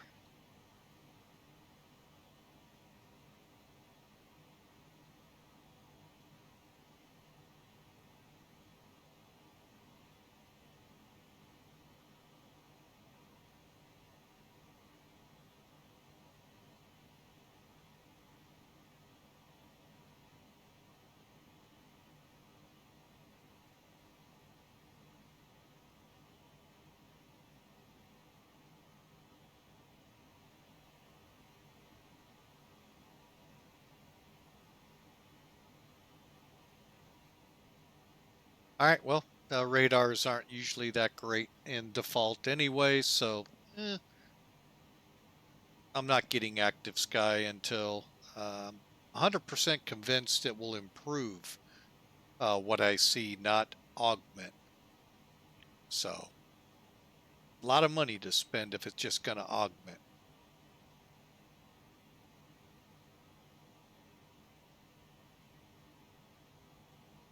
All right, currently 845, that'll work. And holding at 34. Once we clear his center, we'll punch up to 36,000. And I am going to go ahead then and put us in hold, just to be safe.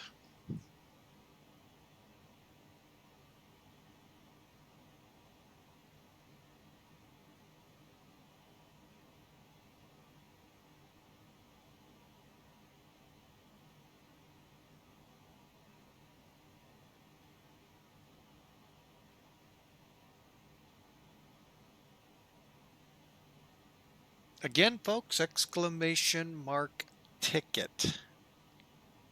And that'll get you in the drawing for the gift card we'll give away a couple of Thursdays from now, July 27th. You don't have to be present for us to be giving it away. We'll get in contact with you if you're not there using whatever you signed up or, requested the ticket on.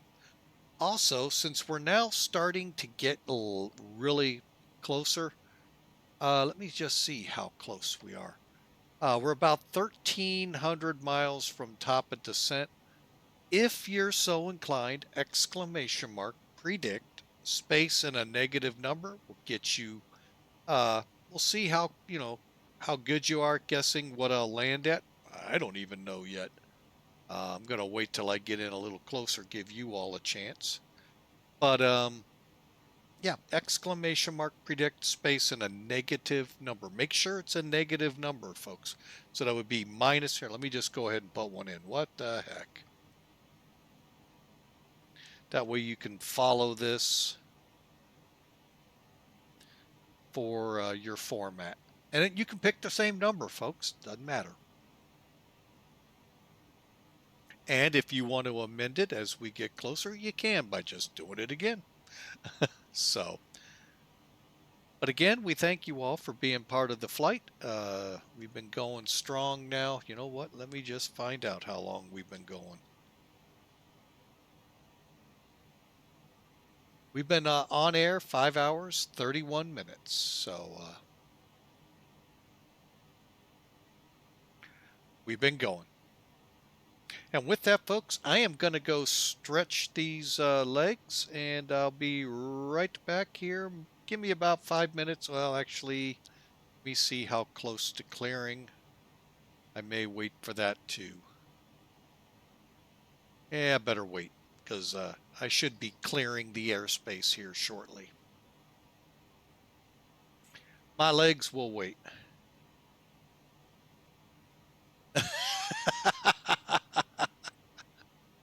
Oh, Hawker, no, we've had longer flights on stream than this. We actually, if memory serves, one of our early on streams went Austin, or was it JFK, to Tel Aviv.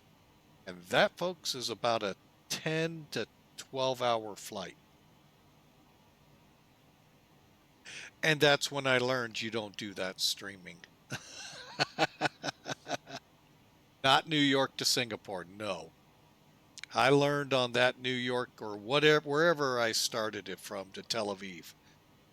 No, not again. I love going to Tel Aviv, don't get me wrong. We just won't do it that long. We did a Miami to Anchorage, yep. Then that's actually longer than this trip. So it is hard, folks. It's hard to stream them. But got a great crowd here, great flight going, good weather. But yeah, it's been great. We'll see you in a few there, Hawker.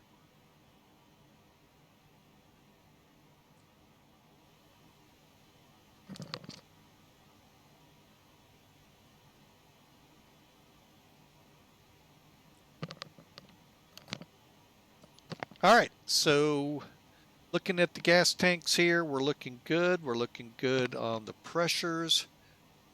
Hydraulics look good. I don't have failures turned on, thank God. I wouldn't know what to do with 90% of them, except just think them through and hope I'm thinking right.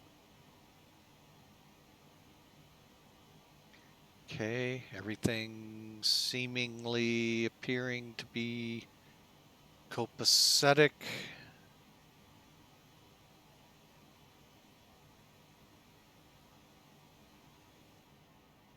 All right, let's take a look out the windshield, shall we?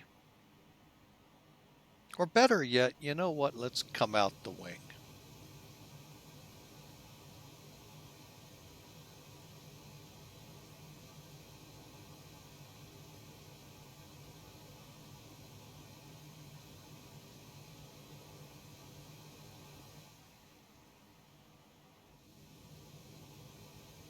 Oh, good. I made a good adjustment. All right. Kind of like that view that way. Sorry for the bounce there, folks, but it's the only way sometimes to see if I actually fixed what I was trying to fix. Now, some upcoming news with X-Plane 12. We did get information in June that when .06 comes out, or very close to it, we're going to see some changes in the weather. They're going to include cirrus clouding, which that'll be cool to see, and those pyramids that we see from time to time out here. Now, I've seen them both like a normal pyramid, and I've seen them inverted. You can kind of see it here, but that's really not what they're talking. Well, it could be, but so we're going to see how this all transpires. When this release, I believe, came out, 05, that I'm flying, they corrected an issue we found on that Miami to Anchorage flight I did. I think it was back in February. February, March timeframe. And what happened is when we came into Anchorage, everything looked great until you got to the runway. And I guess it's sloped, which great. I'm glad they're actually finally modeling sloped runways, both sims, not just X-Plane.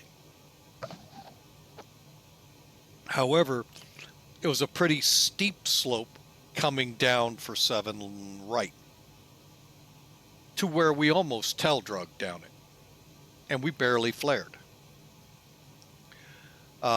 So we wrote that up, and the ramps, we also got to test out the iciness of the ground and all of that good fun stuff, but the ramps were very steep on the slopes too. So a lot of, they may still, well, they corrected that runway slope issue. Not so much the ramps, but okay, we'll look at it more. But then come around a flight or two later, we took off from Skagway, Alaska, down in the near Juneau. And folks, they had like literally a ski jump, maybe halfway down, maybe a third of the way down, somewhere in that ballpark. And it literally launched you to where your aircraft is stalling. You're at that angle of attack. And it took full flaps, full power, C90, mind you, to get off the ground there. Now, we haven't been back. We need to go back, and that might be one of our first flights in August to try that out. But yeah, that was wild. But hey, folks, let me tell you this first about Skagway. If you ever put it on your bucket list, an Alaskan cruise, and y'all are going, I don't want to see Alaska. Oh, folks, once you see Alaska, you're like, you would be this analogous to the military members when they get orders to Alaska going, are you kidding me? Alaska? What did I do wrong? Give them a year and then give them orders somewhere. No, I don't want to leave now. Alaska is that way, folks. Yeah, it's cold. I'll give you that in winter. It's cold, it's snowy, it's icy. But it's like many northern tier states, northern territories. You don't live for the winter. You look forward to the spring, summer, fall. Up in Alaska, folks, it is God's country. I God believe. And I know a lot of you out there live in the Appalachians, the Rockies, and no, this is God's country, really. No, not until you see Alaska, folks. It is unbelievable. And why they call it the last frontier? Because it is. It is just so magnificent. When you go south on the cruise ship we went from Anchorage down, actually Seward. But anyway, we went down to the Inside Passage. Once you turn into that Inside Passage, folks, you're just like, how is this far north latitude so lush and green? It's a rainforest, folks. Let me say that again. How is something this far north latitude a rainforest? That's Alaska, folks. It is just unbelievably beautiful. Those majestic mountains over 10,000 feet tall, plus, Denali / Mount McKinley is there, the highest point in North America. Just unbelievable. Put it on your bucket list, folks. Take a cruise. Cruise Alaska. Now, if you're gutsy enough you want to drive it, go right ahead.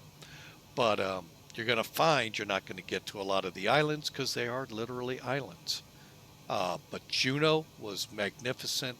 Ketchikan, out of this world, but probably because that was the only point the sun actually came out and we had really good blue skies and all. Oh my God, it was just beautiful up there, folks. So, but Skagway, we stepped off that cruise boat into Skagway, and I'm looking around going, oh my God, we're going to have an Old West shootout here on the street. It looked just like you would imagine the Old West being. Ah, well, Hawker. Enjoy the fam. Enjoy what you got to do. We'll be on the ground in somewhere in the neighborhood of 2.5 hours. So check up on us if you want. But thanks for the moderation as you were here. And you have a great day, sir.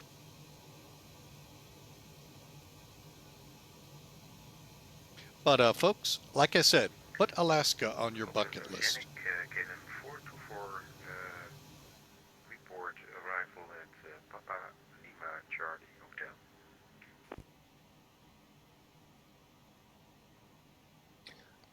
All right, we should be just about out of your airspace. Oh, we still got a few miles to go. Probably about 30. And then we'll be out.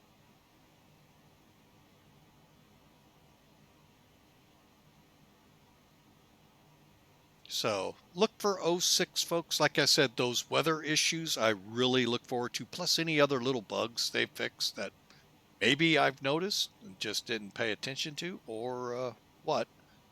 And any other tinkering they do with the A330.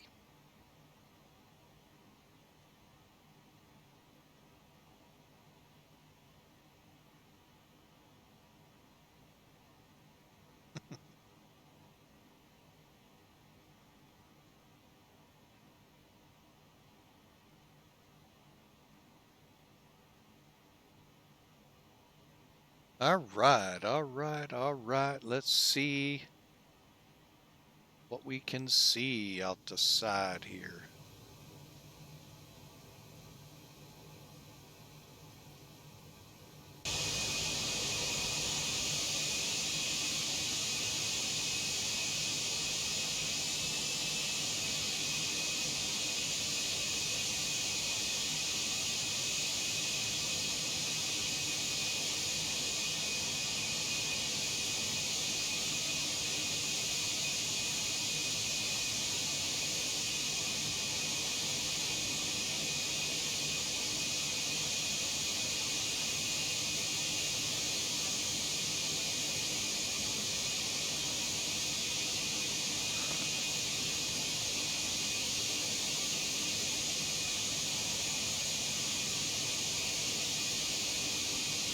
All right, folks, we will continue on here. Just about completely muted this plane out. It just keeps, I come back, it's just back to the same level. Oh well, them Indians here in Illinois just keep playing havoc on my computer. All right, so there you have it, folks, the 747 Queen of the Sky 200. 2.5 hours out of Tokyo. You do the mathematics and figure out a good place to take off if you want to join us.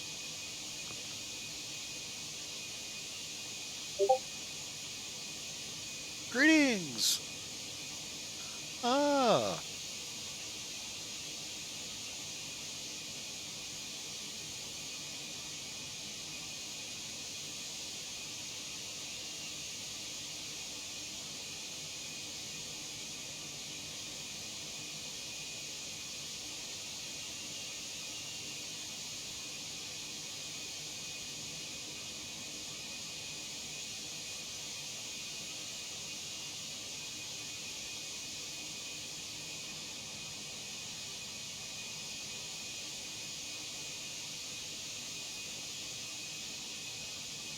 Oh, excuse me, folks.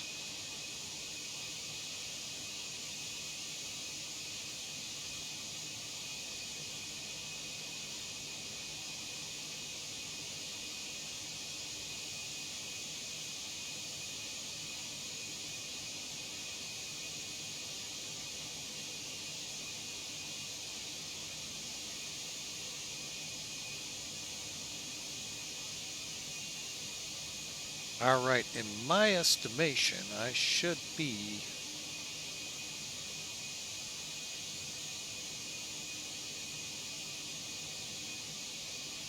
just about out of there.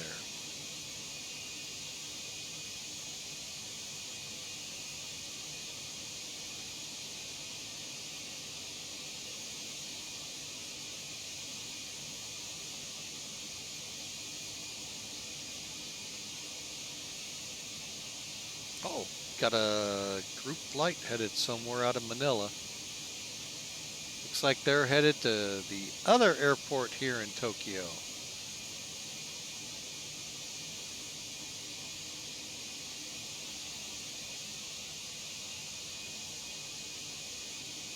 Bunch of 787s.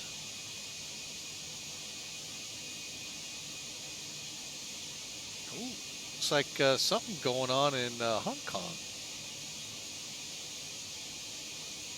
The charm of city roaming. I don't know what Shenzhen, So, yeah, a bunch of aircraft headed for Kai-Tak. There must be something going on at Kai-Tak today.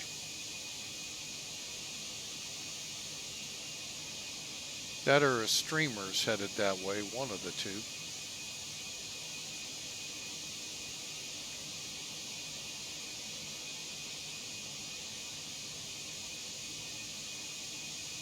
Shenzhen, if memory serves, is where UPS is in Hong Kong.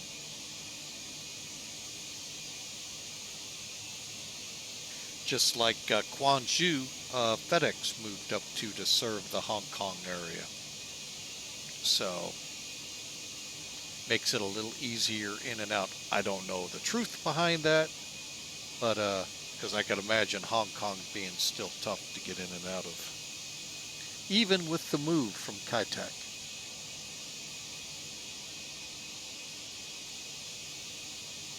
All right, according to Sim Toolkit, we have crossed out of his airspace. Probably by a couple of miles, but we'll see how that picks up here when I don't do my position report.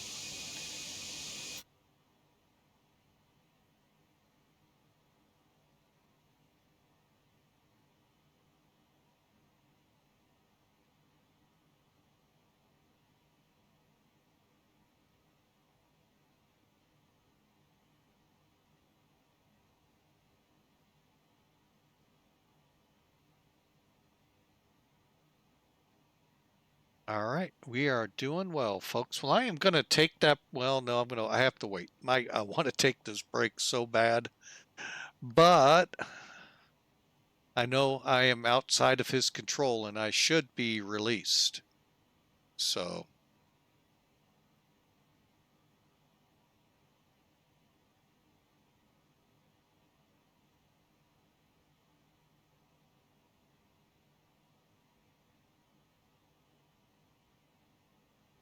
we're going to go ahead and kick some music on and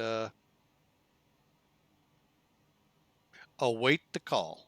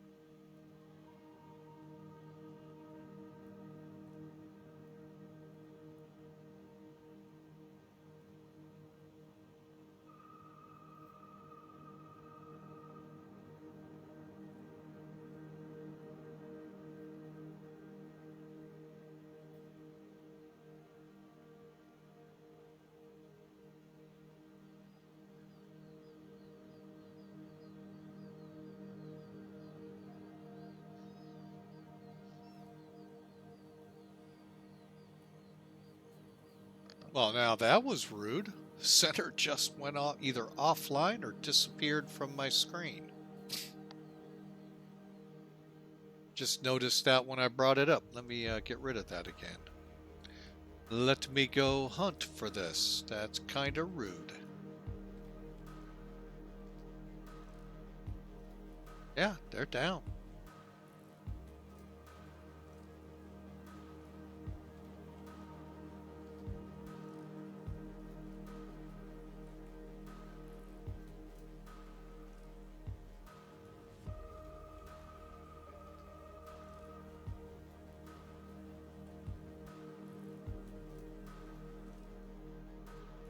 Huh. Oh well.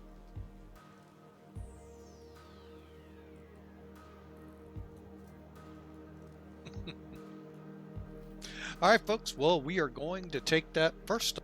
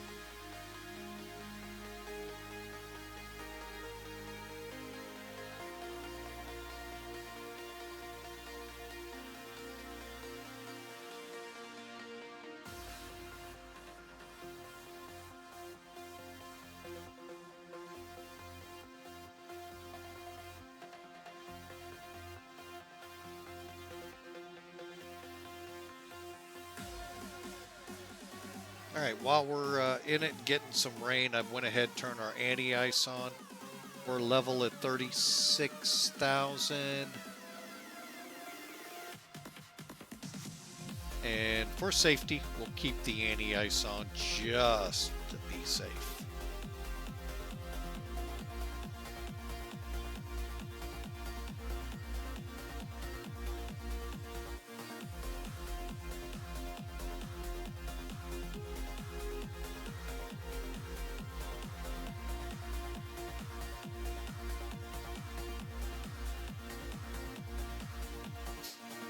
See how that yields us. We're going to go ahead and come on down to 280.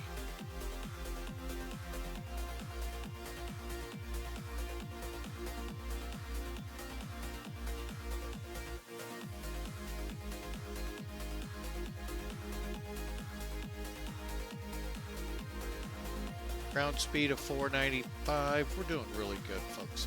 All right, I'm going to take that break now while I can.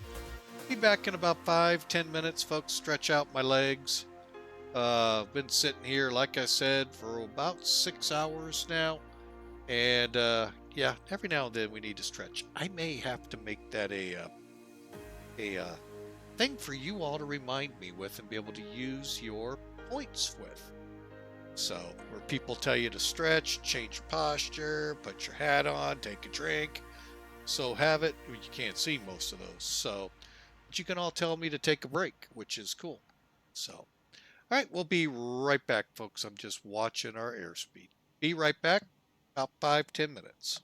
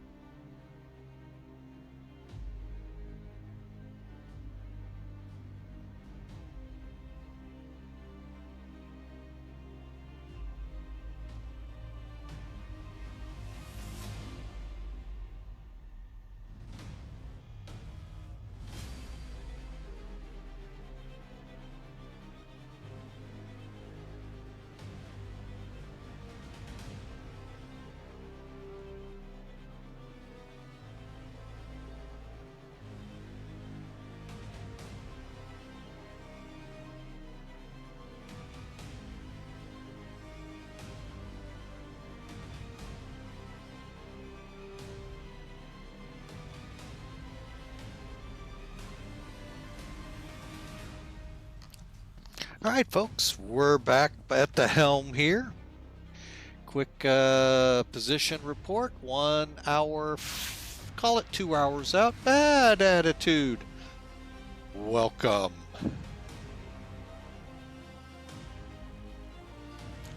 We are high above the skies of the Pacific Ocean, 2 hours out of Narita.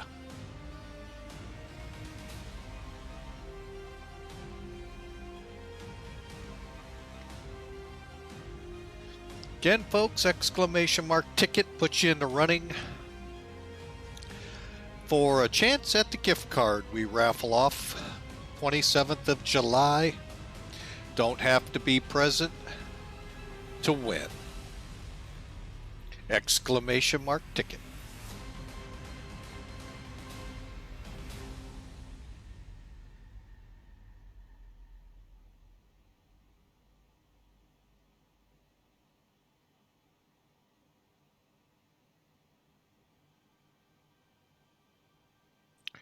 All right, folks, and for those curious, this is how you can get your paws on this beautiful Queen of the Skies, 747-200. Folks, I'm going to warn you, though, be ready to work. You do the work of 3 people to make this all come together as one. You're one person doing all those 3 jobs. You're working the flight engineer. You're working the front with where 2 people would do the job. It's daunting sometimes, folks. So be prepared. So, but other than that, folks, jump to fly. Learn your checklists. Learn how your frats works and all. That's where we got into trouble this morning on the takeoff. But once we sorted things out, we were good for the climbed altitude. So but yeah, it is a fun plane to fly. I keep saying I want to fly more of it, but then somebody drops an A330-900 in my lap, or an A330-200, or points me to Tolus, or these other great aircraft we fly, and it ends up sitting again. Folks, I really love the 747. It actually, as a kid, was a dream of mine to be a pilot of one of these. So the fact I get to do it on the sim, it isn't the real thing, but at least it's better than nothing.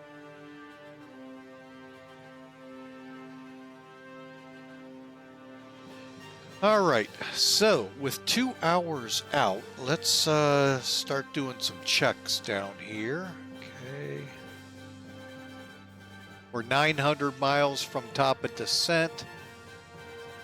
And 32 north, 150 east is still ways off, about 400 miles. So we're working our way that way, folks. Feel free to join us. We touted this as a group flight. Hoped there'd be a lot flying with us. You know, we've had a whole bunch checking in as we've done this. We've been on air now 6.5 hours roughly. And, you know, it's great to hear from y'all. Would love to hear if any of you are flying out there. I'd love to hear where and what. And if you're interested, Narita's a fun airport to come into, folks. The timing right now best would be to leave South Korea, Incheon or Gimpo, Nadia down in Okinawa, or Kadena if you're military minded. Little late to come out of Guam, maybe a little late to come out of Taiwan, but you know, would still love to see you in the air. There looks like something going on at Kai-Tak because there's a whole bunch of aircraft headed that way on VATSIM. So we'll just kind of keep trudging along, westward bound.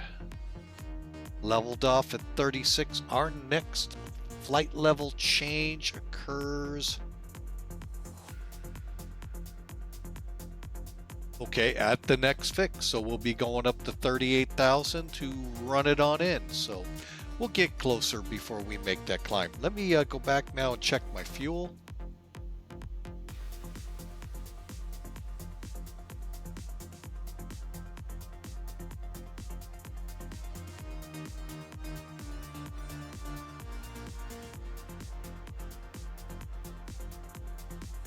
All right, things are looking good here too. We'll go ahead and kill our cross feeds here in the middle. Now, that doesn't kill the engines, folks. What that did is now the pipe that runs between number 1 main fuel tank to number 4 fuel tank, that's still got fuel in it, okay? However, the pumps are running directly to the aircraft here, so that's why they're not dying. And we get a little lower, around 10,000 on these outer ones. We'll open up the reserves, or top of descent, whichever comes first. So, and just to give you an idea, folks. Oh, you can see how much fuel we've burned in each tank. I thought we had a totalizer that told us that too.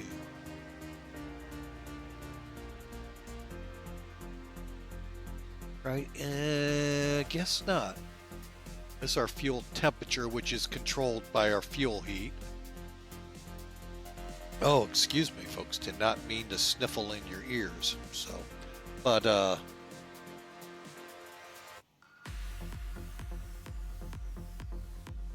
I thought we had a total. So roughly, folks,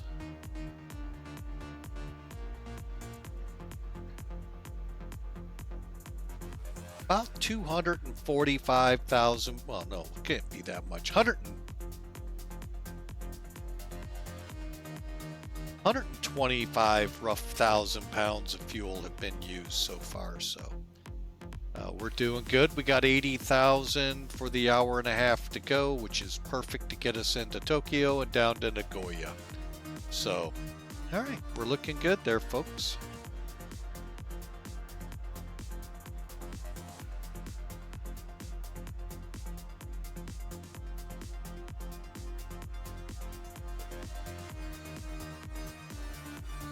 All right, get you all thinking.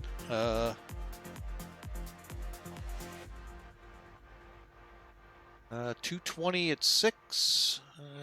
When was this? 1900Z. I think that's quite a ways ago.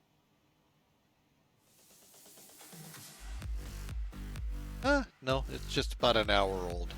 All right, so not too bad.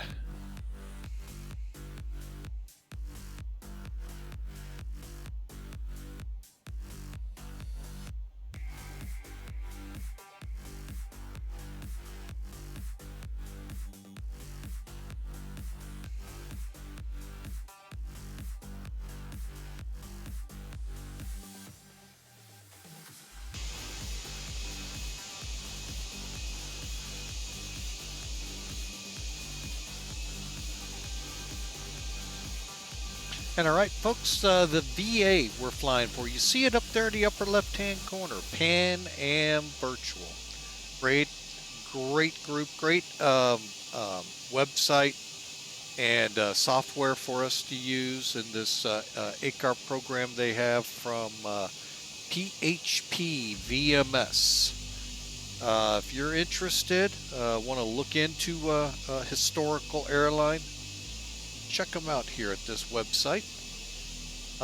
They fly Pan Am.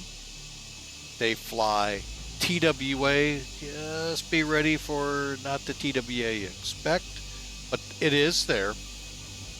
But I know some of you out there enjoy DCS, and they have a squadron, wing, whatever he calls it, for DCS.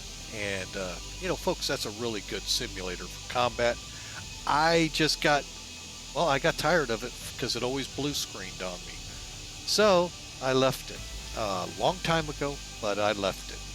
And I'd love to go back into it for one aircraft only, but in the whole scheme of things, that's not a combat aircraft. So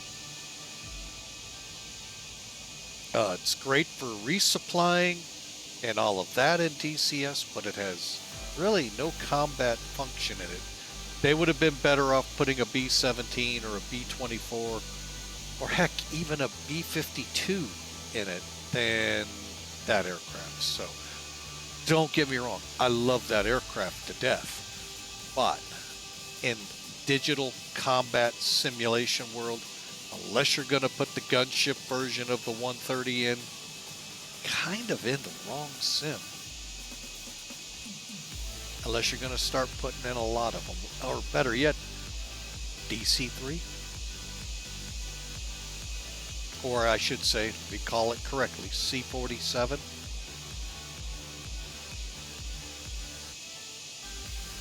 So, anyway, just my 2 cents, folks. May not even be worth that much. So, but they do have a wing. I haven't joined it. Like I said, I don't plan to become part of DCS in any future. I just don't want to go back through the blue screen phases, and I don't want to run the chance of it affecting and hurting my computer with those blue screens. So,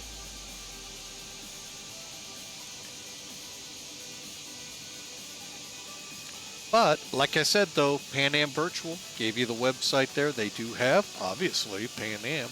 Beautiful aircraft, folks. 727s, 747. In builds, has a great Airbus out with them. There is a, well, they allow the MD-11 to play the role of a DC-10. Kind of a stretch, but, you know, kind of a bad pun there. It is a stretch DC-10. But anyway, so they do have those options for you. TWA is a little bit more modern than the true TWA, but hey, it's there. So, and they do function a little bit with Atlas, and they were using Atlas to move the squadrons around for DCS via VATSIM. So, and then come back to DCS and do their war games.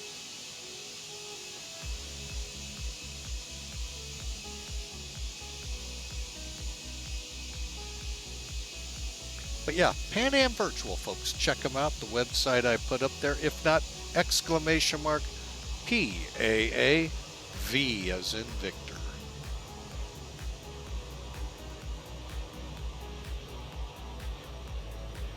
Put that big old logo pretty close to your eyeballs there.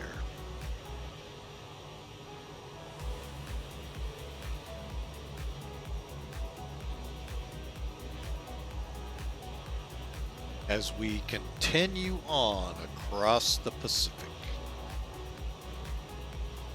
End is in sight, folks. Hour and 45 minutes away. Starting to get into a little storminess out over the Pacific. But nothing on radar, so, well, you know, who knows?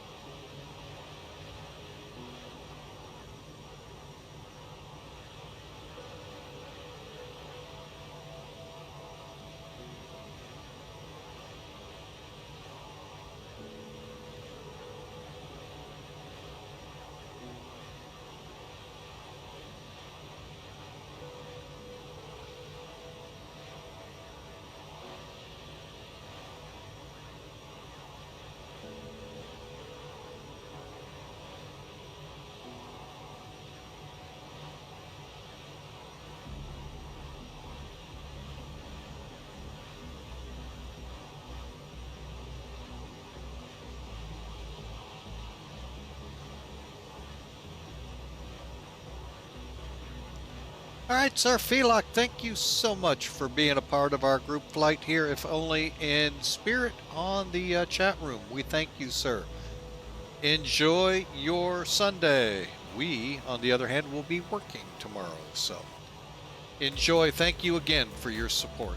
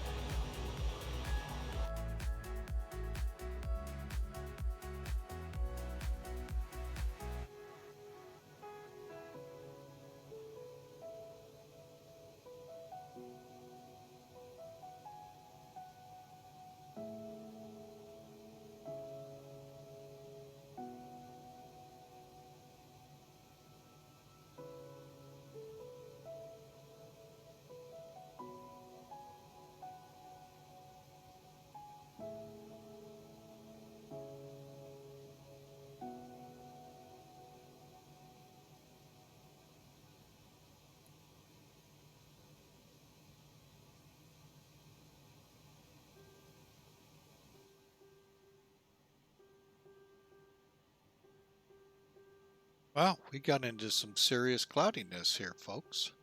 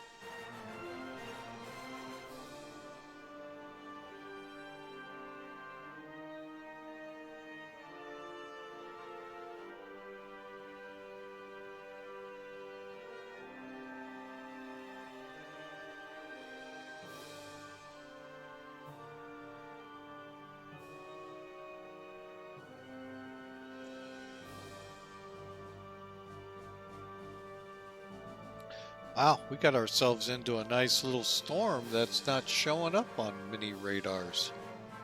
Let's see what the cloud layers look like in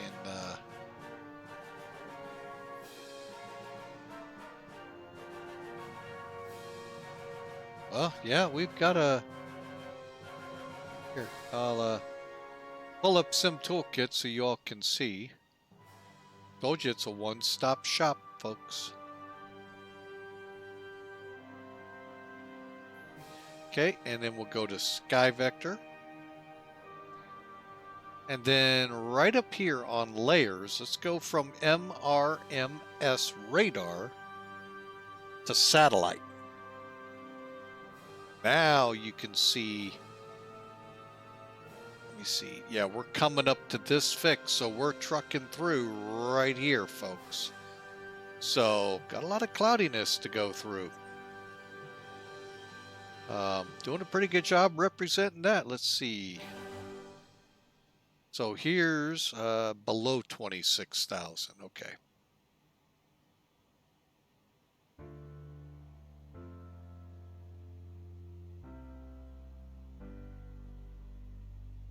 Oh, wait.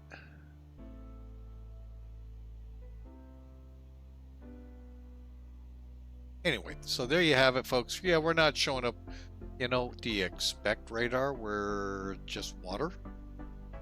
If you do, you're better than me.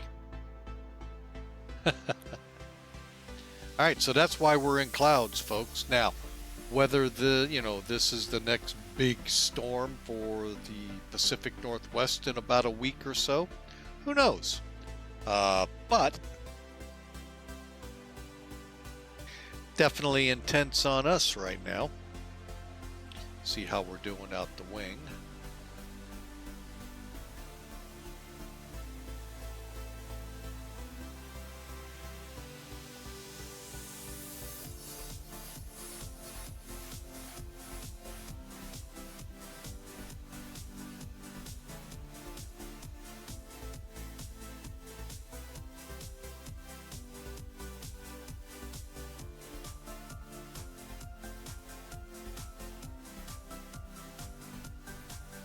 Boy, I'll be looking forward to pop out of this. 330 miles ahead will be when we step climb to 38,000. All right, folks, let's kind of relax. As the miles go down and we get closer to Tokyo, we'll start thinking about that arrival, which appears to be as we planned. We'll go for the 1-6 right approach. Just want to make sure Sim Toolkit is in agreement with us. 1-6 right it is, I hope.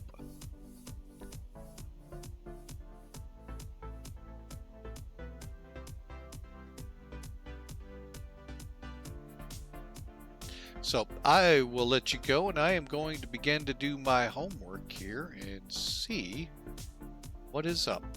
But we'll in about an hour or so, get into the arrival brief, get things started as we get ready to set up for our descent. And again, at the next fix, which is 32 north, 150 east longitude, we'll climb up to 38,000 for our final climb and set our sails for Japan.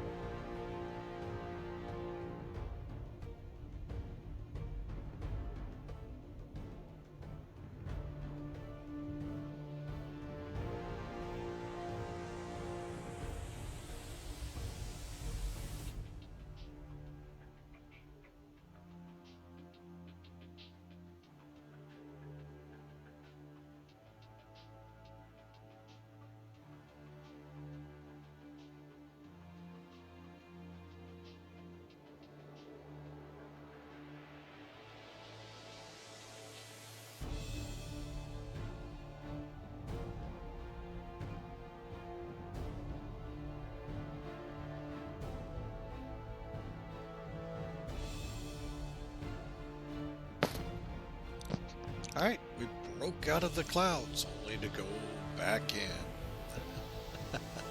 But folks, these are the touted 3D clouds of X-Plane 12. They are phenomenal. 06 promises these pyramids we see occasionally out here. The way it sounded, they figured them out, and we may not have them anymore. And they're going to throw us a little bone called cirrus clouds, which is awesome. Great simulations here, great flight dynamics, folks. X-Plane for over half the cost of the others. Just unbelievable. Just still completely blows my mind away. I would have been over here years ago if it just had this look to it instead of what we saw back when I first saw it. So great to see they've come along and took advantage when they could to spearhead a way that they do. To the Laminar team, great job so far, great things. Look forward to what's ahead. Same with Felis and Tolus and Flight Factor, the ones I fly with the most on here. Oh man, amazing aircraft, especially the Tolus aircraft. But Felis, I'm here to tell you folks, you're into these kind of aircraft, the 747-200, you're not going to be disappointed. My only, and it's such a minor thing for me, is the short takeoffs that it does, because this aircraft is not known for short takeoffs. But maybe I'm wrong, and that's always, that's never the problem. I'm just a loose nut behind the wheel. So, excellent, excellent stuff. Pan Am Virtual, I mean, unbelievable what they do and how they do what they do. So, folks, I'm glad to have you here. Glad you're aboard, enjoying our viewer appreciation. You're the ones that made the stream a affiliate 2 years ago, and all I can say is thank you.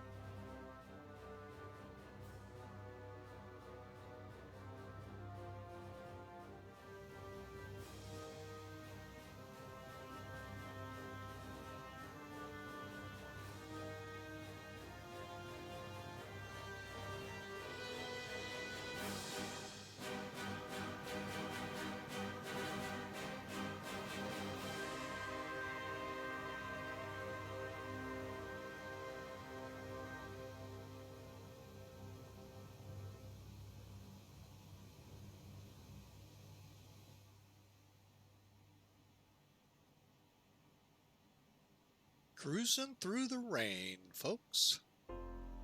Headed to Narita.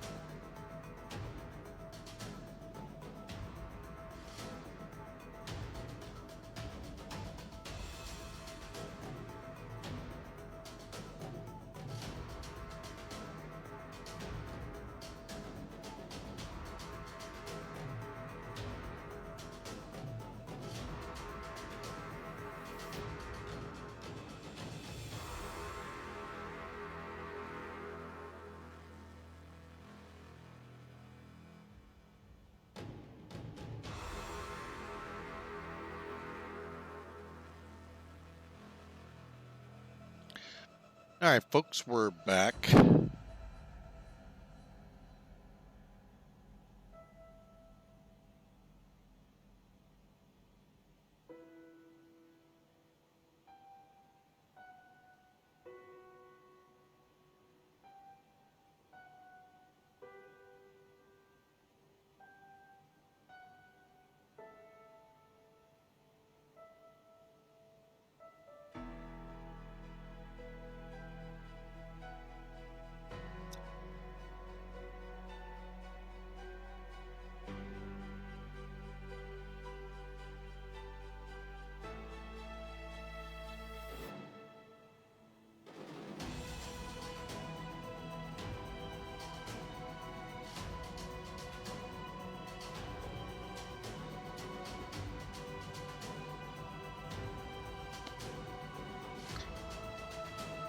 All right, folks, I hope y'all are enjoying the ride to Japan. Exclamation mark ticket will get you in the running for the gift card giveaway that we're doing on the 27th at the closeout of Viewer Appreciation Month. So again, my way of saying thanks, because it was you all that actually made the stream go affiliate. I'm just the lucky one to have been behind the mic and behind the planes here for you to view. So thank you so much for that, folks. That occurred actually yesterday's date, the 14th, 2 years ago. So, and like I was saying earlier, when Hawker hit me up with this crazy idea, and yeah, it was crazy to me back then to think that so many people would come on board, watch, let alone become followers of the stream and the information and all that we do here. Lo and behold, then all of a sudden we've got subscribers. I'm like, holy mackerel. So, wow, I can only say thank you, folks, and much appreciated. Just so you all know, if you subscribe to the channel, that money goes into the stream in buying aircraft, sceneries, simulators, in the case of X-Plane 12. You know, that's how this aircraft here, the 747, came to be in our hangar, was through subscriptions. Same with the TOLUS aircraft we fly, the A319 and A320s, Flight Factor. All of it came about, folks, because of your generosity and subscribing and donation. So to those of you that went that next step, thank you so much. And to you who just follow, hey, and it's just not a just, it's, oh my God, thank you. You are the backbone of this, that you come along and watch us and participate and support the stream just by your presence. It's amazing, folks, and there is no way in God's creation I could have ever imagined where this stream would be 3 years ago. I had no idea, folks. And thank you. Thank you so much.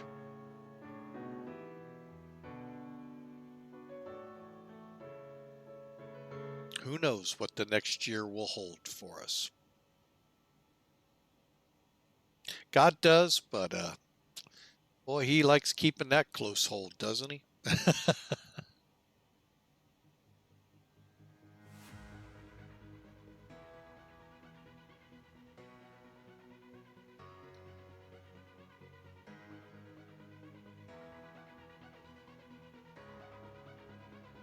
All right, well, we're thick in the clouds here, folks.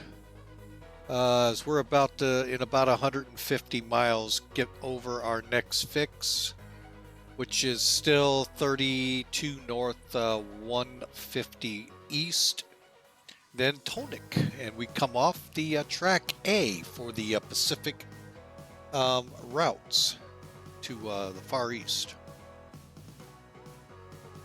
So, been a fun ride, folks, these 7 hours on this run. So, hopefully, all will be great when we come in. We'll see.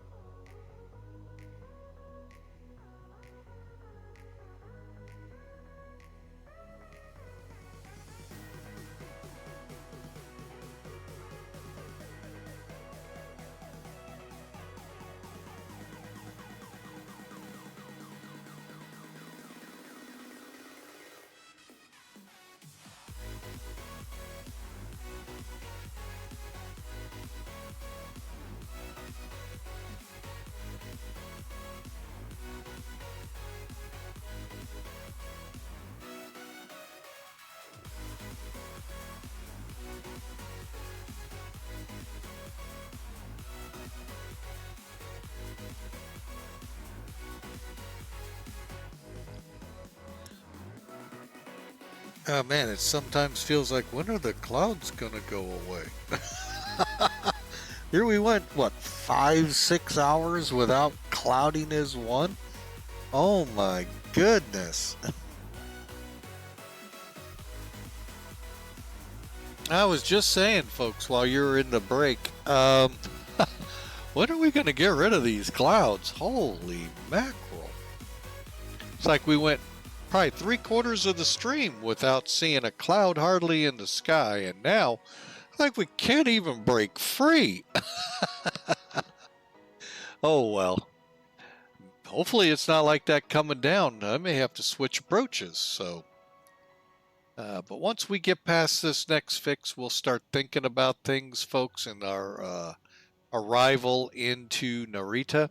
Does still look like the 1.6s are going to be the choice of runway, 1.6 right in our case. And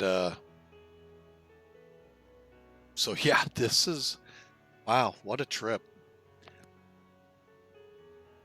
So, oh man, you know, the funny thing is sometimes when I do this, I can see the tops right above us, and then I'll climb up there and they're still like right above us. Not the case right now. Wow. Okay, I'm just doing that little trick we did before. Clouds. Yeah, we should begin to go in and out of them here. Once we get past TONIK, headed to BEGAD on the G223, we should start to see some end to it. Quote, put that all in big air quotes, because just because the real world chart here shows it from something called SAT IR4, don't take it to heart, folks.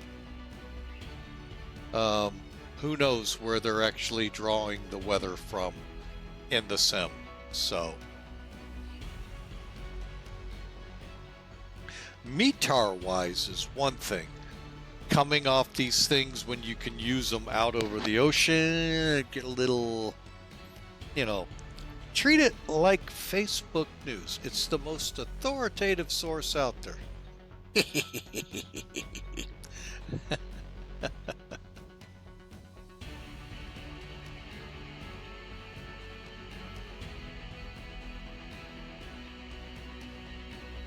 All right, so we'll just kind of continue on here, folks. We're 90 miles from oh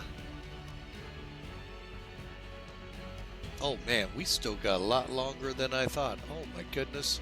From 32-150, we'll have 200 miles to TONIK, and then we'll start pulling out. So we got a little ways to go still.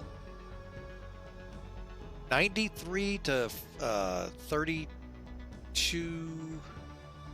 Hang on a second, lost. We're 32 north, 150 east. And then it's a 204-mile run to TONIK. So we're in the clouds for a while, folks. All right, so what a way to... Gotta love it, folks. Welcome to default weather. So...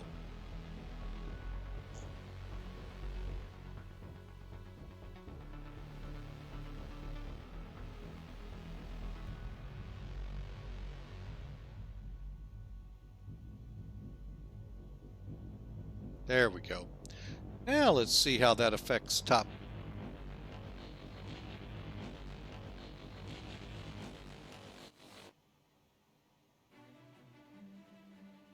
All right, let's see how that affected us here. Progress. Well, we're 500 miles top of descent, so that kind of helped a little. All right, and we'll go over why. There is actually, well, actually, let me make sure. Nope, not that one. I want that one. Next page. Is it VAGLA that I saw?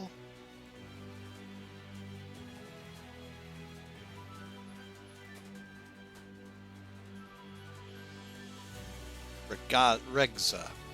Oh, that's going to need our approach probably put in. Yeah. Okay. Yeah, we've got to be at 8,000 feet at a certain point. We don't have the arrival in yet. So, you know what? Now would be a good time.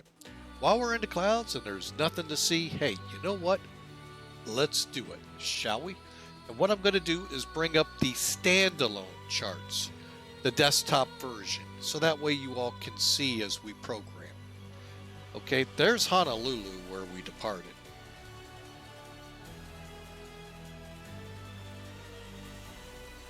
All right, now what we're going to do here...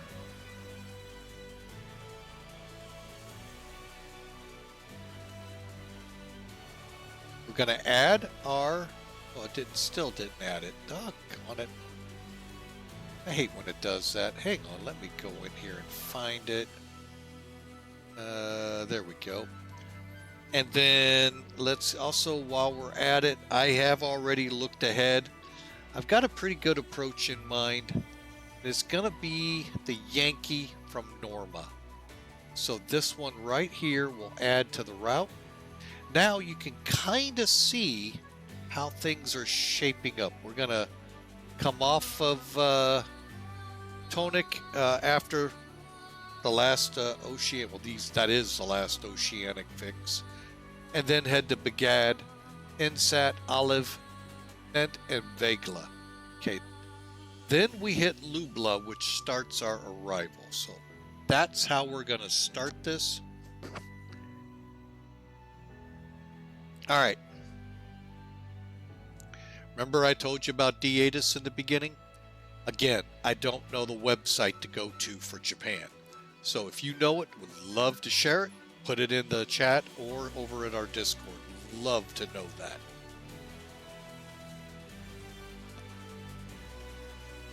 Okay, we're not in North America, so we have a different transition level. Flight level 140. Okay. We're doing the LUBLA N arrival. So the N arrival from LUBLA to RJAA, Baron, Norma. So you can kind of see that 8,000 feet at RJAA, and I believe we're going to have a 6,000 foot restriction at Norma when we get to that chart. And then basically we're going to come off on one of these hash lines and come in there. Okay. Pretty simple, straightforward star. Let's plug it in, shall we? Well, yeah, we can plug it in. Okay, next.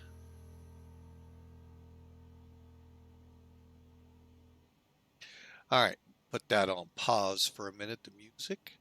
LUBLAN. All right, and we've got, you can see, 16s. We wanted 16 right Yankee. ILS 16 right Yankee. Norma. Execute. Now let's look at the legs. Okay, we all know about that. There's LUBLA. Okay, so LUBLA. RJAA, 8,000 feet. I'm putting it, ooh, that's incorrect. Hit execute just in case. 8,000 feet. Okay, then we go to Baron, and then we go to Norma. Okay, we don't see those, Baron, Norma. Here it says above 6,000 feet. Okay, cool. Now, let's go to our ILS Yankee chart. Okay, we're coming off Norma. It says be at 6,000 feet, so we're going to be at 6,000 feet. Okay, and is there any kind of speeds? Let me go back.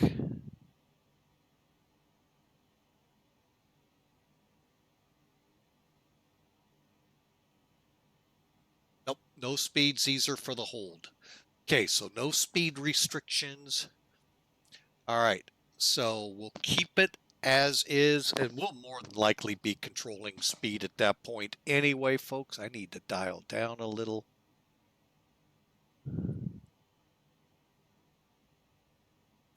Okay, so from Norma, we're taking this. Okay, first off, let's just, do it right. Top half's the chart is the frequencies. We will set 111.5 for the localizer. 157 will be put in the heading. Now, TONIK, which is 8.2 miles from our localizer, we need to be at 2,800 feet, which equates to 2,670 feet above the ground. This is MSL, this is AGL. Decision altitude. Again, bold is measured above sea level, mean sea level. So that's 330, 200 for our above the ground. I am going to set this for 200 right here, right now.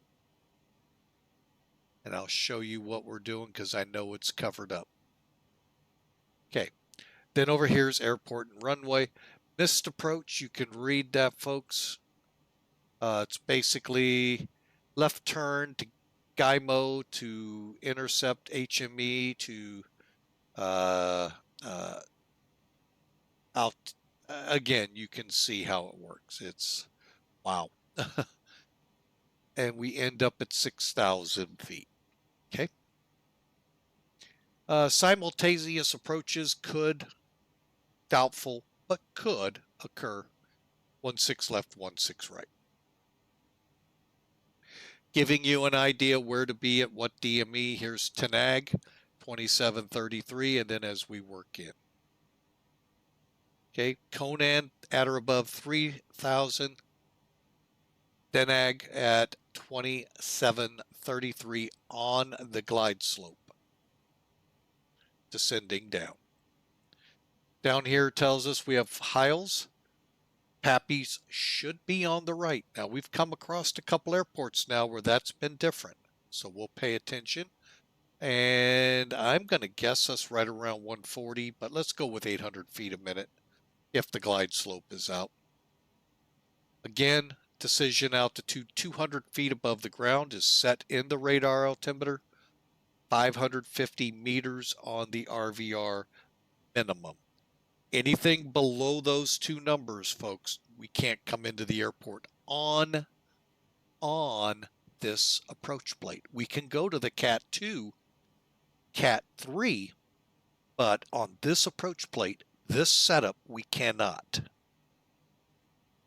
Okay, now to do Cat 2, just so you all know, we would have to set this course, and so basically you'd have nav 1, nav 2 set to the same localizer, same frequencies here, and then we could. And of course you'll go to land and all that good stuff. Okay, so let's double check. So we got Baron, Norma, Kuro.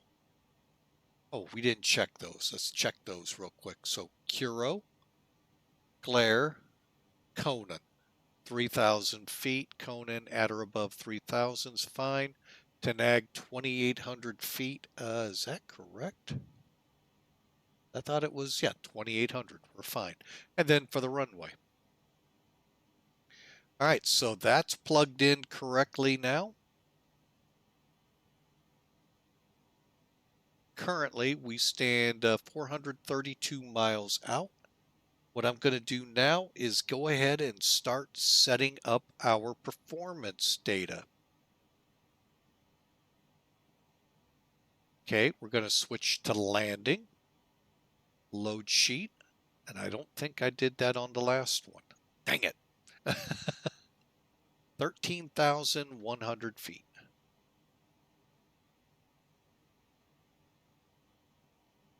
Airport is 135, so we'll call it 100. I'm sorry, we'll go, oh, that's heading. 160, we'll put it there. I'll double check in a minute. Don't worry, folks.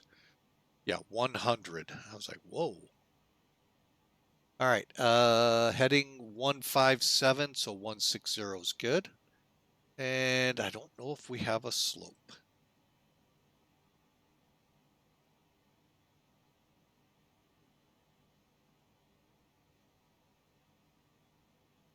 Yeah, we don't. We're just going to go no. And finally, let's get our weather information. We have 220 at 9.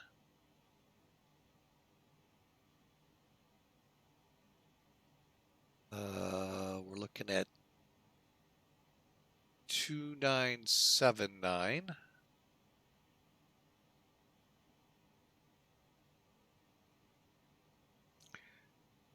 And 27 degrees. All right, with this minimum information at this moment, folks, we'll update this probably MENIX, between MENIX and LUBLA, just to make sure this is what we're looking at. So we'll go ahead and set our speed bugs so we can stay flaps clean to about 234, and at that point we can start thinking about flaps. This tells you what each bug is set at, and this is what it correlates to. Our landing speed's 134, so 144, 150, you know, that's a good planning speed. We'll go medium brakes at 6,000 feet down the runway. Okay, which will then translate. Actually, how did that look to you guys? Let me see. You really didn't see, so hang on. Away charts. Sorry, folks. Okay, so again, I clicked load sheet. That gives me my basic information from our planning in the beginning. Then I put in our runway data, weather data, which gives me these results here. set my speed bugs, and then this tells me what we can expect with auto brake settings. We're going to go medium. Okay. And then now, with this data in mind, let's get charts back up here. Last time, there it is. We are probably looking at Alpha 7, Alpha 8 in our exit. Maybe we'll be lucky for Alpha 6, but I'm going to be a realist and say 7 or 8. And we'll come off and go for Romeo and probably maybe park here. I don't know where Pan Am parked here, folks.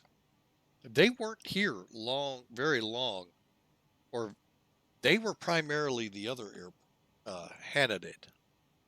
And Narita opened a few years before they ceased.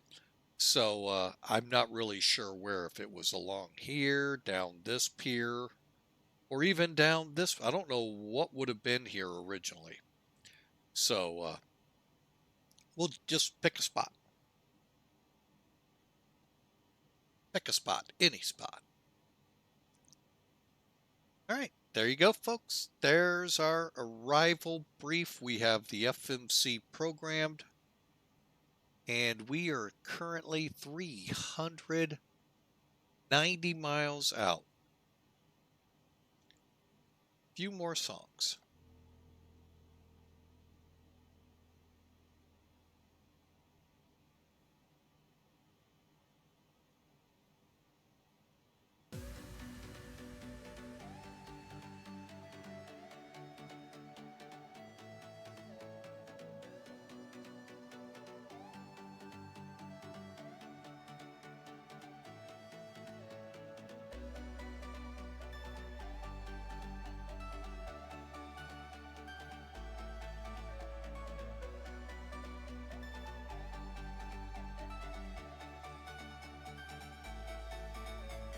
All right, let's see here.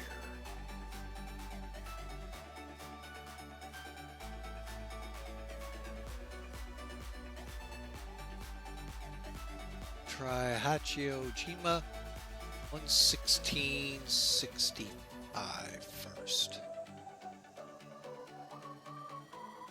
Way out of range still, but if that one doesn't start picking, kind of see here.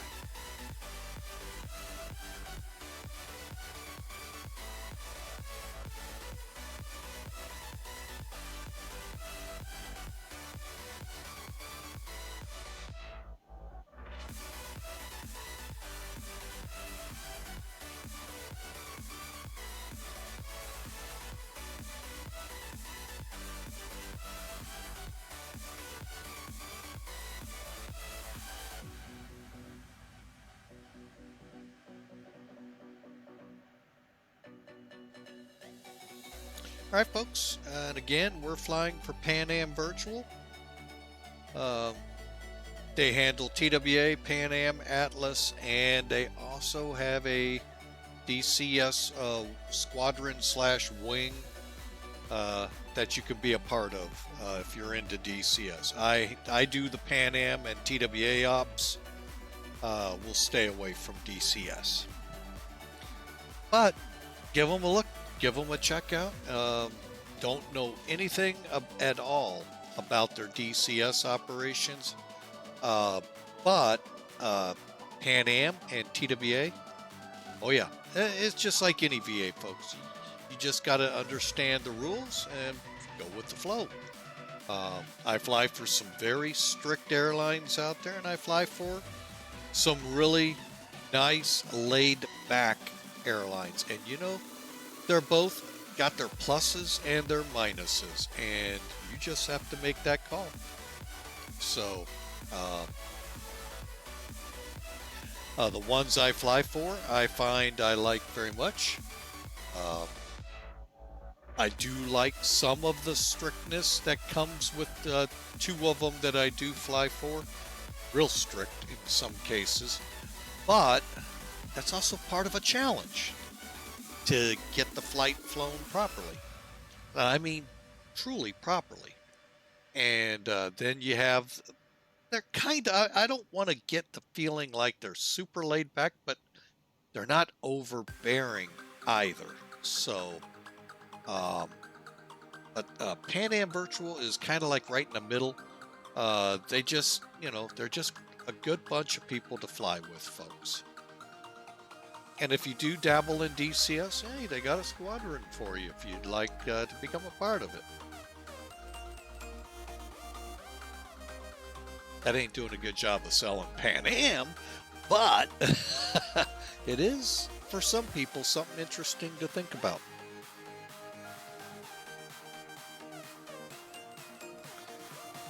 All right, we are beginning. Oh my goodness, there is blue sky and blue sea below us. Oh my goodness. I'm starting to wonder there, folks. Here, let's get outside for a moment. Get some fresh air. I'll be at 38,000 feet.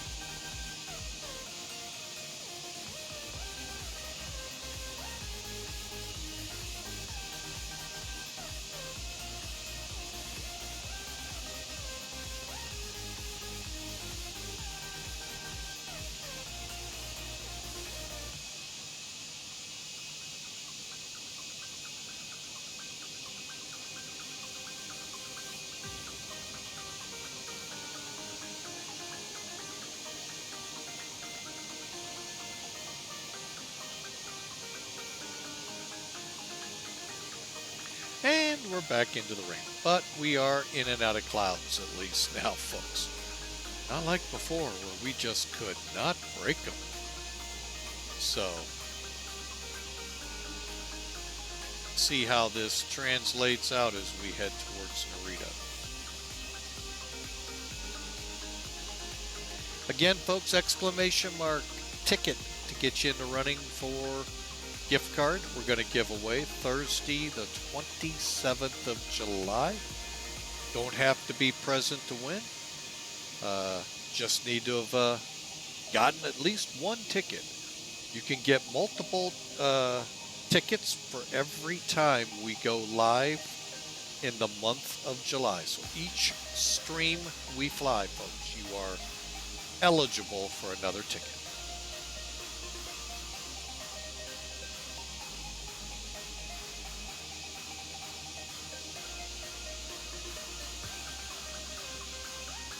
Here we go again, back into clouds. Although at least there's blue sky now. It's not a solid wall of clouds.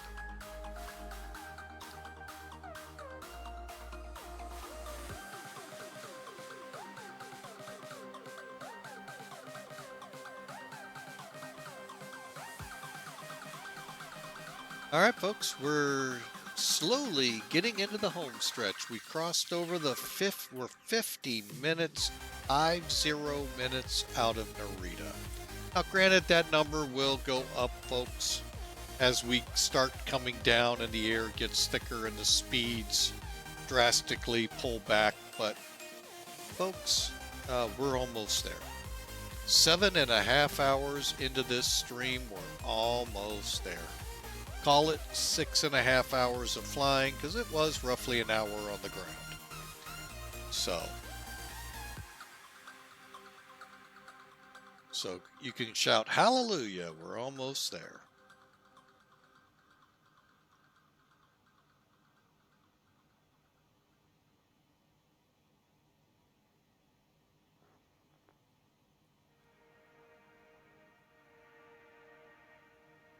And in just under 100 miles, we come off the Pacific track we've been flying and begin the actual turn to Japan. So hopefully the clouds begin to dissipate as we make that turn too.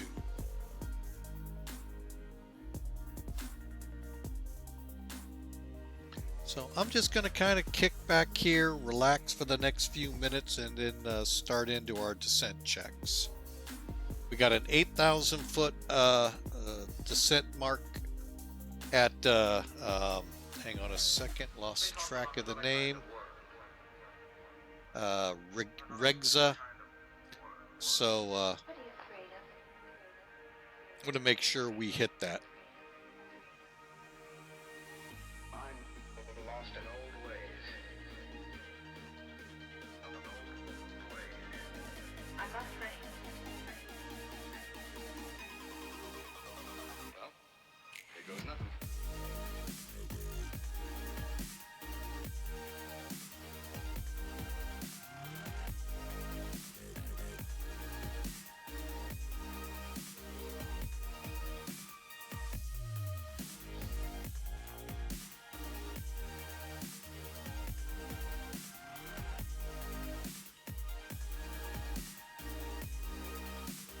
I'll be right back, folks.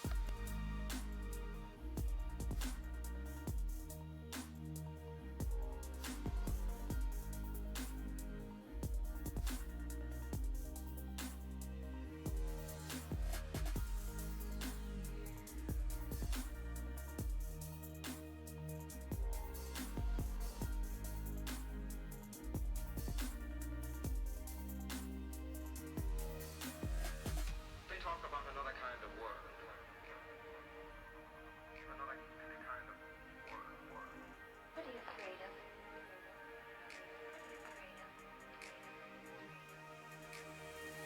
I'm lost in old ways. I must say. Just listen.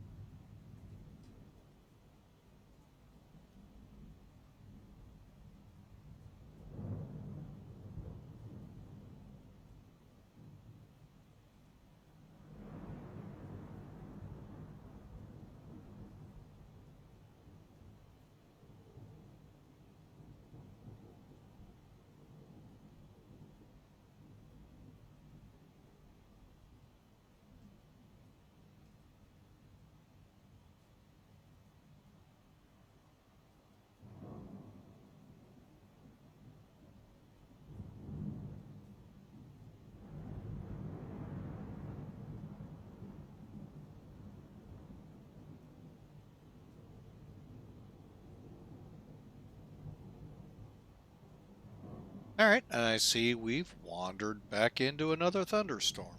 Okay. Now we got 50 miles till we make the turn more northward towards the island.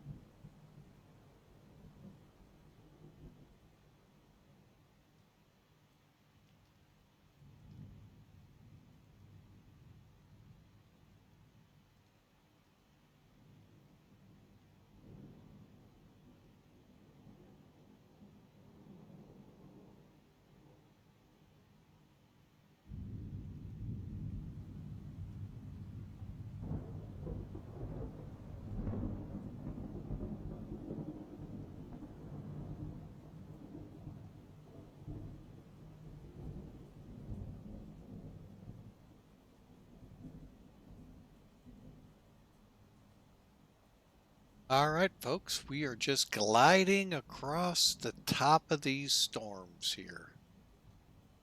And we'll make our turn here, then head for the arrival into Japan. About 45 minutes out, folks. I do appreciate all that have been with us from start to finish. Thank you. Thank you so much. It's your support that really helps keep this stream alive. Folks, all of you, from those that just casually pop in, casually pop out, to those that go the next step and follow, to even those that even support us monetarily, be it with donations, biddies, and even the subscribe. Thank you. You all are what drive Flying with Mike. I just get to be the one that sits in the seat and, well, presses on with the plane. But you all are what made us the affiliate. So thank you. And that actually occurred, folks, 2 years ago, yesterday's date. So this was the closest that made sense to have the flight. So, but again, exclamation mark ticket will get you a ticket in the hat to win a possible not a possible, but to win the gift card we have set up for you. So you gotta play. Gotta make the asterisk park or asterisk. I don't know why I keep saying it that way, folks. Exclamation mark ticket. So, all right. Well, we have just about made it to where we come off the track and head to Narita on the what's it called again? Approach. This one's kind of weird. All of them in their LUBLA North arrival.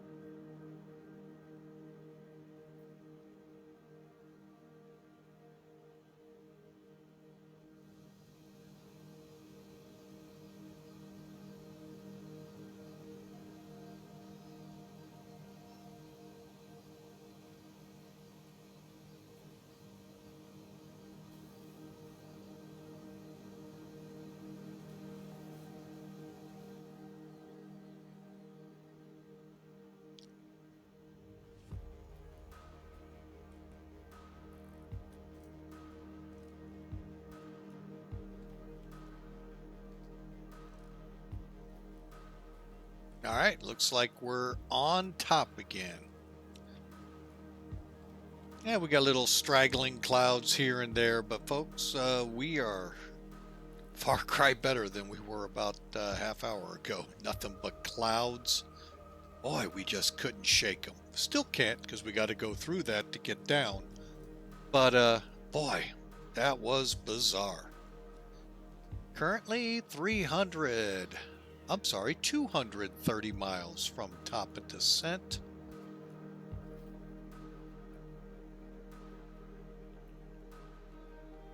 And just doing some quick math in my head.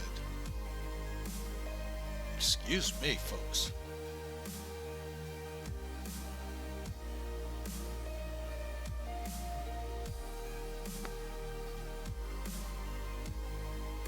There's the turn. We are now,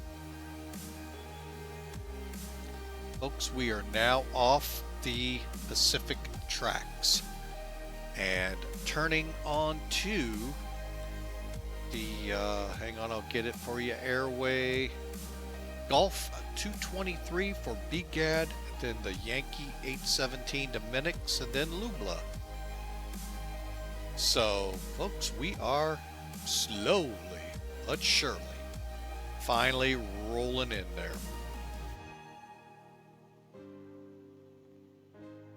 Hope you've enjoyed these close to now 8 hours of stream. It's been long, folks, but I've actually had a great time. Hope you all have too.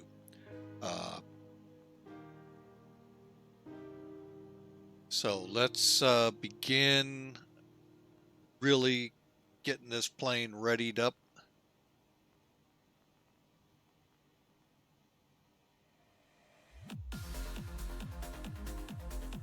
All right, so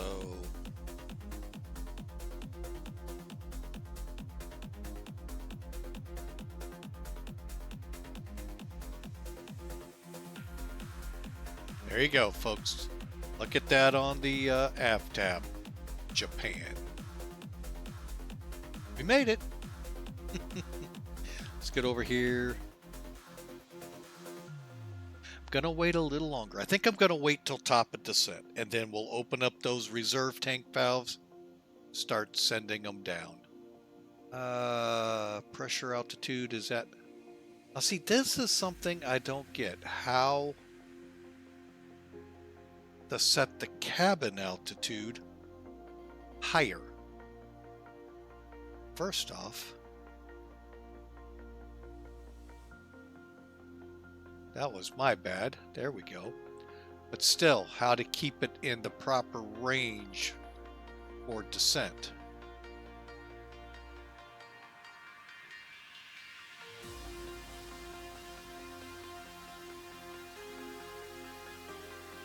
Okay, fuel, like I said, we'll wait till top of descent.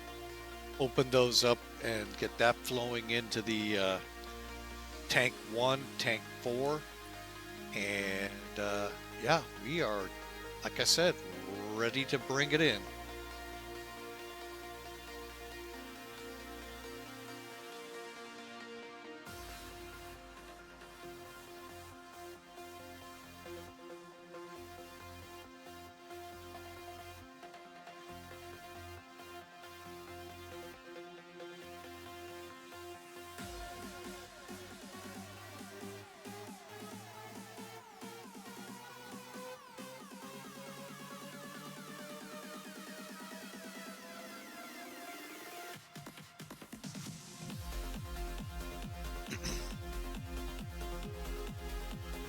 All right, folks.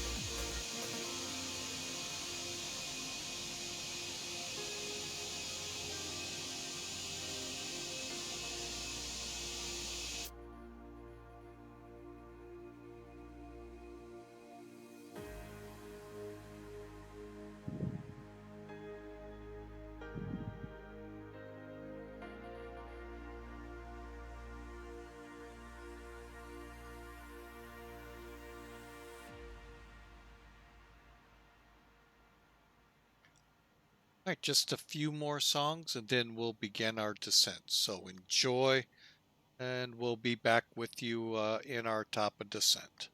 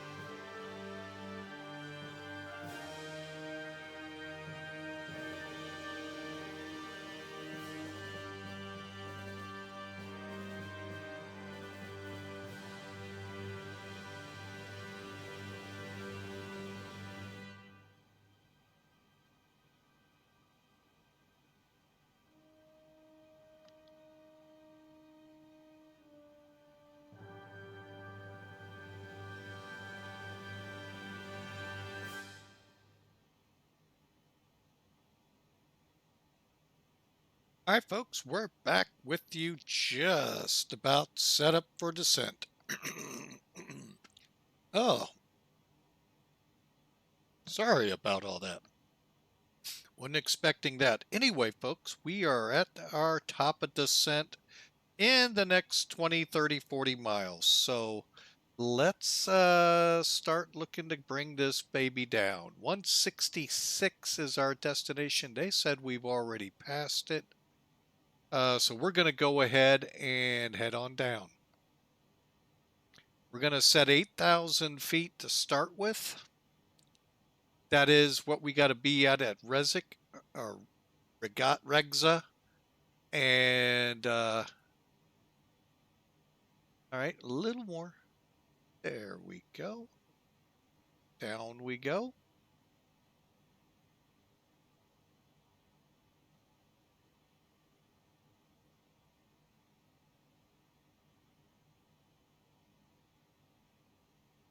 All right, we're going to start down at about 22,000 feet a minute here.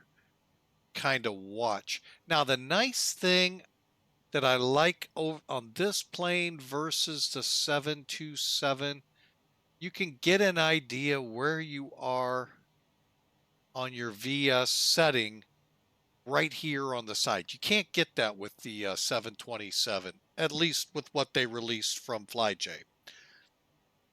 Maybe the actual aircraft had that on the dial, but they don't. So you got to kind of be careful, watch your VS and all of that good stuff. So we've started our descent.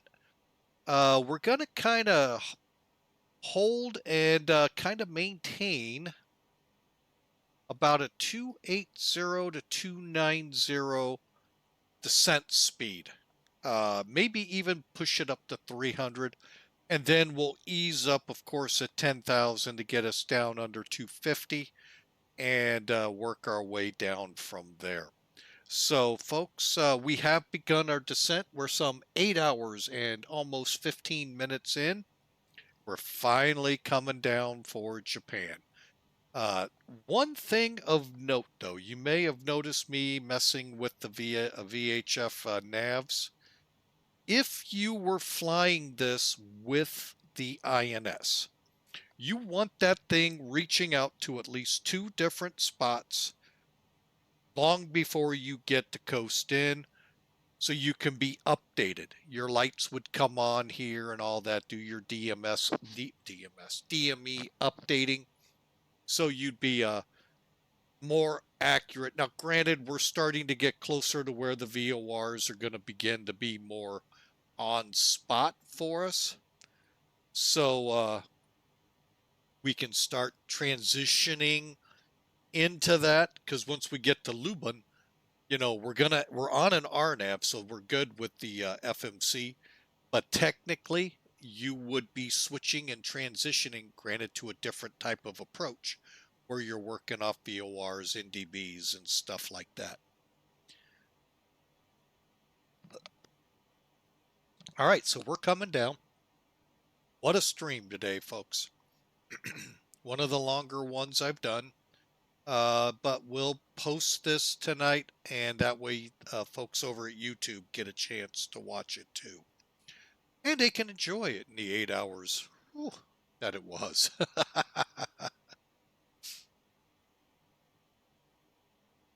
Okay, so we've got a good descent rate. Like I said, we're doing about 2,000 feet a minute. Believe it or not, Sim Toolkit had it past right at Vagla, if not slightly past it, which is way too far out. System here actually had it already occurring. We're 135 to Narita, so I think we're in a good position. Worst case scenario, I can always get it a little bit of a kick and get us to like 123 or 2,300 feet a minute to get us down. All right, so now that we're in the descent, altitude select is on. Let's go ahead and zoom up a little bit here. There we go. And we're going to head back to our checklists. Now, granted, we're not going to run them because, as you see, once we get here, we don't have the exterior lights till 10,000 feet. So kind of useless, but there is some things in here, folks. We can get going, like we can check our seatbelts. Gonna wait till we get under 30,000 to about 25,000 to kick the seatbelt sign on, back into back. Auto brakes can be set.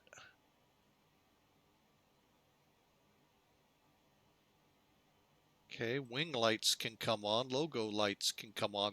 Those things can come on. We'll go ahead and kick off our anti-ice.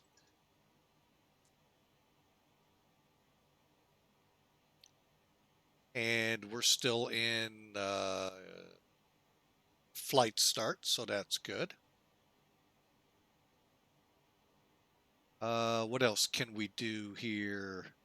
EPR computer. Do we want to switch yet? Not yet. Well, you know what? Yeah, we can. Let's go ahead, put that in go around. Come up on the radar a little bit, even though there's no precip ahead of us. And we're looking good, folks. So that's about where I want to be right now. We're coming up on 25, so let's go ahead.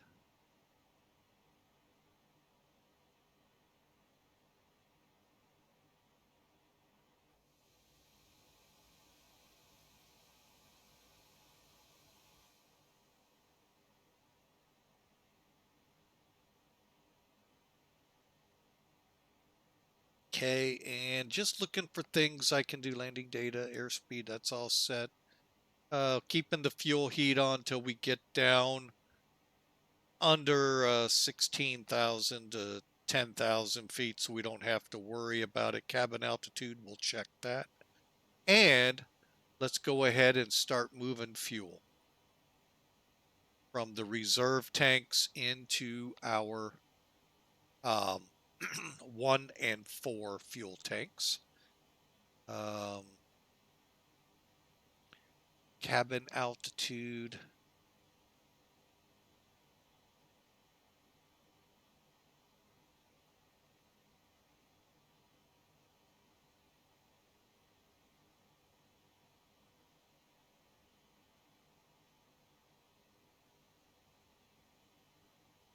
Okay, there we go. And there we go, folks. We are as right now as best we can be for the arrival until we get a little further down. So, and then, like I said, we'll start the checklist. The bad thing is I can start it. You can't hear it because I started the stream without my headset connected in. Usually they come together. Why they didn't today, I don't know. So I do apologize for that, for those now joining us this far in. So, but folks, we're about 15 minutes out from landing. So make sure your seatbelts and tray tables are forward stowed, your seat backs forward, and prepare for landing.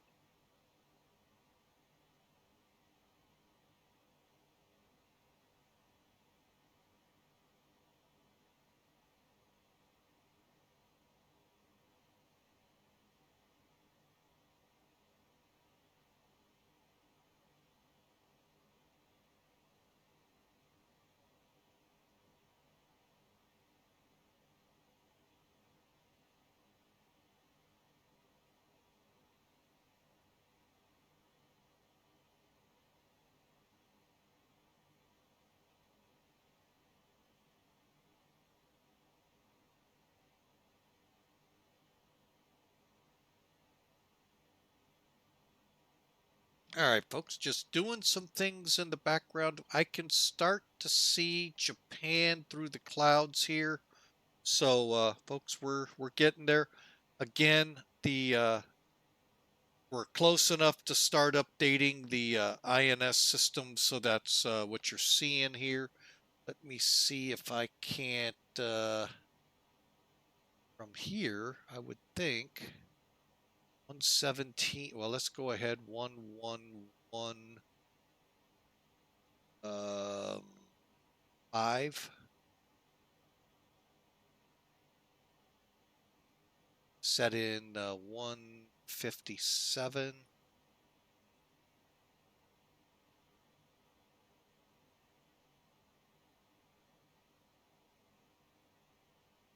Oh my, I'm moving the airspeed. How silly of me.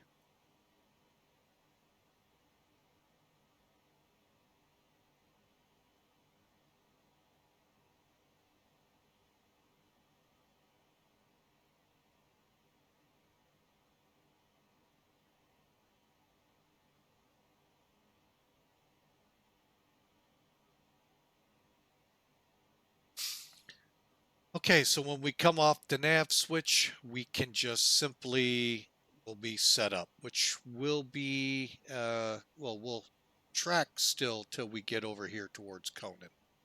All right, so we're coming up on transition.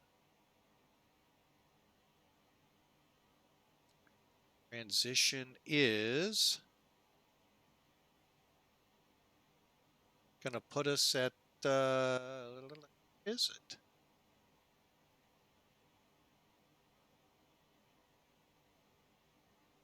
Be doggone.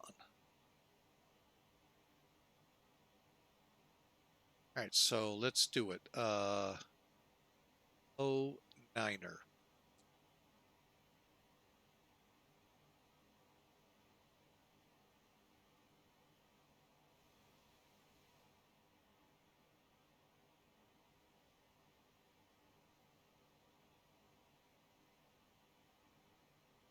Set to 200 there, 09 there.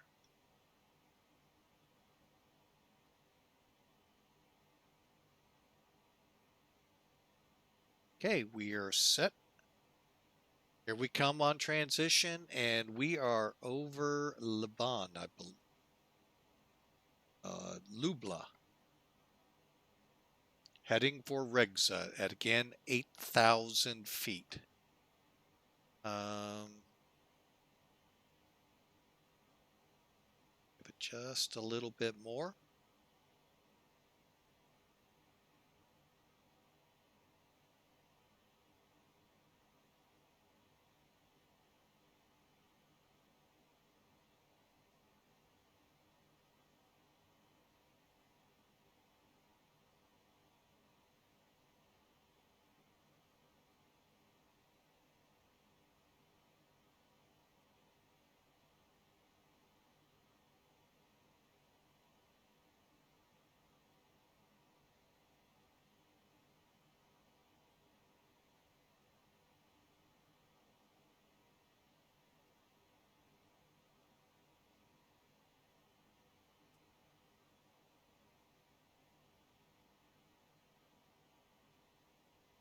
All right, I'm going to begin to slow us down.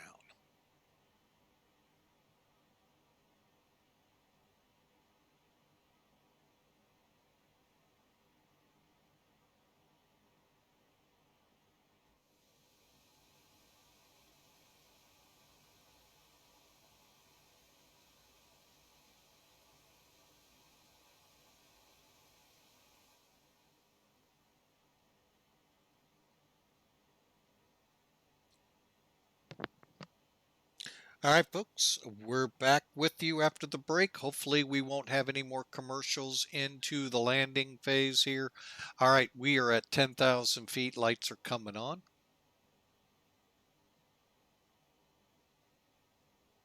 All the rest are on. Strobes are on. We're set to medium. And we are set to go. Still trying to slow the beastie down.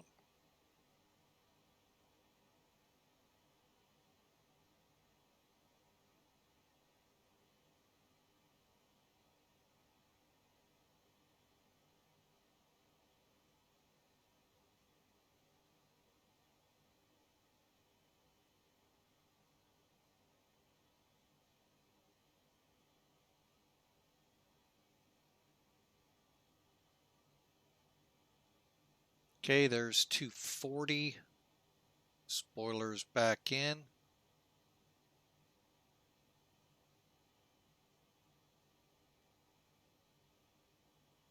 And once we make the turn at Rigza, we'll drop to 6,000, but we won't do it as steep.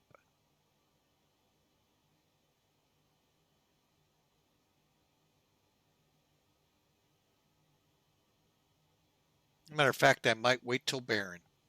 That's a 26-mile run for 2,000 feet. Heck yeah.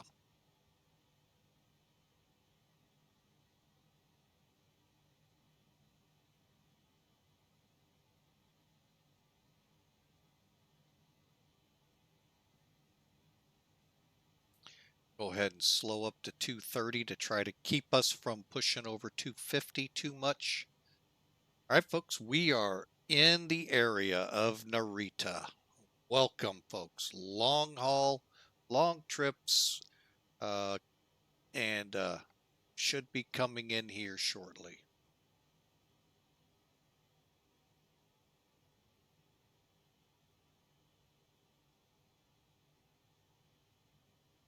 All right, let me pull up my heading.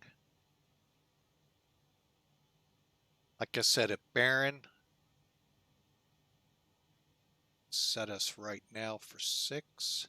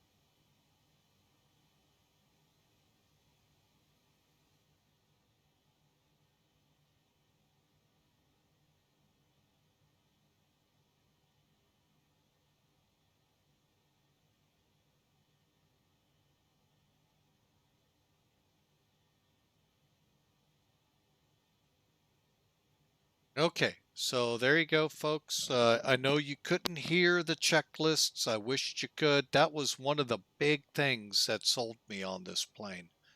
And then I forgot. All right, so let's get the next one, which is just basically gear, flaps, anti-skid, altimeters all set, which we're pretty much there. We just need to arm the spoilers, which I'll show you that. It's a little trick here. But we're coming down as soon as we cross Norma. I'm going to try and come off so that we hit the ILS better and go to heading. Speaking of which, okay, so we are now pushing for Norma. And then it's a 287 to Glare, 247, probably around Curio to Glare. We'll switch off, and that way we can do some of the flying, not a lot. We'll stay on the autopilot, don't get me wrong, till we're fully established, but and we definitely see the runway. But right now, oh, we still got a little ways to go, about 18 miles, and we'll be at 6,000 feet. So just above these clouds. These clouds that I don't think are being reported. Let's do this again.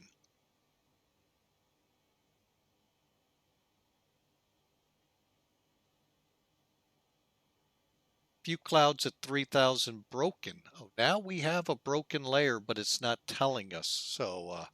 So we do have a broken layer, folks, above 3,000 feet. So technically VFR, Again, the key word here, technically 27 degrees, QNH 1009, which we've got set. We've got our radar altimeter set. And we're now level at 6,000 feet with 14 miles to go to Norma, whatever it is. Norma.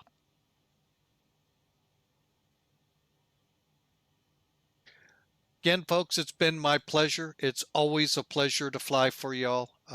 Just enjoy just flying on the sim. I wish I could do it daily what you guys do in the cockpit, I wish I could. Oh, I'm sure there's days I'd be like, oh my God, I gotta go to work again. But folks, with this as my office, boy, it sure would make it a lot easier.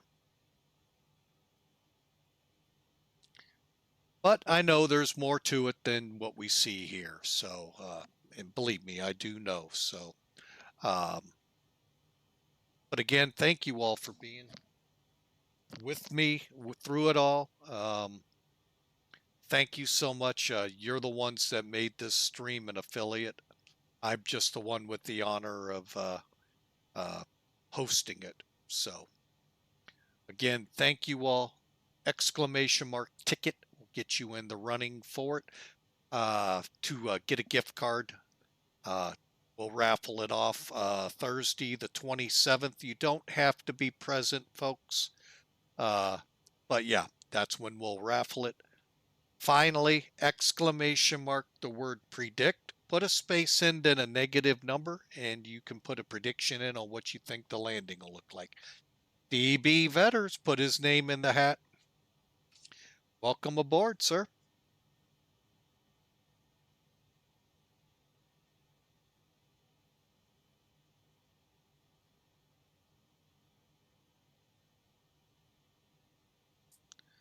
And thank you, sir, for all the support you've given the stream over the years. I sure appreciate you.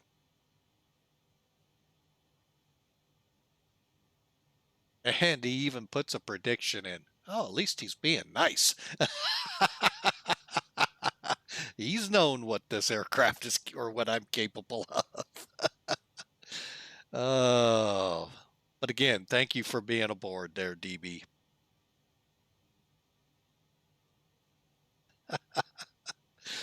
Oh, all right. So we got 3 guesses in, folks, for the prediction. So we'll see. And folks, you can get in there, just like you saw DB there. And you can get entered in 3 miles till we start our descent down to 3,000, I believe it is. Yes. Okay. So, and I am going to go ahead then and slow to 220 when we make that turn.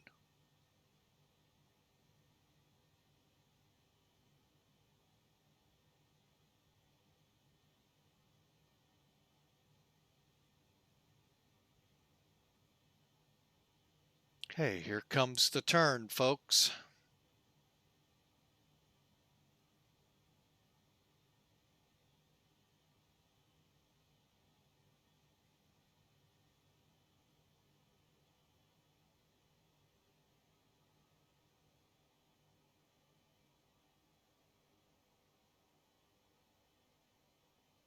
And we're turning inbound, as you can see. All right, 287. Next up is 247, and that's what I'll take when I'll come off the FMS steering here and go into where I'm controlling it through the autopilot till we do the intercept.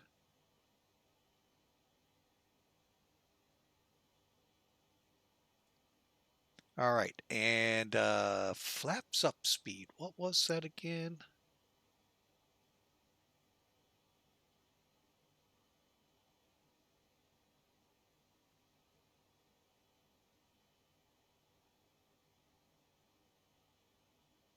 .234, so at any point now I could start deploying my first notch of flaps. Okay.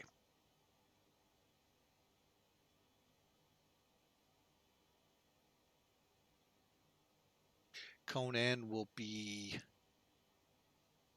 13.5 miles out. Okay. Believe it or not, folks, sometimes there's a actually we're too far inland. When you come in the other way for the 3-4s, they actually have to lower their landing gear way out. They had an incident with one of the 747s, and it's all aircraft, folks. They deployed landing gear, and a huge chunk of ice came out and landed. I think I was told someone was killed. So they actually have a procedure depending on weather conditions where the landing gear comes out over the ocean and they drag them in and letting it get any chance of any ice to fall off the plane. So it was really a freaky accident, obviously, but hey, goes to show. Weird things can happen when you've been at the in the air as high as they are for as long as they are.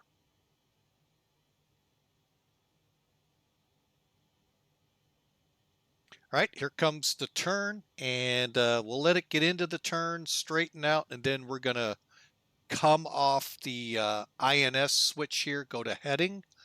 Actually, we'll go to VOR lock and prepare for the ILS.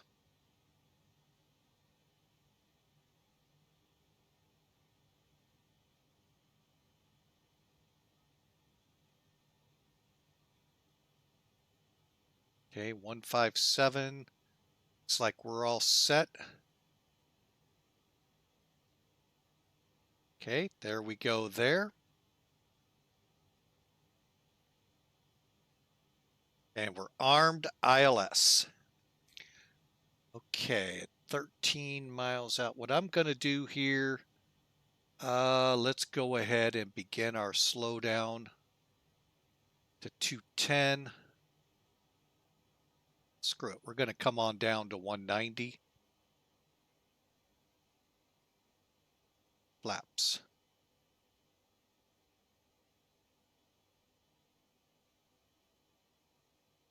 And I'm going to go ahead, arm the spoilers. Now, like I said, this is a little tricky. You pick it up, move it slightly back and down, and that arms it. Brakes are set, lights are on. And here we go, folks. All right, we're going to go ahead and bring it down a little more to 60. I try to do all of my speed as much as possible, folks.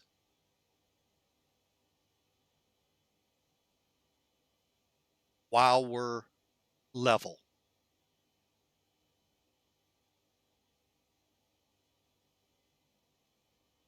Okay, we went through it just a little bit. It'll correct. Real quick look. Lights on, seatbelts, brakes, good. Spoilers armed. Let's go flaps 20.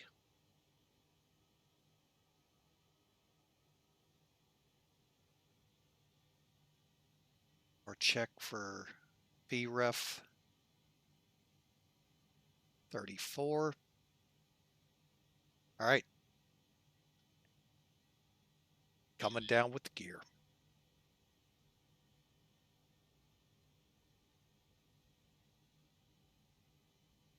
All right, what the heck is it doing? This is what I'm talking about, folks.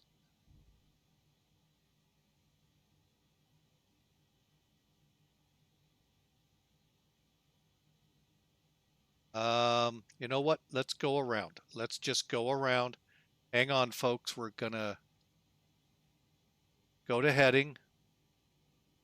Get some speed here.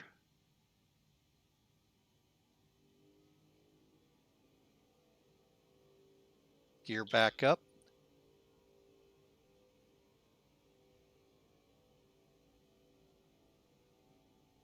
All right, we need to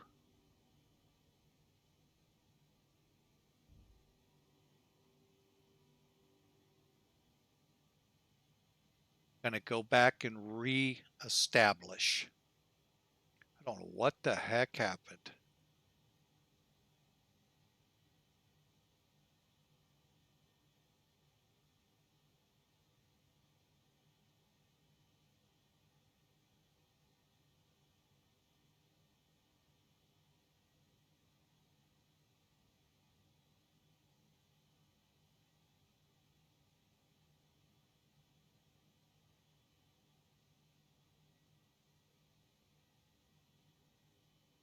back out here to Conan, which was 12.8.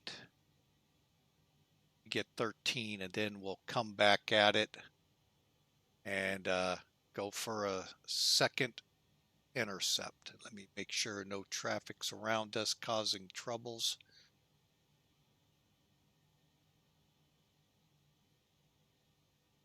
Okay, we're the only one.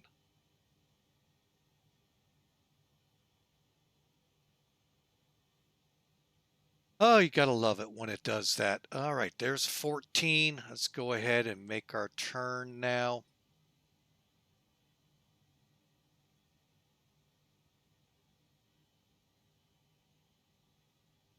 We'll go to 120.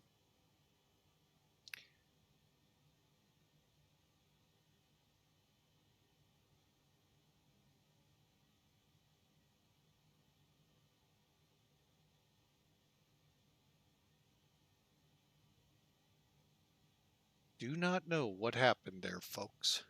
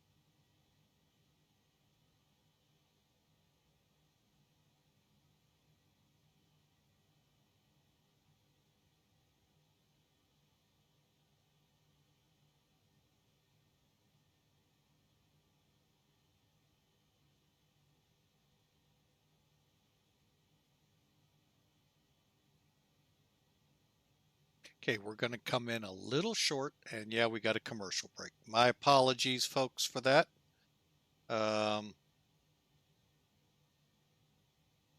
Hopefully, we won't end up on the ground. If not, we'll hope for a replay.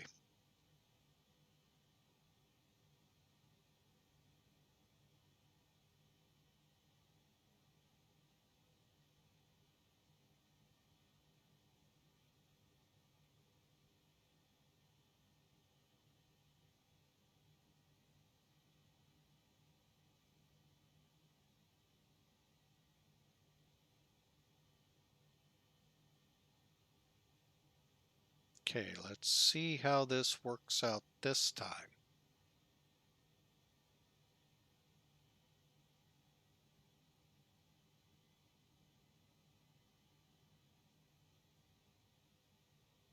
All right.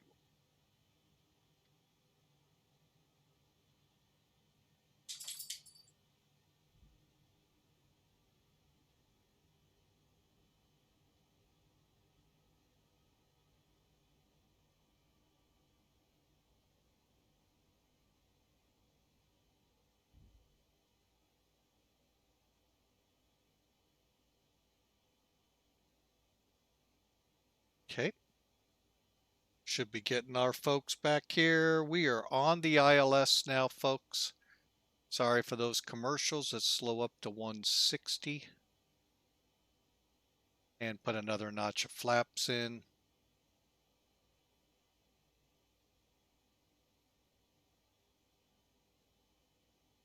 And set for 6,000.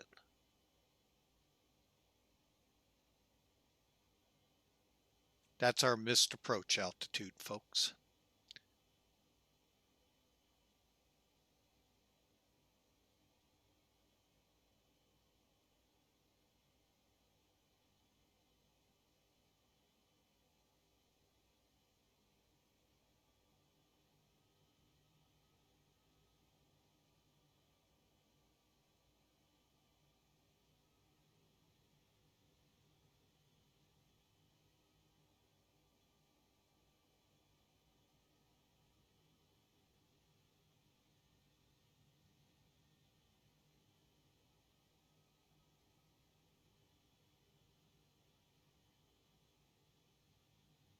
Okay, One more time. VREF, I believe, was 134. Yes.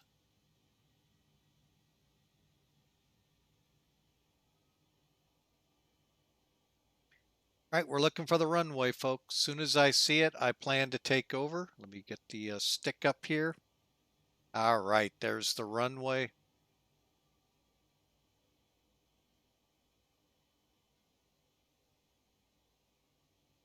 Okay, and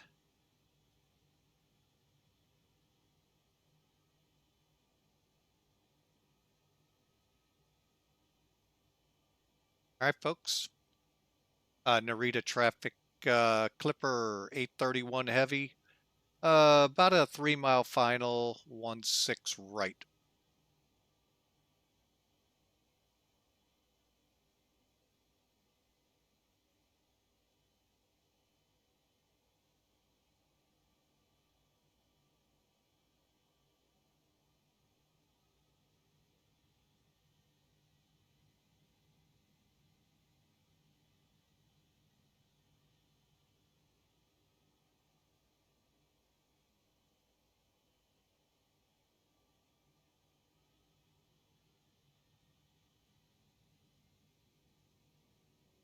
Okay, we are on glide path.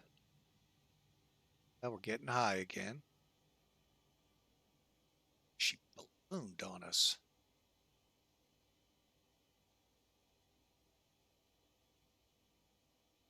This will be a long landing.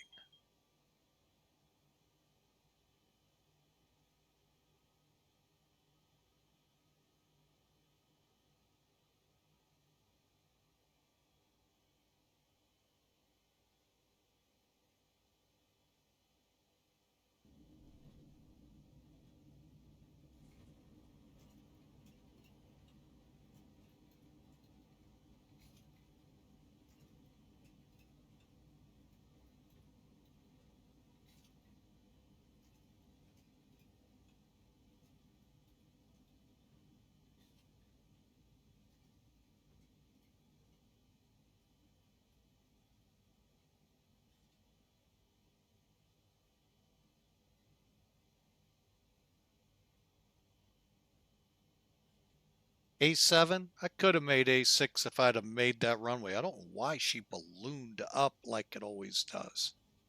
Irritating. Oh well. So let's taxi in and Narita traffic Clipper 831 clear of 16 right to the terminal.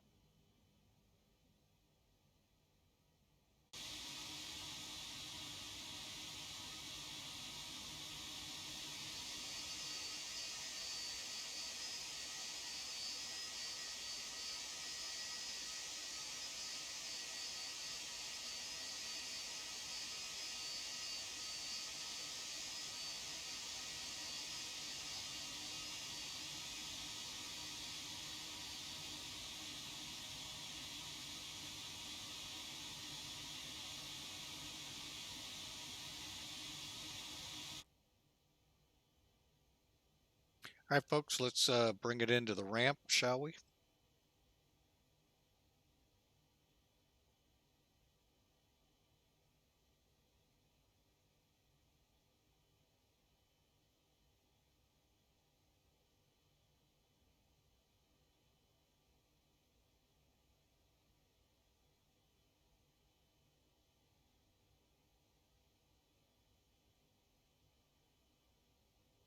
Okay, lights off.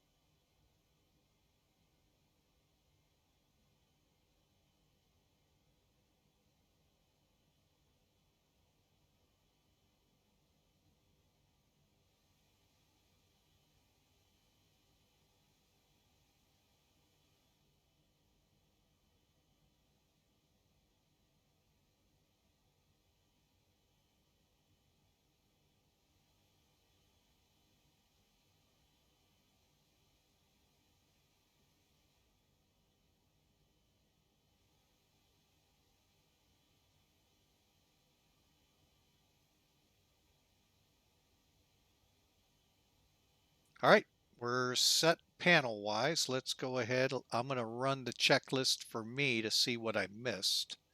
Oh, I already see one I missed. Okay.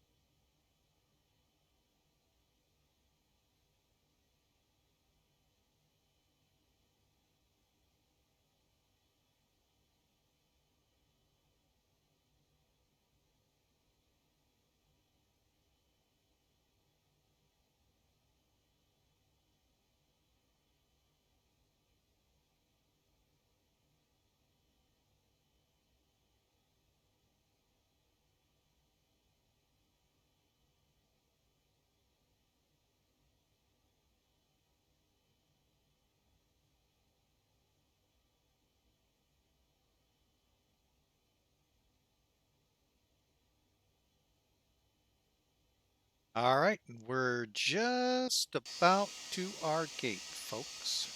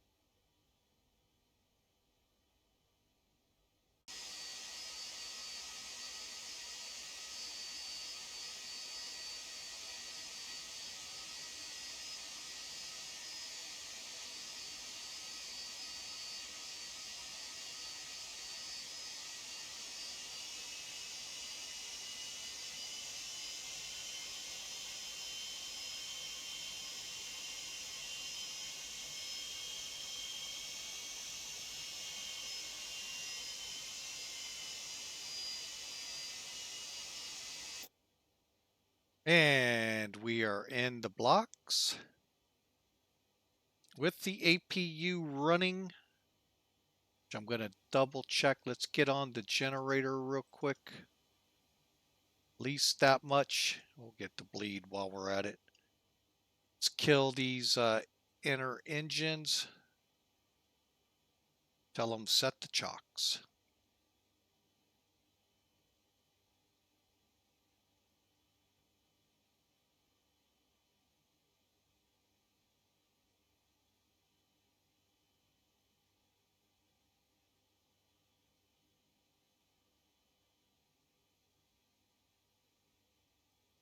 All right, and with that, we'll get the rest of them.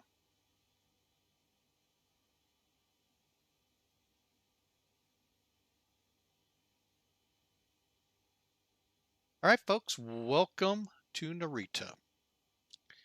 I'm going to go ahead, turn the radar screens off. All right, let's close out the flight with them first. Otherwise, I run the risk of problems.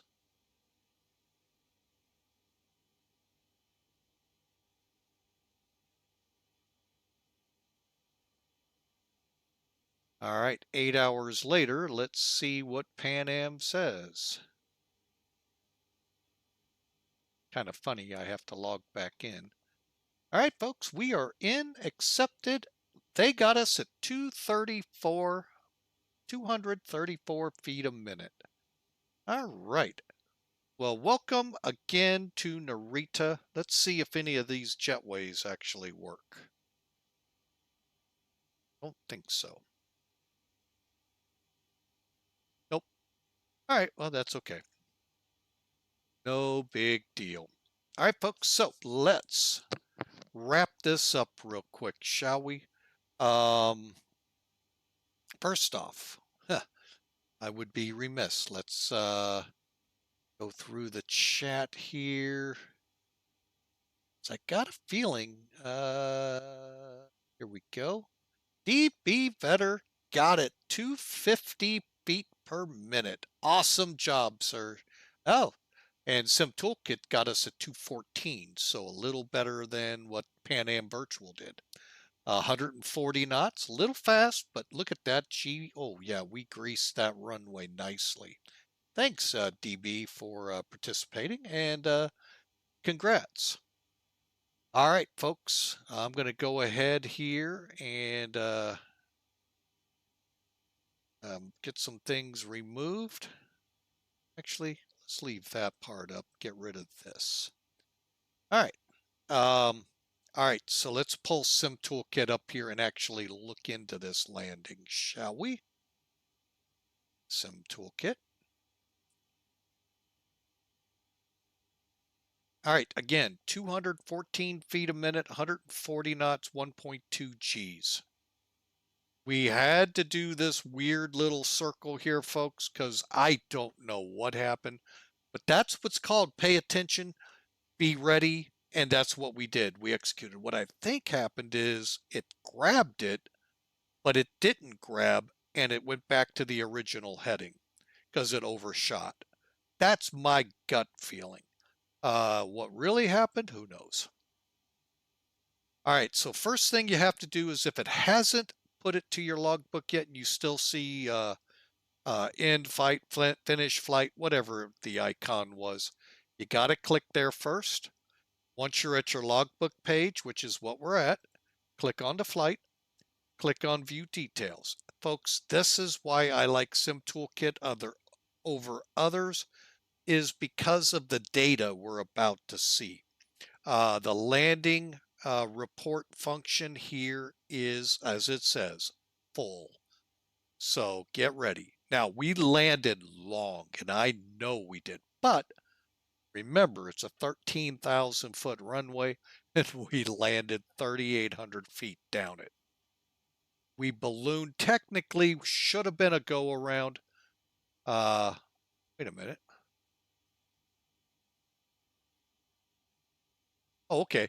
The airplanes are throwing me off. That's what it is. I'm like, wait a minute. What's wrong with this? I was thinking we were supposed to land on 3-4. All right. So you can see very long landing. Again, depending on runway pilot's call, you can take it. You can see, I'm not the only one. You can see some rubber deposits here, folks. And even further. So it's not unheard of there. 25 feet off the center line. Again, be careful when you're in a heavy aircraft. Just because get close to those lines, you know, things can get bad. All right, so let's look at it. 161 versus 157. Okay, little off on my heading. Pitch, I think right on. We'll see in the replays if we are blessed with that. 214 feet, 1.24. This report, folks, you don't get in the others. So that's why I like. They're both free. So, you know, use what you're comfortable with. This one I have just become very accustomed and really like. This has really helped me hone in. Again, I haven't flown this plane in a month and a half. So a little rusty, and it shows. Okay, so let's get rid of Sim Toolkit. I'm going to go ahead and make one last check for traffic around, because I'd really hate somebody following us. Oh,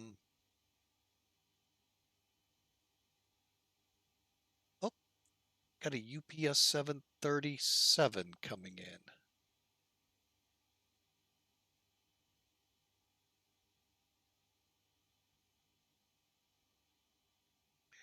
So, all right, I'll kind of keep an eye on that. We're going to go out and do some out and backs here. We're going to come off and let's see what we can learn. Hopefully it won't crash to desktop here. All right, let me, parking brake is set. All right. Okay.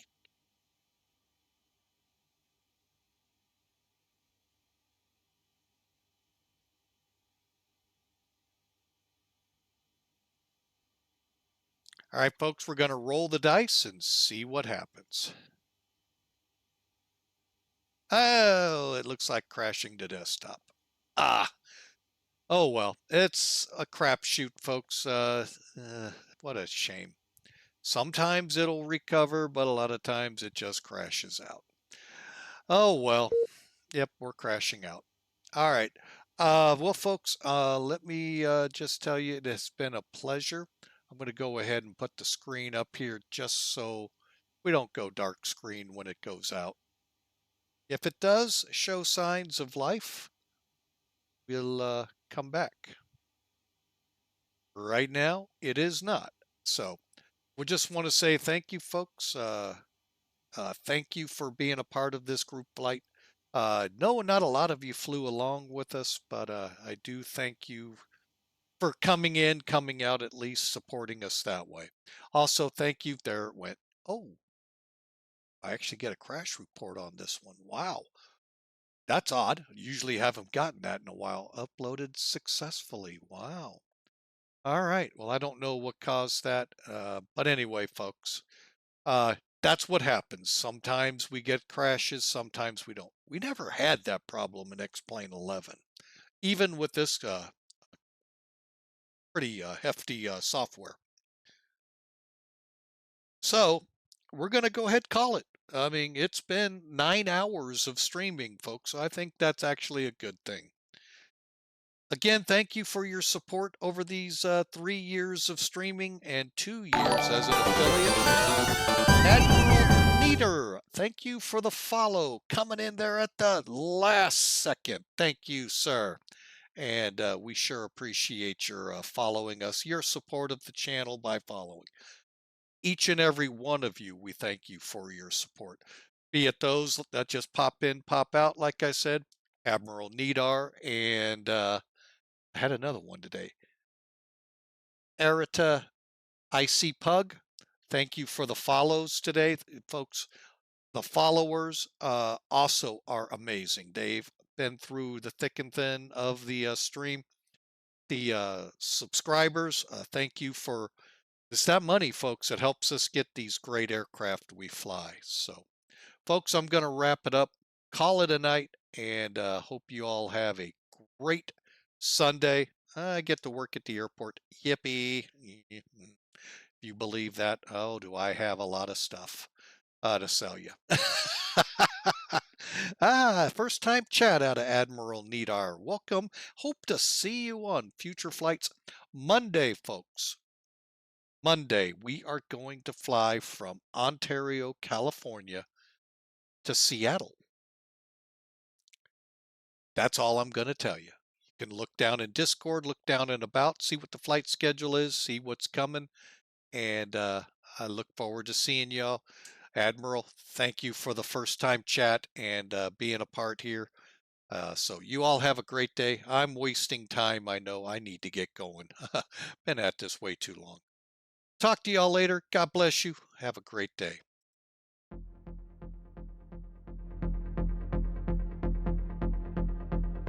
Let's see where we can run this stream to, maybe.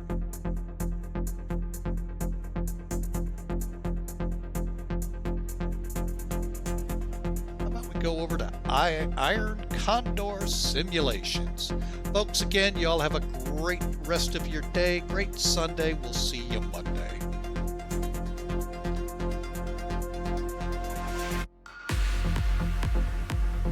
Okay, we're not going to Iron. I can't tell if he's on or not. We'll go on over to Spy Flight. He's having fun in Microsoft Flight Sim.